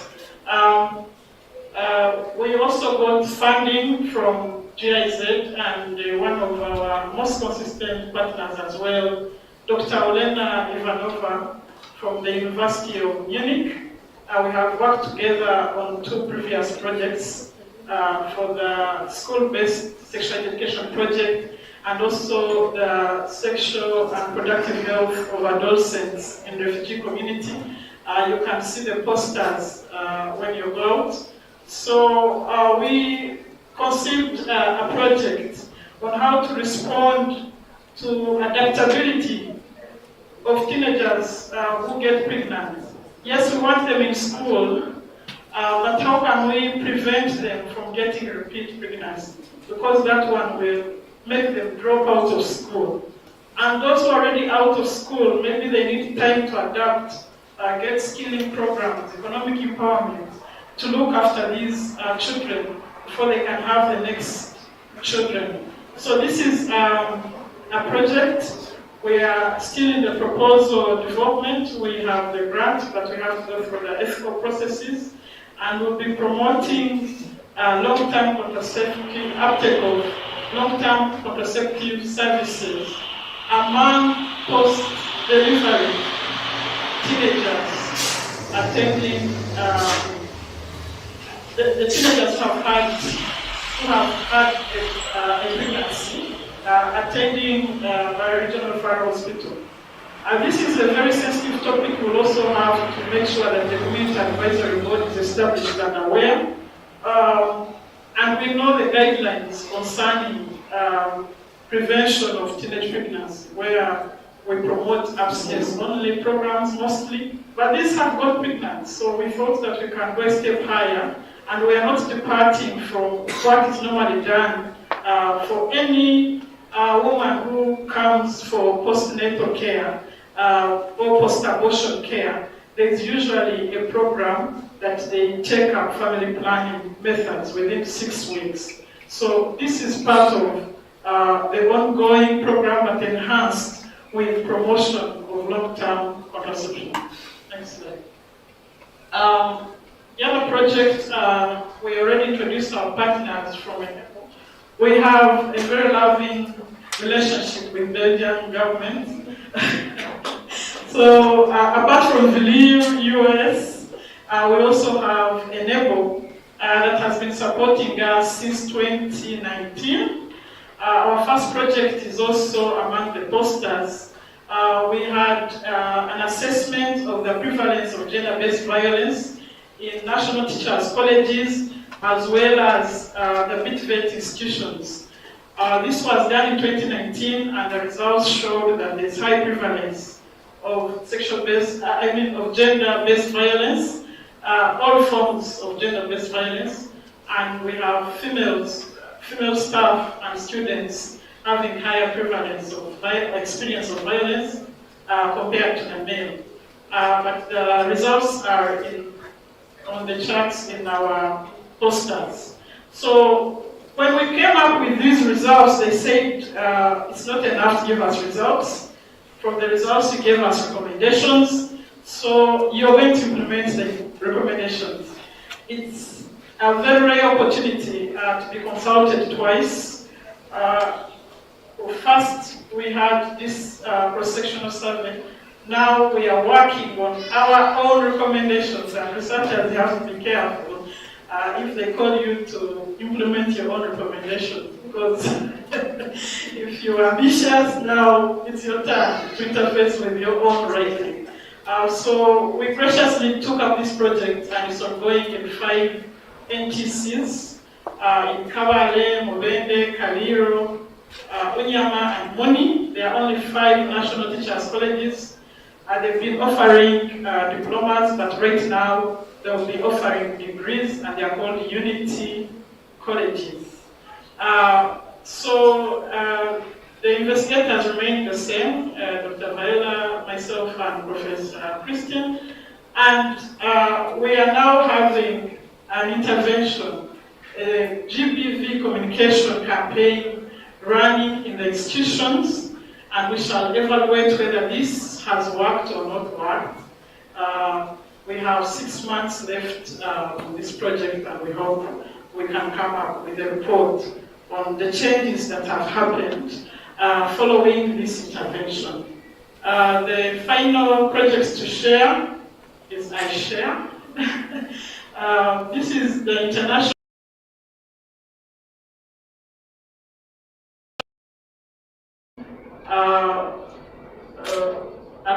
set a protocol for online national surveys, global comparative analysis. We were pleased to take part in this very interesting study. I think that's the first time we're doing data collection, even recruitment of participants online. It was a very interesting experience. And actually, among the African countries, about 5, we successfully got the minimum sample. I remember a colleague from South Africa failed to recruit 200 participants. So this is not a common method of data collection, and just during the COVID epidemic, we couldn't do physical interviews. So we have over 30 countries that participated in this evaluation. Have a number of publications that have come up. This protocol is published, as well as the initial results related to access sexual and reproductive health services during COVID. There are a number of topics we discussed, and the data is still available. Different people are analyzing this data. So we are pleased, and Uganda is represented among the big developed countries, and I'm so proud of this. One other interesting thing about this study is that it's self-funded. We tried unsuccessfully to apply for funding, for data collection, for ethical clearance on this project, and we failed, but we kept together as a team, and I want to congratulate Christine for keeping us together. We don't find it, so everyone in the 30 countries was using their own resources. There were very few who got any funding. So I want to encourage everyone that research doesn't mean you have to have funds, but if you have the commitment and the right attitude, you can still do research. I think that is the final slide. Thank you.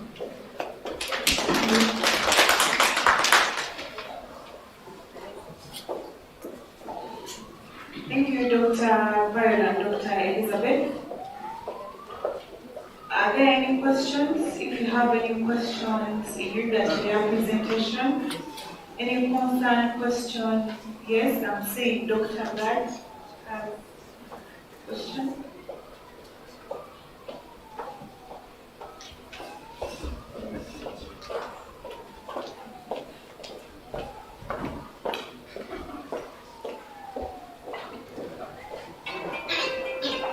I have a comment. I'd like to use a few minutes to express my gratitude to our partners in Belgium and Israel for a good job well done. I would like also to congratulate the faculty of Interdisciplinary Studies, led by Comrade Mario, for keeping your head high.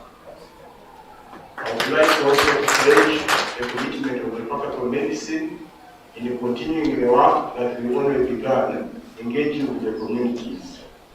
I would like to point at 3 things that represent being part of the solution. I prefer being part of solutions rather than problems.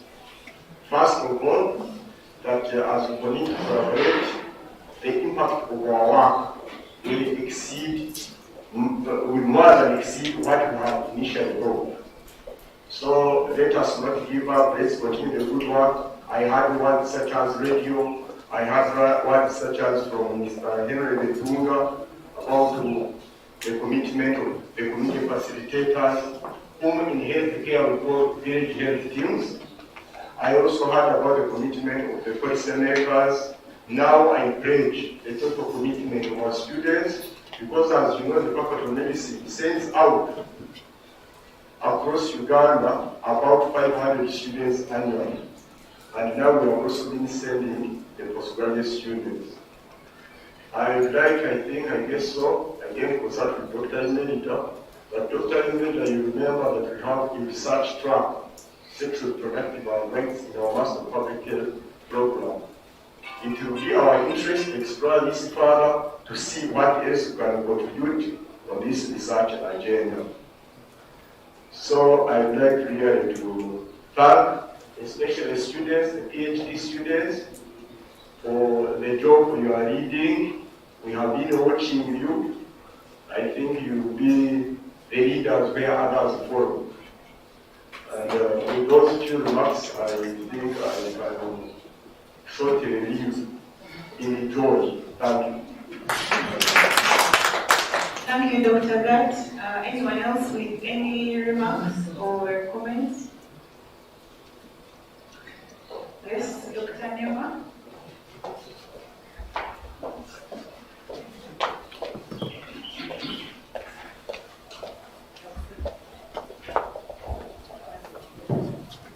I want to thank the investigators as part of my team, more especially the young people that we are mentoring.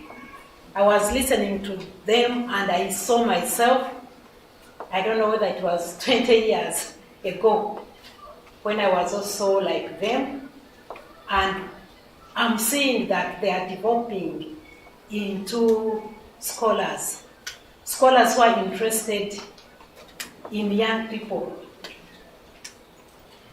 That aside, I'm also happy that this team, Viola and Elizabeth, the team you are leading, the approach that is being used is so crucial if we want to have sustainability for what we've been talking about.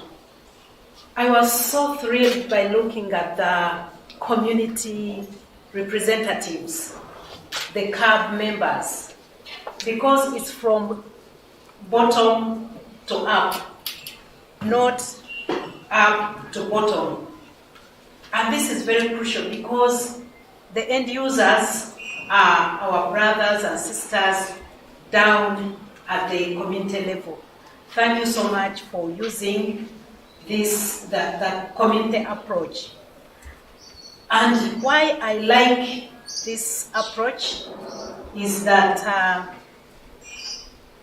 apart from looking at the lower level, we are interfacing with the policymakers. I'm happy that the ministry is very supportive, is in support, which is very important. These recommendations that you bring, if the Ministry, one of Education, if the Ministry of Health is not part of it, then I don't think anything can trickle up. I know there's a missing link here. We don't have the Ministry of Technology, the one headed by Dr. Msenero. innovations, what is it called? Science, innovations, and technology. It should also be part of it at this beginning.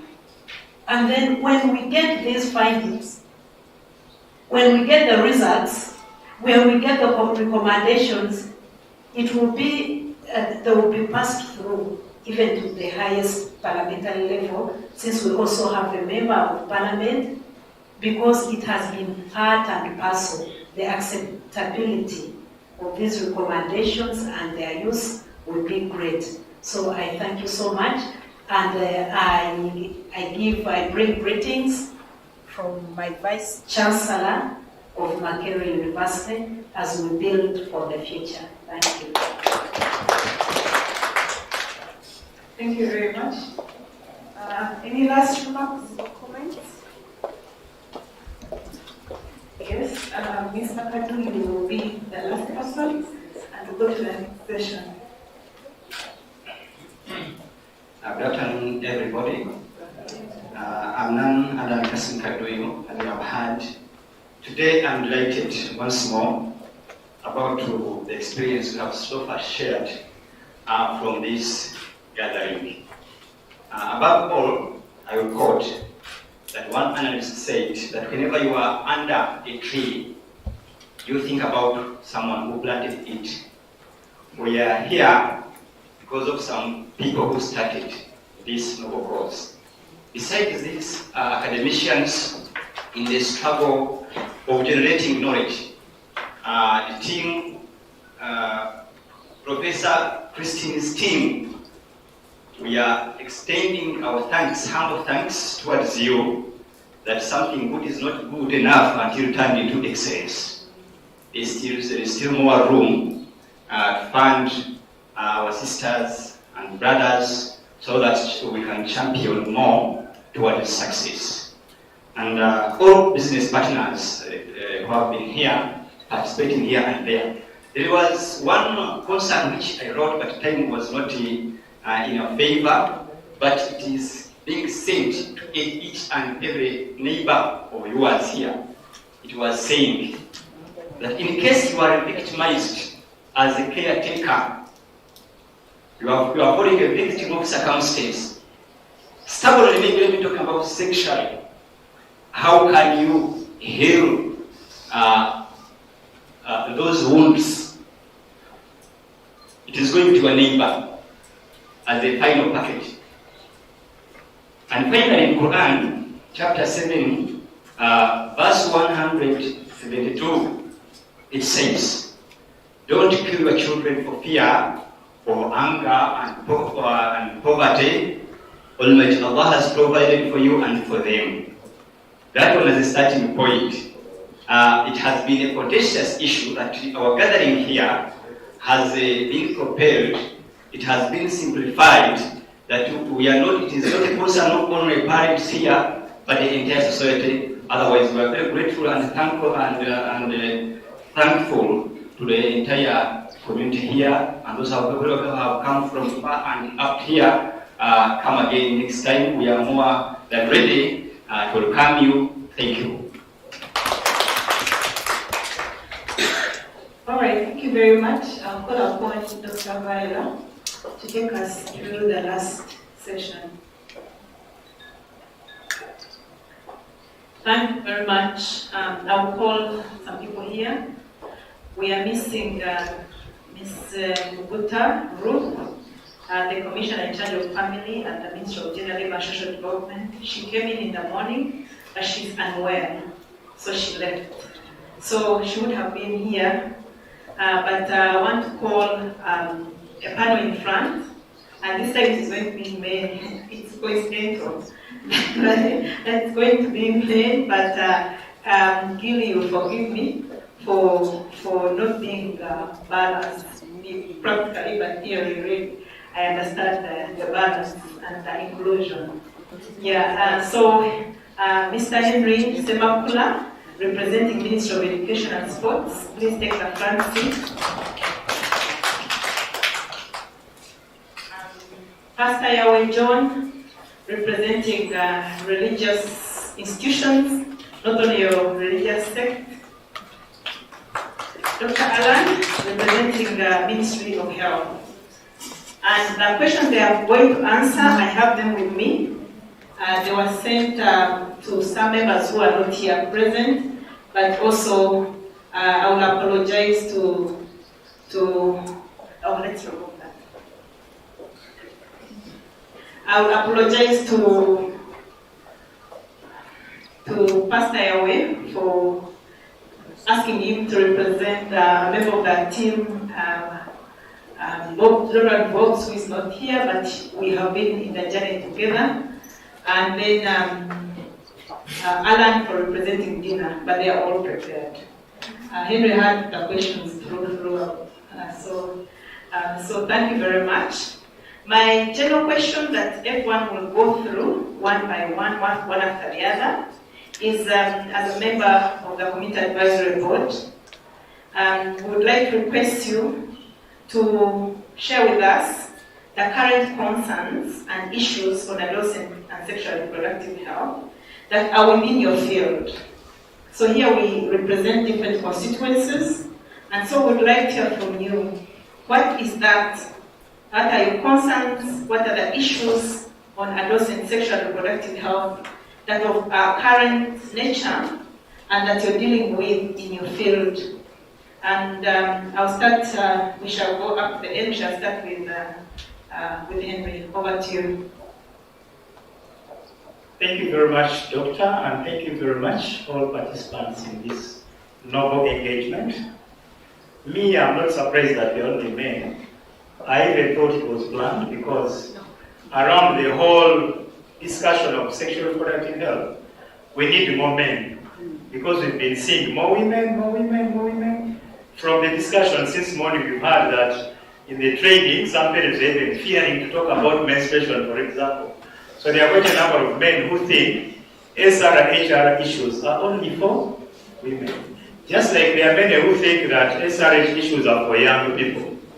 Yet those of us in this space know that even people of my age and above have so many SRH issues. For example, when you talk of gender-based violence, and Dr. Viola, we did research in this field. Men, there are more men complaining of violence out there.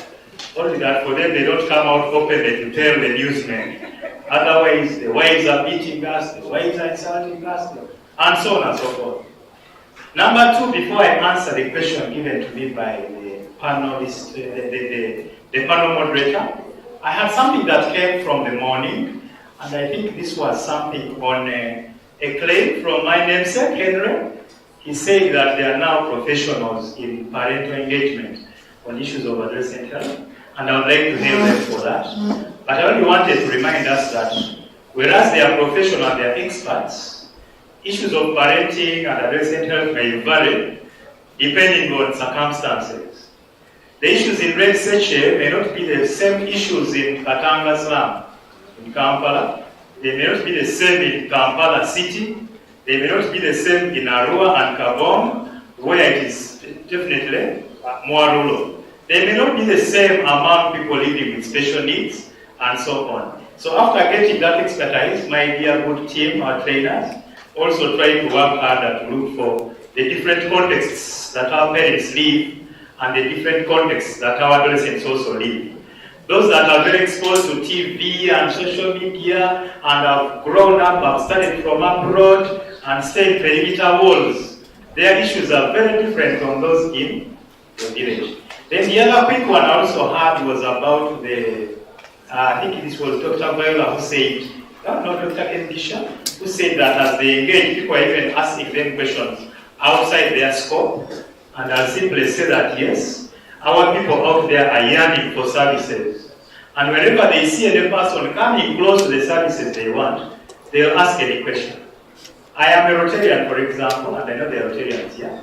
And in Rotary, we normally prepare Rotary medical camps. And when we have these camps, we normally announce the services we are going to give. We could be giving about 3 services.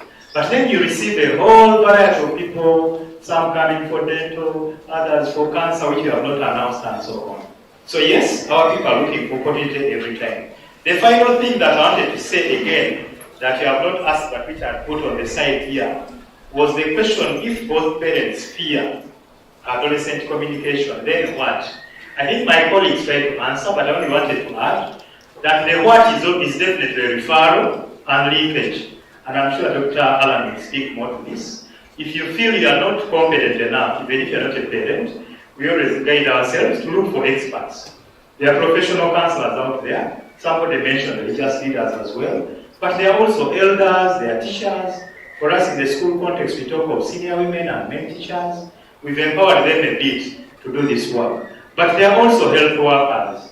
I know that Dr. Brian again will say more. Even in this very space where we are, a team of 40, I think there are 40 adolescent health workers, are being empowered on how to handle adolescents. So if you feel you can't as a parent, you can refer to those. But I should also caution that as we refer people to, as we refer our adolescents to other people where we can't manage handling them, we should be careful whom we refer them to.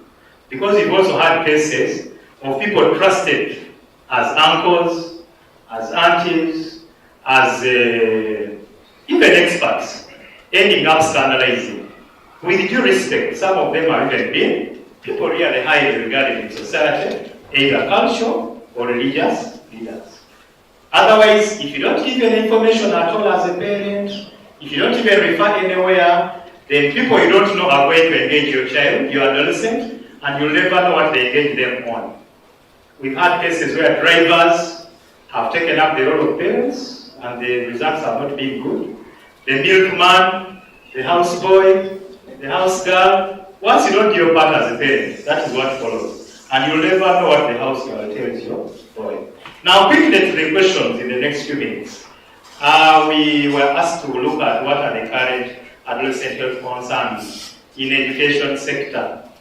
Indeed, the concerns in the education sector are not different from what has been shared since the beginning of the projects we are even disseminating today. Otherwise, I'll quickly add a few things. One, the sexual reproductive health talk for adolescents is not an easy talk in our education institutions, especially when it comes to institutions that are religious founded. And I'm not saying the religious leaders are bad. I want you to get me properly. And I want to also just remind you that the majority of the educational institutions in Uganda are actually religious founded. If you're looking for these big schools like Namagunga, there's a very strong Catholic base. If you're looking for these schools like the Gayazas of this world, there's a very strong Anglican base. If you're looking for schools like Bugema, schools like Chivuli, Chivuli is Muslim founded. So all these have a Christian foundation. And these religious organizations have their principles. So the talk does not really go so easily, but we are trying. And we are trying to remind our dear religious foundation bodies for education institutions that yes, we have those principles of the founding bodies, but we should also appreciate the current challenges and see how to deal with them. Now, very quickly, challenge number one is of course teenage pregnancy. That is a song that is going on. But what makes it so serious? We realized after the lockdown, many researchers have given numbers of teenagers that have become pregnant. And the numbers are overwhelming. If a district like maybe Barara reports something like 7,000 teenage pregnancies during the lockdown, if you quickly interpret that into an institution, those are about 6 schools. If you just put them on assembly, 6,000 teenagers pregnant, those are 6 schools. So imagine losing all the 6. And that is only one district. So that one is a challenge. As a sector, we've tried to open up for re-entry, but we also still have challenges with a few people who are still objecting to the re-entry guidelines. I know somebody is going to do research in that area, and she'll help us to find out why they're objecting. Some of the people objecting have claimed that if you make it so open for them to return, then we seem to be opening up for the young people who are not pregnant yet, that we are telling them it's okay. Yet we are also arguing as educationists that the advantage of returning is far, far bigger than staying home. I've already heard somebody again wants to do research on repeat pregnancies. Certainly, the more they remain home, the more trouble. Because the more boys are looking at them, the more they are less busy. People who are in education institutions here know that in an education institution, you are tied up. There's a program. In a secondary school, there's a timetable that people are following. There's no space to get into some of the practices that can cause this teenage pregnancy. But when Cabinet has even guided that we need to review the very guidelines on re-entry that we have just presented. For your information, those who may not know, the guideline had catered for this teenage mother staying at school for 3 months before she can be told to go home. But now Cabinet has said no, as long as she's found to be pregnant, let her go home. She can only return after a year. And we are being told that experts, medical experts have been involved in that decision, and there's a basis of their claim. They are saying these young teenage mothers need more either medication or feeding or something in order to get better results for the baby. So they are giving us that explanation, and well, what do? We are listening. They have also ordered that, which is the other argument? Maybe I'll get it later. Okay, issue number 2 is addictions, just addictions to so many things. The lockdown caused an addiction to gadgets. Our young people are on phone, they are on whatever, they are on computer, they are on to every electronic gadget you can imagine. And that addiction is diverting their attention and is coming with lots of challenges. You have, for example, heard of many online abuses. Did you people hear of the 3 boys of the primary school who were almost at the verge of being trafficked out of the country? And did you know where the story started from? Online engagement. And then somebody tricks them. And then somebody even offers them the air tickets and so on. They are about to be flown, so we don't know what would have happened then. Maybe their body parts are going to be taken away, whatever it was. But it all began with online engagement. And the online engagement started with us, trying to see how to survive in the lockdown, with schools locked, providing information and education via TV and via social media, but that's where it ended. But beyond addiction to gadgets, there's also addiction to the social media, and then the social media is coming in with so many funny values, not only social, but even mainstream media. Funny values to do with dress, to do with dance, and so on. You could also have heard that as a sector, we are struggling with how to deal with entertainers in our schools. I'm sure you've heard of the famous dance by one very senior musician in Uganda who went to one of the schools and danced so dirty. So the entertainment would be okay, but how do you dance? How do you dress? What are you leaving behind? And boys going to begin struggling for the girls that you left at school. There's one other entertainer who went to a school called Chisumi. It's a typical boys' school, and she was almost naked.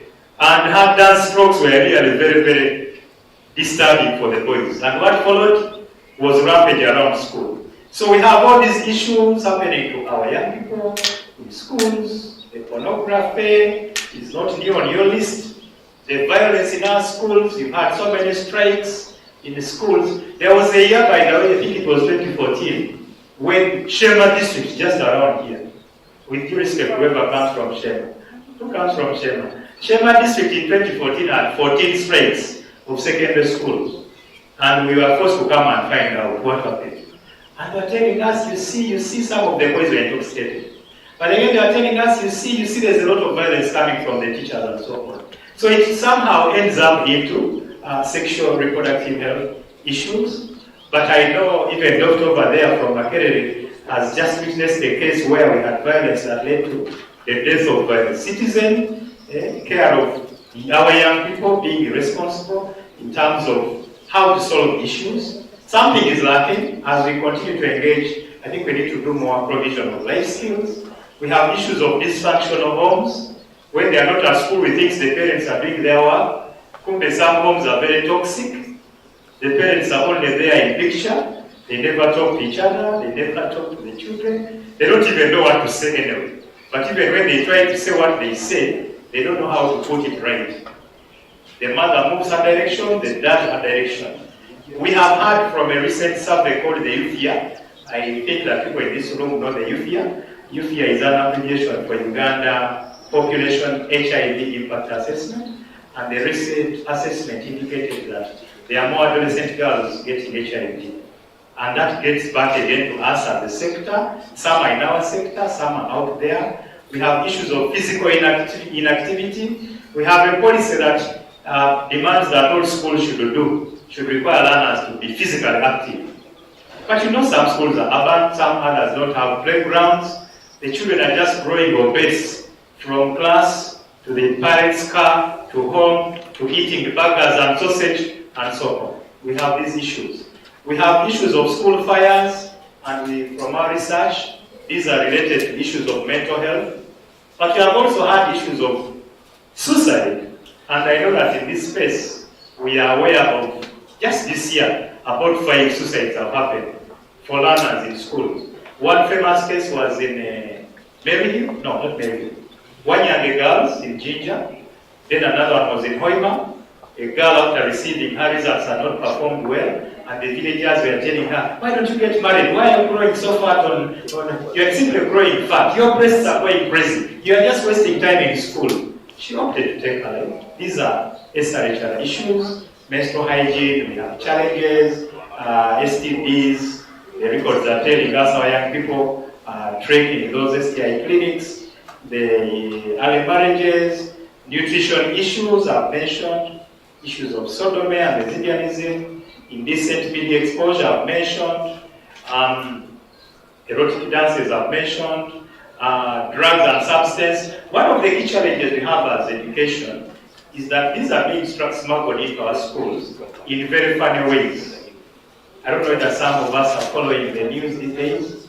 We used to think that warrage only exists in a warrage bottle, but warrage can be carried in a pot if somebody wants to smuggle it to school. A sacket of warrage can be smuggled in a sanitary pad into a school. Drugs like cocaine can be smuggled in a school using cookies, either cookies or biscuits. So all these are our challenges, and we are really praying that people here should help us face them. Sports betting, alcoholism, criminal gangs. Many young people have been found in these, and some of them are school children. We are very surprised when we had police record indicating that many fathers had impregnated their own daughters. The police report of 2021 and 2020. So they are all issues. The doctors are telling us there is more maternal mortality, and when they look at who is dying more, it is our young people. Some are meant to come to school, but they engage into funny things and again want to remove the pregnancies, the trafficking, the harmful traditional practices, the early sex debut. The list can go on and on and on. And in the interest of time, let me then quickly mention what we can do. What still needs to be done. Very quickly, we are thinking that we need to be more responsive, all of us, to the adolescent needs. And this has been a talk. The training down the other side is about just reminding those workers, how do you welcome, how do you even keep the adolescent around? What do you do to keep him around? How about how you, as a person, behaves? I remember long ago, Dr. Bella, when I was an adolescent, I went to a clinic and I had something in my stomach, itching. So when I reached the clinic, there was this very beautiful, young, fresh, graduate female doctor. And when she welcomed me to the clinic, she gave me a very hot smile. The hot smile alone started healing this body. Then she touched me and told me to sit. And when she touched me to sit, I felt that the disease had really gone. Then later on, she actually helped me to get onto the medical bed. And when I got there, she began touching different corners and I was feeling nothing. Otherwise, I know that what healed me was her attention and her good smile and the way she really served me. So this is what we want our service providers to do with our young people, and then they will come for the services. Parental empowerment, yes, they are trying, they don't know much, let's give them. Then the religious leaders should be taken as partners, because we've been to circles where they are looked at as being people in opposition, people who are castigating our programs. No.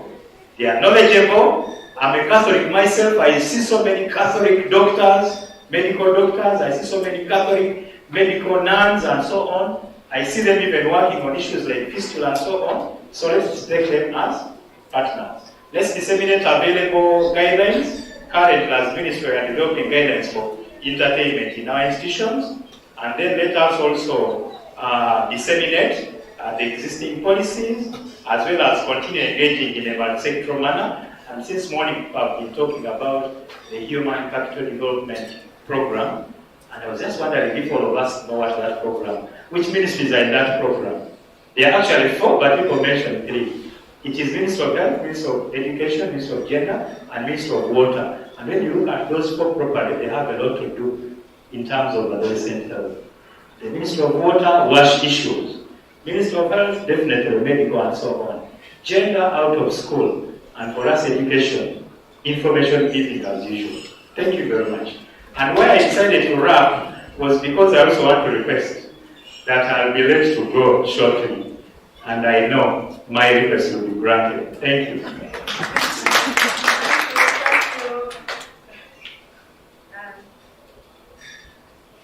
Thank you, Henry, for it's difficult to give a teacher your questions. So he did exactly what teachers can do. So I gave you the questions, he answered all of them. But it is so interesting what you have had. And we have had your request, and maybe people will have questions for you. In case they have them and you're leaving, they can follow you. But you have his contacts, and he has been our partner in this agenda for a long time. Over to you, Pastor Yahweh. The questions are the same. Yes, thank you, Dr. Mayola. It's much actually harder to speak up with each other spoken. But what you a special arts teacher? I know.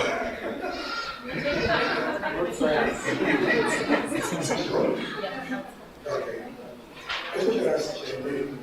So don't know where my name is, and I don't have permission to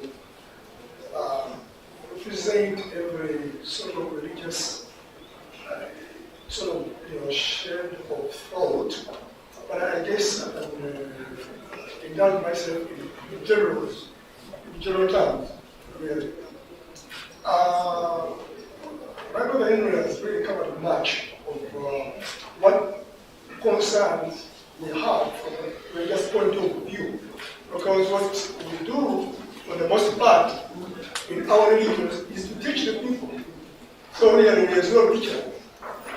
So the concerns that he has brought are pretty much the same like the concerns we have. However, let me highlight or underline a few of them. Now, from the religious perspective, we all espouse our own theologies. And in those theologies, we have values by which we believe we should approach problems and challenges. Now, a challenge of this nature that we are here to discuss poses even more serious problems for us because we have boundaries in terms of communication. We have boundaries and we have what we consider to be canon communication. And I think that limits us a lot, even though we know that from the books from which we draw our theology, there's no question which was left untouched.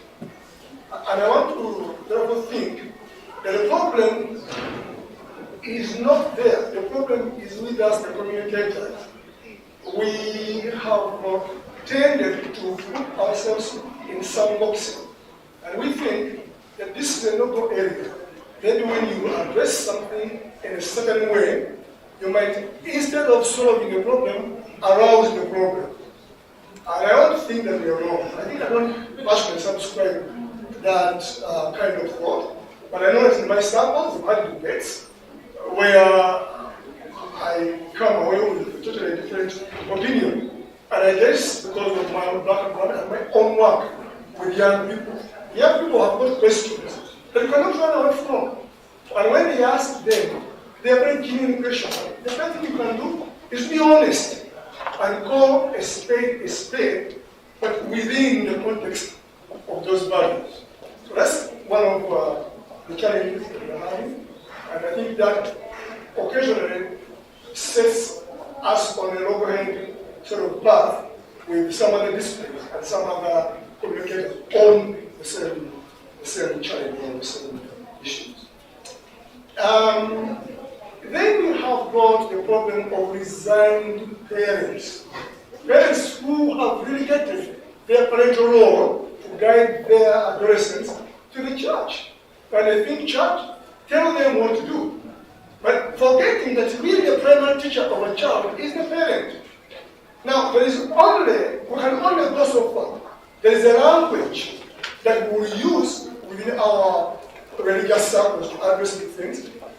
But there's an average child will hear from a parent. There are things that a child or an adolescent must hear from a parent. Now, when parents don't impress children that they have ever been young, and that these things they have gone through them, and that these things have got a name, you can name them, and you become human enough for your son or your daughter to understand that you have been through adolescence, you have struggled. There's nothing that they are going through that you haven't gone through. Now, when we shy away to address those things, and we think it's the role of the church to address them, just like sometimes we think it's the role of the school. And the parents have also relegated a lot of money to the teachers. And in that way, children feel that they have got a bargaining power. I know children, sometimes you tell them something and they will argue with you, they'll say, no, teacher said this. A teacher is an authority in their life. Because they also know that you as a parent, you have given them up to the teacher to tell them what to do. And that's quite important as well. So, in our religious circles, we are having that as a challenge as well. Parents who have run away, who have absconded from their parental role, and they think the church will do that. That's one thing I'm ready for. But on the opposite side of that are the adolescents themselves, who in this particular generation tend to think that parents know less than they do. They know more than their parents. So, you also have youth who think they know the latest of everything, they access information more than you do, you don't know the world they are living in, maybe you didn't go through what they are going through, they know their own challenges, and they also abscond from their own responsibility of interacting and being able to listen to you. Now that comes back to again to us as well in our religious circles. Then we suffer also from lack of relevant information. Not that this information is not available, but this information sometimes is discarded as belonging to a different world.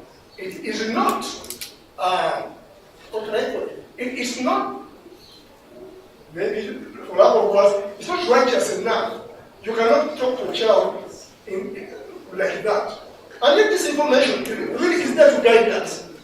So that is a missing link, and I think it's a big lack when, for us in religious circles, we don't indulge in digging information which is relevant, which therefore is going to cause our services to be relevant to the people we serve. No wonder sometimes they also discard us and they think maybe you belong to a different planet or maybe you belong to a different generation. That's a challenge. And let me quickly say that probably we will gain more if instead of you leading us how to come to the information, you challenge us with this information. I guess if this information is brought our face, if you reach out to us, rather than wait for us to reach out for this information, that might wake us up to realize that these are the challenges that we need to engage with. We can no longer hide our faces under the sun and expect that our adolescents will get better information from other sources. It's high time that we woke up. Okay, the other one is our lack of interaction with people who know. Now when I say that, it sounds scary. You see, and I mean what I say, it's going to be very difficult for some religious leaders somewhere to acknowledge that they don't have the answers to these questions with their adolescents. And therefore we go and look out to these researchers because they have information that's researched. And this information I need to inform me so that I can know exactly how and what I do with the young people, with the adolescents. There's a big one there also, and I think we can again gain more if we are reached out to, rather than wait for us to reach out to you for this information. The others, Henry has already addressed, they're very common, and we share them across the board. Addiction institutions, everywhere, dispassion forms, that's also. So really the rest of them cut across the board and we have the same challenges. I guess some of the solutions as well are pretty much the same. Thank you. Thank you very much for giving us another perspective and another voice of your concerns. We have just a few more questions and some of them you have already answered. Now, over to you. Yes, thank you. I'm Alan Kasuzi from the Ministry of Health. It's indeed really very difficult for me to speak after Henry, because it looks like he exhausted everything. For those that don't know, Ministry of Finance and Planning guided that under the NDP3, that now ministries work in groups or programs that implement similar activities. So for us, me and Henry, we fall under the Human Capital Development Program, including Ministry of Water and Ministry of Gender. Our colleague was there in the morning, she felt. Yeah, so we usually meet in so many meetings and engagements, and most of the things he talked about is actually what's affecting us as well, or what we would like to see changing. But again, if you ask me that as a division, Adolescent Health Division, what we are focusing on, especially in the next 5 years starting from last year, or we don't count that because of COVID, I don't know. We count. Okay, yeah. So we are looking mainly at improving the mental health of adolescents, nutrition, or malnutrition, and the issues therein. Overweight, obesity is it's a trend in the current language, but we are increasingly seeing that adolescents are becoming obese. UDHS showed that 6% of all adolescents have become obese. But also there are those ones that are wasting and getting thin for some reason or another. Teenage pregnancy, this is an issue that has stagnated over the past 10 years or so. The teenage pregnancy rate has stayed the same more or less. It was 24% in 2011, moved to 25% by the time of the ADHS 2016. And recent surveys, pre-COVID, showed that teenage pregnancy rates are still at 25. I don't know now, maybe when we get more information from the most recent surveys, we shall see that it has increased. GBV and its consequences is also an area of concern, and lots of interventions and strategies are going to look at GBV in the next 5 years. And lastly, we are looking at reducing the burden of disease, and here we are zeroing in on especially the preventable causes of death, amongst the girl child or maternal mortality, cure of which is unsafe abortions. While doing all this, the overwhelming guidance that's coming out from cabinets is that we undertake approaches that encourage building the capacity of the family to help these adolescents overcome these challenges. But also, we are cognizant of the fact that there are new innovations like technology, recent advances in technology, like e-health, m-health, as well as would like to see more research being done to inform and give us evidence on what interventions we have to put in place. Thank you. Thank you very much. Let us continue to come back. We have a specific question for the Ministry of Health. How does the Adolescent clinic which we visited this morning fit into the strategies for adolescent service delivery agenda of the ministry? Some of the issues you already highlighted, but maybe we can emphasize them. And then if you can give us any guidance, you saw the space and how it is, any guidance on how to mobilize resources for the clinic, and what kind of resources do you have available for the clinic that we can tap into as supporters? Yes, thank you for that question. How does the adolescent clinic fit into the Ministry of Health strategies, and how much support can we give you to get you going? Perhaps I can give a brief history of how the clinics came to be and how the guidance came.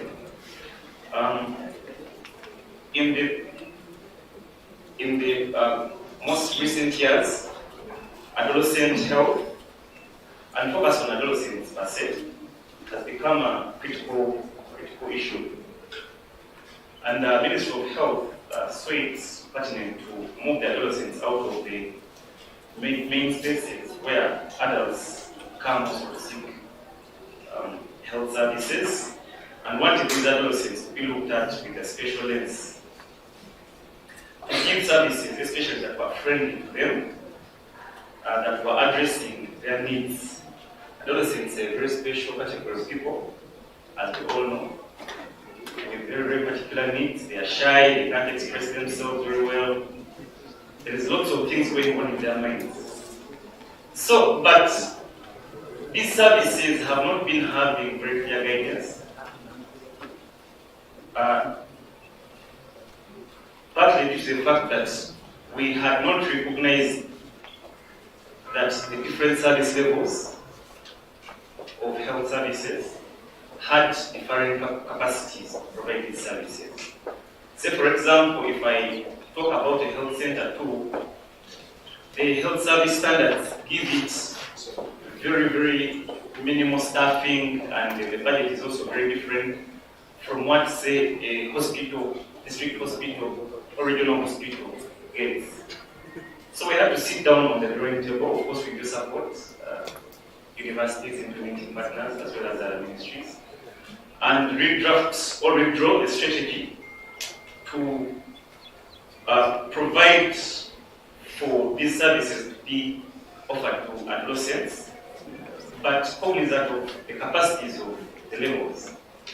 Most of this guidance was adopted from the WHO Quality of Care Standards, and most recently, these have been under review, and these actually prescribe that regional referrals can have adolescent clinics. These are standalone units, because regional referrals, by their own nature, they have the budget, they have the human resource, and they also can attract more resources to operate these clinics. Where this was tried in the lower health facilities like health center, POS and PRIS, it was mainly with the support of donors, and it didn't work out so well in some places. But in some places like Nakuru, it worked. Yeah, so going back to how does this adolescent clinic fit into our strategies, it fits in very much so, like I've told you, it's within the quality of care standards now, and it's going to become official. Then, specifically for the clinic that's opening, we hope that since this is a new area, a new journey that you're starting, we have the opportunity to set it up according to exactly what needs to be done, according to the real standards. And these standards are guided. The guidance comes from the 8 standards of adolescent health and care. Maybe I will not go through many of them. But all these standards have been provided for in the objectives of the policy, the adolescent health policy, that's also under review. Very interesting here is that as much as this clinic is within a regional referral hospital and also serves probably serves part of the university community, then there is going to be a very, very big opportunity to fulfill objective number 5 of the policy, which is to strengthen the evidence base for high-impact interventions, as well as also see these innovations in use. Thank you. Thank you so much. I hand over to Pastor Yahweh again, and I have 2 questions as we come to the end. One is there's a cross-cutting issue from what he talked about and what Henry has talked about regarding dysfunctional homes as being an important factor when it comes to adolescent health and well-being. What is what do you think for us as researchers we can do? Is there any research area of interest as far as the religious institutions are concerned, based on the role that you have described? And as well, you talked about the conflict between the expected communication, the canon law, and the values that are protected when it comes to religious institutions.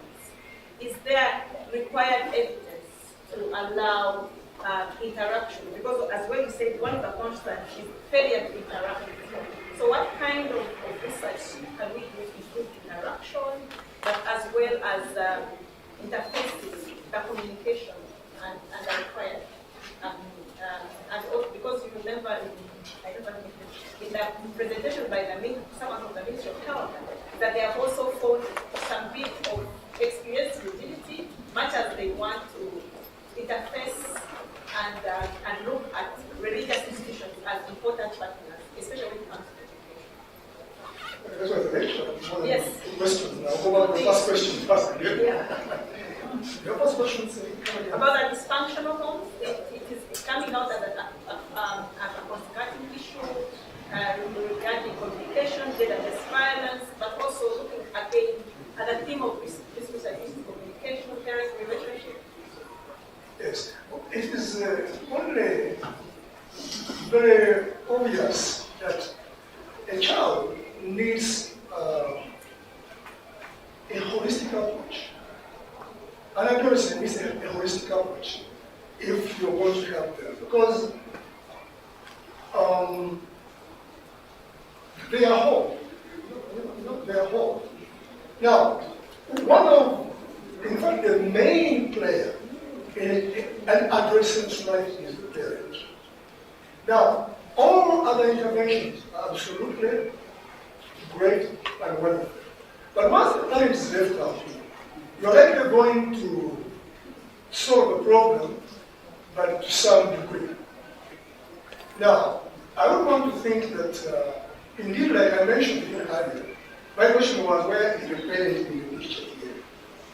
So I want to think that if this clinic can have a very specific room to input a parent in a deliberate manner, not that a parent has walked in with their child, problem child, but an outreach to a parent, a deliberate outreach to parents, so that we speak the same language. I think that would be very, very helpful. The other question is about the space of interaction. The space of interaction. Again, in a similar way, I think that religious organizations are very orthodox. They're not going to give up some of the ways, their traditions, in doing certain things that they say. But I believe that we're in the age of information. Now, I don't want to blame them. When I say what I'm saying, I'm not blaming them. But they have got a duty to maintain what has been added over the generation. But we are living in an entirely dynamic times. These are very dynamic times that will require all of us to recognize that and to be helped accordingly. I want to think that the doors of religious organizations can be penetrated. If we come with tailored information that's addressing their needs. But to do that as well, I think more research needs to be done in the auxiliary areas that feed into this particular area. Again, so that we are more comprehensive in our approach. I don't know the answer to your question.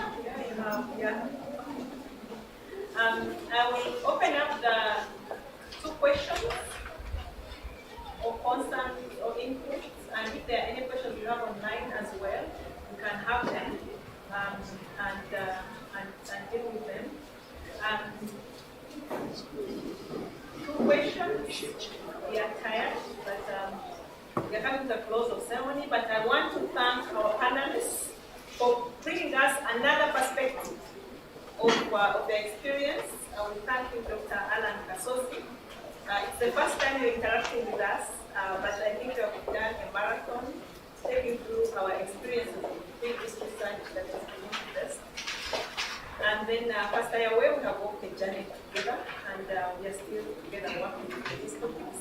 And Henry was left. So if there are any questions or concerns, and we're going to limit ourselves to two. And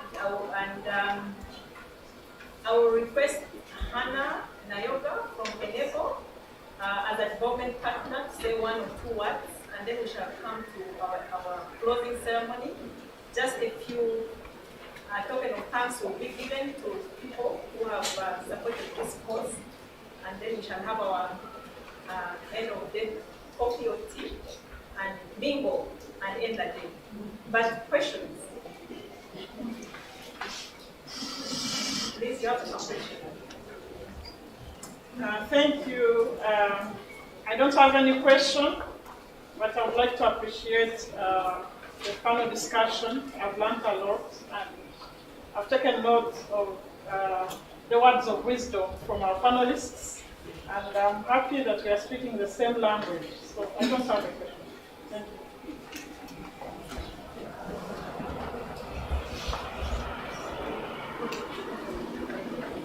I have one question. There's another one there. Check it, I might. Okay, we can use our voices. Mine is not a question. It's also a comment. This one. Every time people are presenting, the whole group, from the morning, I kept wondering, how do I jump onto this bandwagon?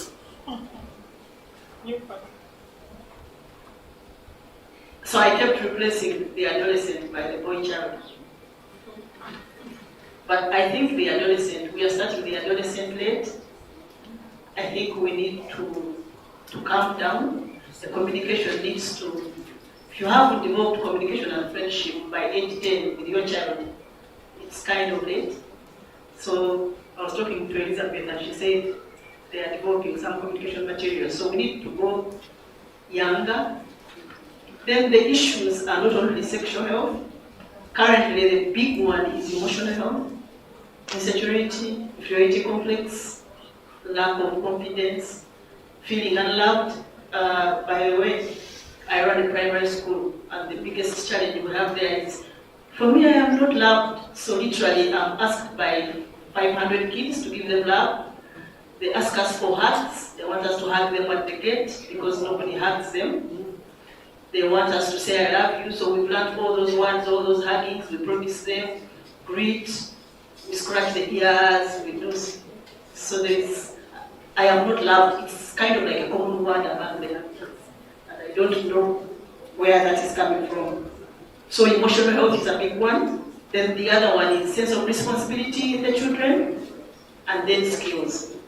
So I don't know how we can marry all that. I see education, I see religious, I see Ministry of Health, I see gender, I see water. That team should look at those 4 things: emotional health, sexual health, skills development, and having a sense of responsibility. Thank you. Anything special in the Ministry of Health for the boy child? Any space for the boys and the men? Thank you. That sounds like a question. Alan, you want to say something very quickly?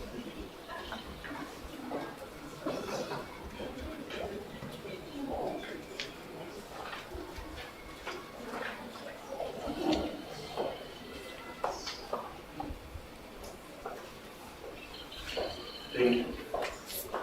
Thank you for the question. Yes, there is something special for the boy child. That's called the male engagement strategy. And there is a whole subcommittee on that. Though it's still in its infancy, it's headed by Dr. Lydia Mugero. Yes. Yeah, thank you very much. I have a question here, and it's going to be the last one.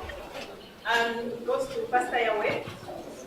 What type of punishment would you, what type of punishment do you, as a pastor, recommend to to be given a pastor phone having sexual engagement with an adolescent?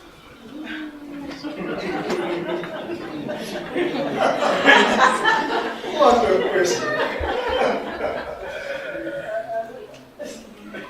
Wow, that's a question. I think I have put that knowledge that in any civil society, there is guidance on how to demand prayer. Now, that's a question. And I think in our laws that regulate how we behave, that's a punishable crime. I should call it a crime. And I want to speak for the civil end of that. But I think, from my end, that kind of person should be disqualified. Because one, they have abused their oath of service to God's people by taking advantage of a child and abusing them. So that should absolutely earn them a disqualification from service. But two, that should go for them being handed over to the enforcers of civil law to deal with the crime. So it should come from both sides. We don't have prisons to deal with that kind of crime in church. But we have got the disciplinary code for that kind of crime. So they must be subjected to that. But not only that, because that kind of human being is not serving in a vacuum. It's serving in a society that has got regulations as well. So once you have served this other side, you must be handed over to the other side as well. Yeah, it was a tough question to end with. I request members to really clap for this panel. And within this session, I will request Hannah to say 2 words about the strategies that enable to be having all the engagement that we have had. Thank you, Hannah, for coming. Sorry for putting you on spot. But you can't come all the way from Kampala and then say a word or two. Thank you, Dr. Bayer. When you mentioned it, I said, wow.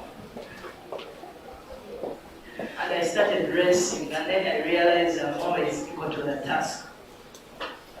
I know Pastor Yahweh will tell you that in the Bible, there's somewhere where they tell us that we are always equal to the task. So I decided to take it up. But I'm on. Yeah. Good afternoon. I got to learn recently that before 6 o'clock it is still afternoon. So I hope we are all having a great afternoon today. I want to thank all our panelists who are here earlier. Thank you all for really being part of our great cause. I like calling Uganda a land of opportunities because indeed, by virtue of the fact that we are a developing country, all the opportunities are here. It is no wonder that not so long ago, maybe about 3 years ago, we were declared the most entrepreneurial country in the entire world. And that means opportunities in so many things and so many areas.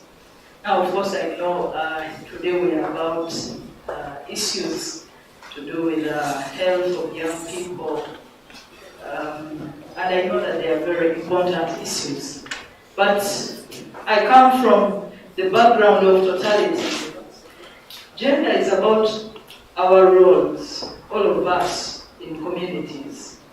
And I'm happy when I kept hearing about adolescents, and not just girls. I was hearing the words adolescents, adolescents, adolescents. At any one point, I didn't hear any presenter tempted to say only girls or only boys, which was very critical on my part. Because I believe that the roles that we both play in society are very important in bringing about the change that we are all looking out for when we come for these kinds of engagements. So I want to thank you all for that. But then also that brings us to the aspect of all of us and the different stakeholders. We've had a lot of mention of Ministry of Health, Ministry of Education, there's Ministry of Gender, but we also know that part of the problems around young people are perpetuated by economic issues. They are perpetuated by political issues. So how do you look at everything in totality to be able to ensure a safe community for young people in this country, people who are going to be a representation of all of us when we are not here? I understand every 50 years the population of the world changes. I don't know if it's scientific. This is what I've read in some spaces. So it means that in 50 years, most likely we shall not be here, but there will be other people. So what are we bringing for them as a team? I come from Enebo, and in Enebo in Uganda, we like creating safe spaces for learners. We work on education, we work on health, we work on environment. If you ask me, 3 critical areas in this country, but also in the world. Because in the environment, one of the most important things in the environment is called a bee. And it is the one that builds all systems around the world. If all bees were killed today, just like we keep saying we kill the mosquitoes because of malaria, if all bees were killed in the world today, have you thought of what you will be eating? Some women eat clay, but it's clay food. Can you get nutrients out of clay? So, yeah, you may get iron, but iron cannot exist alone in the body. So if you killed all the bees in the country or in the world, we would not have pollination, we would not have things like flowering, there will be no food, and in a nutshell, no existence of any of us. So this is why it is important to connect systems, to connect, to look out for our environment, to look out for the young people, because we are here to create such spaces for all of us to thrive. Dr. Bala asked me about what Enebo has, and at Enebo we've been working with MAST since 2000, or probably around end of 2018. We worked on a study that we tasked them to also make sure they implement the recommendations. It's part of the reason why I am also here, and I am hopeful that everything is going well in the colleges. We are already developing our new portfolio, and we have looked at another partnership with the university to continue growing the knowledge base around these issues, but also trying to find solutions together for this challenge, which I like calling an opportunity in our country. I want to thank you all and wish you a great afternoon and rest of your day. Yes, thank you, Hannah. Myself and Faith will do something very small but critical for us to say goodbyes and quickly so that we don't delay. We have a small token of thanks for categories of people. Shakila will help us to come on, and we'll do it quickly. I'm going to take it on with Shakila and Faith so that it is very fast. We have gifts to the people who have been working with all this time, and we want to start with Christine.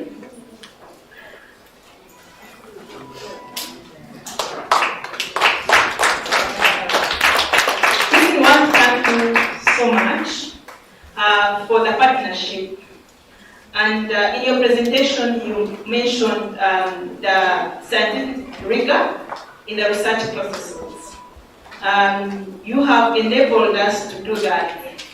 Yeah, you have enabled us to do that, and we are looking forward. I know tomorrow we're going to have a brief meeting on the next steps. The project is closing. The friendship is on, because the project is in the community has closed, but our PhD students are going on with their work until next year, August.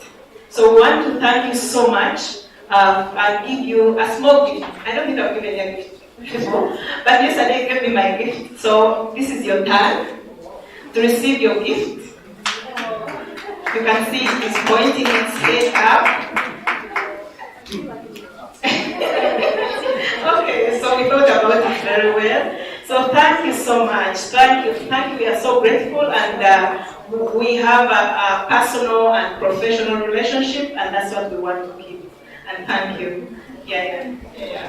The next is Gilly. Yes. We have worked with Gilly, and Gilly is continuing to work with MAST as well, because there is a 10-year project that she heads here at Barra University with our other colleagues, and with a lot of components on sexual and reproductive health. And so she has supervised students, she is continuing to supervise students. Gilly is a very silent person, but she gets her things done, and our students will work and they will finish. If you don't understand her silent language, I don't know how you can become, but that's what I've learned, Gilly, and it is helping us to work with you. Thank you so much for the friendship and for our work together. We have a small gift for you.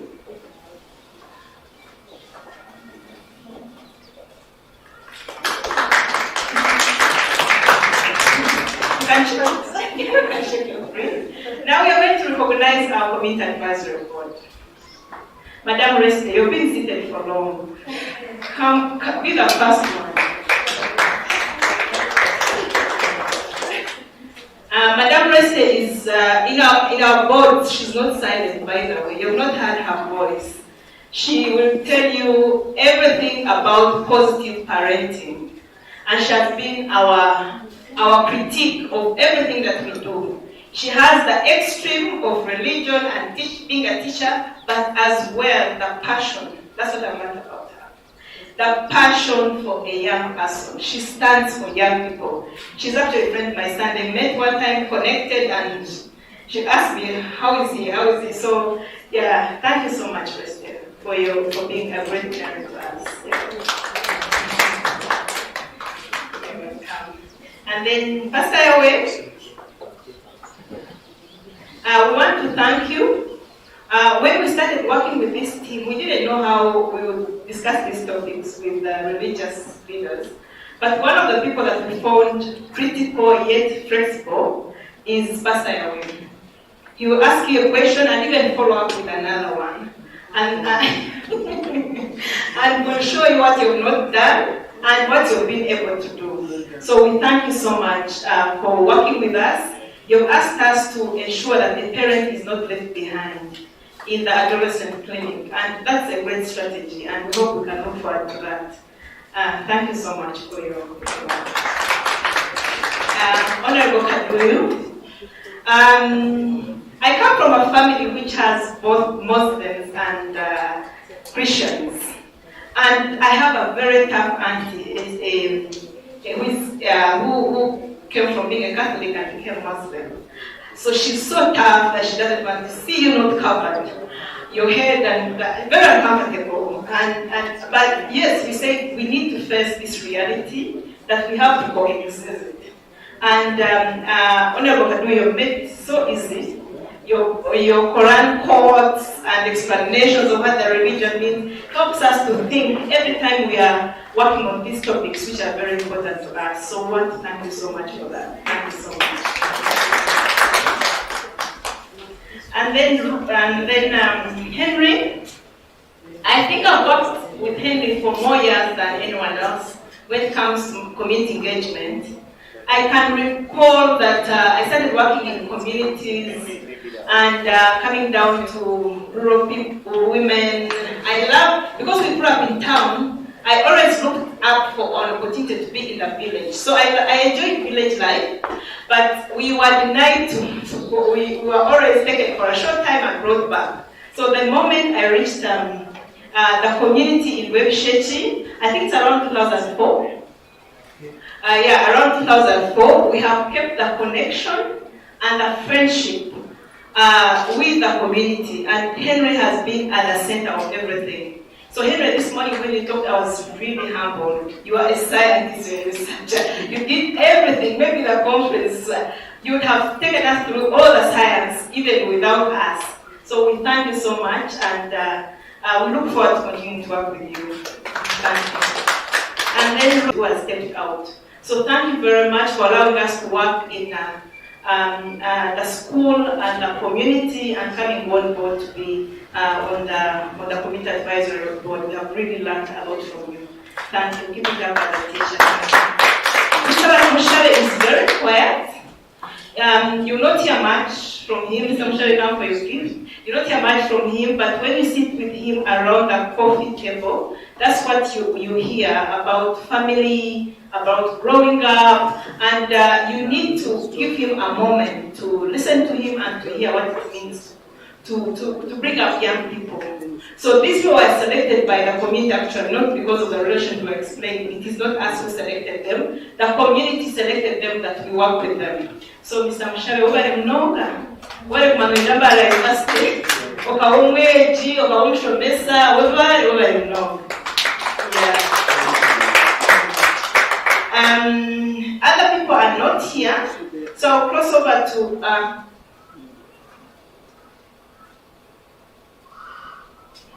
yes, Dr. Stella Nema has left. Yes, Dr. Stella Nema, yes? I didn't see you. Yeah, Dr. Stella Nema is a co-principal investigator.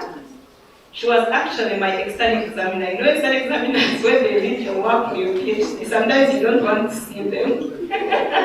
They'll ask you those tough questions. But after that relationship of being my external examiner, I look forward to working with him because of her calmness and the way she asks you tough questions. But yet you have both the written and the verbal, and yet you have answered those ones. Then we started working with her, and Liz follows you a lot. She reads about you, and she was looking forward to you coming. And thank you so much for allowing to work with us. And we look forward to academic partnership that and the mentorship that you give us. Thank you so much. We are so grateful. I thought we were going to say about that. So those are the people who are here. We want to recognize Dr. Alan Kasozi. You are coming for the first time. So for you, I think 2 gifts. Dina has to receive a gift, you have to carry it. But you have your own. So we want to thank you so much. And the insights from the Ministry of Health are very, very key for us. You know, when you're a researcher and you're just in your office and working with your papers, it becomes so lonely. So for me, every time I interact, when I come from here, research becomes meaningful. So today you came and we had to take you through. You had to come here, go back to the clinic, but then come and be on the panel. But we have learned a lot from you. We look forward to working with you and to learning more about the ministry. So I think Shakila is going back to pick another website, but giving you two, but she will bring it over. Thank you so much. I think those are the people that are here that we were recognizing and thanking them for their particular support for this project. We can't give gifts to ourselves, but we received our gifts. We had our dinner yesterday and enjoyed it. Christine gave us chocolates and we worked with chocolates yesterday. We worked with chocolates all the things that we're doing, we did them yesterday. So thank you so much, everyone. So we feel honored. And we feel that we could have ended this project, but without talking about it, it would not have been meaningful. That this last panel has given us insights on what we can think about. So I want to thank you, colleagues from the university who have come to be with us and the hospital. And the PhD students, you're pulling it off. I hope you pull it off for your defenses very soon. We pray for you. For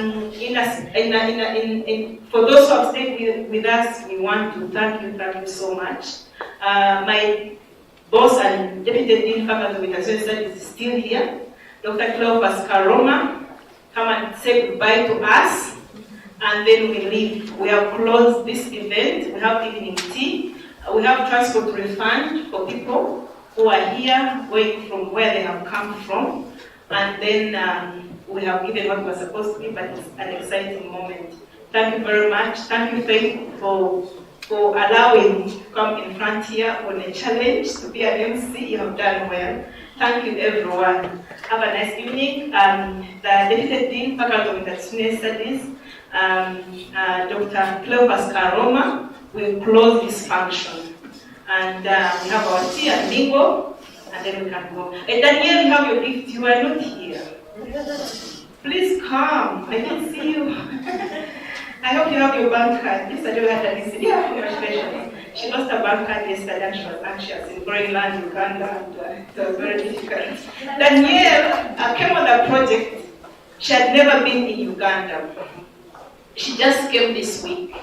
And she worked remotely and understood the village to its point. She knows people's names, she knows their statements, she knows all of us who are seeing her for the first time, but she really integrated, if you can call it integration, that's what you did. So congratulations, you've finished your masters, and we look forward to working with you. Yeah, you should do your PhD. The next project should bring you on board. We have enjoyed working with you. All that things, that book, that manual, she worked on it in 2 weeks. She started sending us the manual, and we said, okay, who is this? Who is doing this? And Danielle was having sleepless night. So thank you so much, Danielle. I've not seen you, I thought you had gone. Lucille, you have one. Yeah, you have to take something in South Africa. Yeah. Lucia, this is, yeah. Lucia, we have something that is Uganda. Yes, you must carry something. Lucia is a professor from University of Cape Town. She's actually working on the same subject. Chrissy told her that I'm coming to Uganda for a dissemination because we're in the same answer network, and she said, I'm coming. She got her visa, she got her ticket, and she's here. So yesterday we were planning. I said, I can't come to that planning meeting because I want to feel the dissemination. So thank you so much for coming, and thank you. Thank you, the Deputy Dean, Dr. Cleopas. Please say goodbye to us.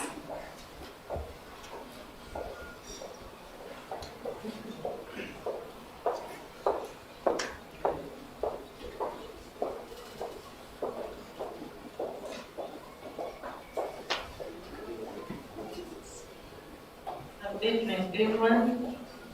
Good evening.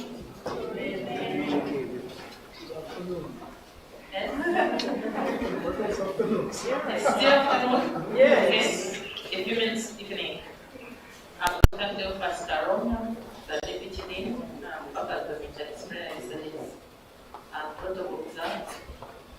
I thank every participant that has come this evening, since morning, and I thank you for your patience. First and foremost, I thank our collaborators who have built capacity in our university, most especially in the Faculty of Interdisciplinary Studies. Collaborators from the University of Kent, collaborators from Free University of Brussels. We have worked with you, and you have really built capacity in our faculty and in the university at large.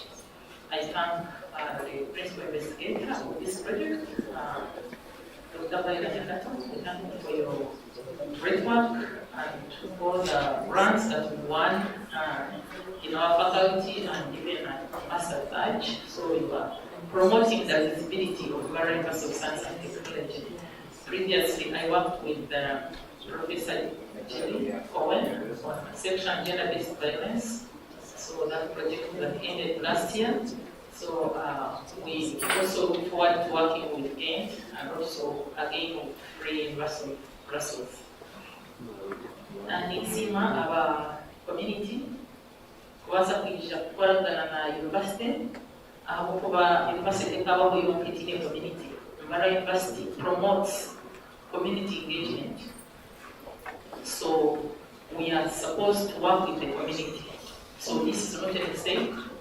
So the mass vision and mission focuses on community engagement.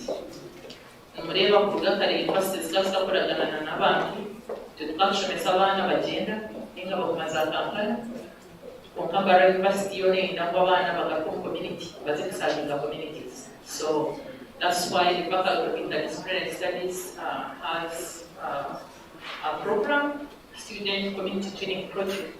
So every Thursday, we take our students to communities, to work with the communities, to learn from the communities, and also the communities learn from us. So there is that amalgamation or integration between the university and the community. So we are happy that we are working with the communities, the local communities, and also the international community. So we are also working with you. I believe when the international community, the promoters come, we take them to the communities, the local communities. So they will interface with different people. So back to the topic of the day, adolescent health is very important. And when I heard that the clinic, Adolescent clinic has been opened up, it was my pleasure personally, because I also have adolescents. Of recent, fortunately, they were not falling sick, but I don't know where to take them in case they fall sick, because we've been taking them to Innocence Children's Hospital, taking them to Total Ward here in the referral hospital. But now, after 13, they say take them to the adult wing.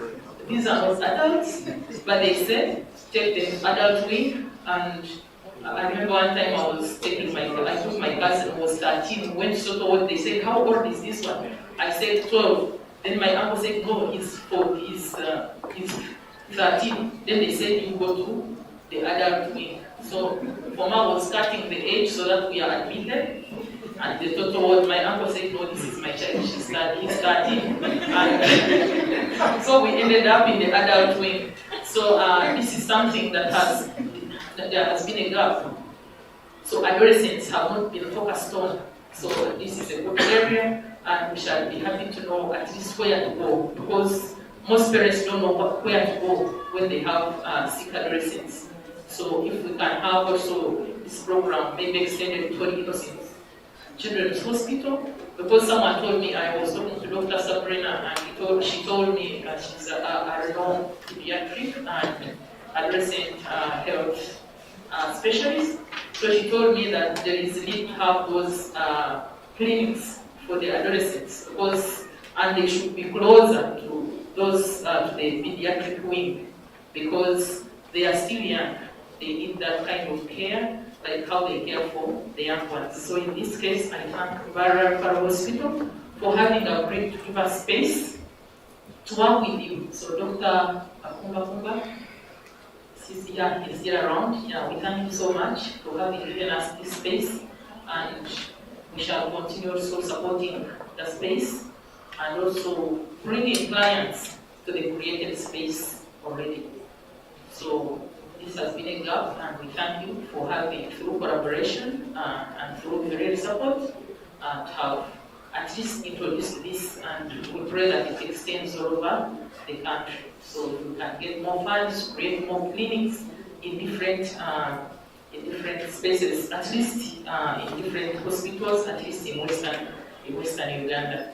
But as a Faculty of Interdisciplinary Studies, we are so proud of this team, and we also pray that we continue working with you and also promoting other areas after having been done with adolescent health. We can look at other things.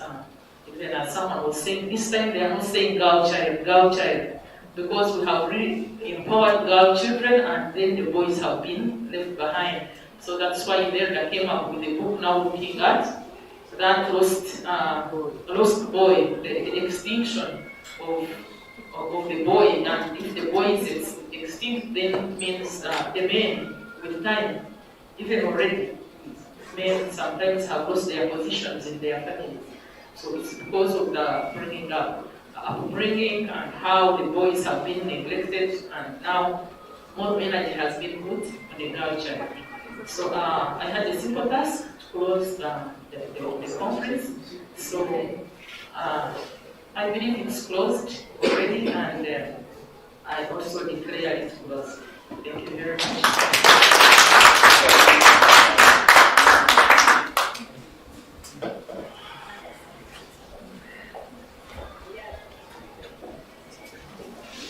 Tea and coffee served with a snack for us to take as we go away. But Dr. Kumba, I want to say something. Yes, I just want to say that I saw the first child, the first young adult in the clinic today. Wow.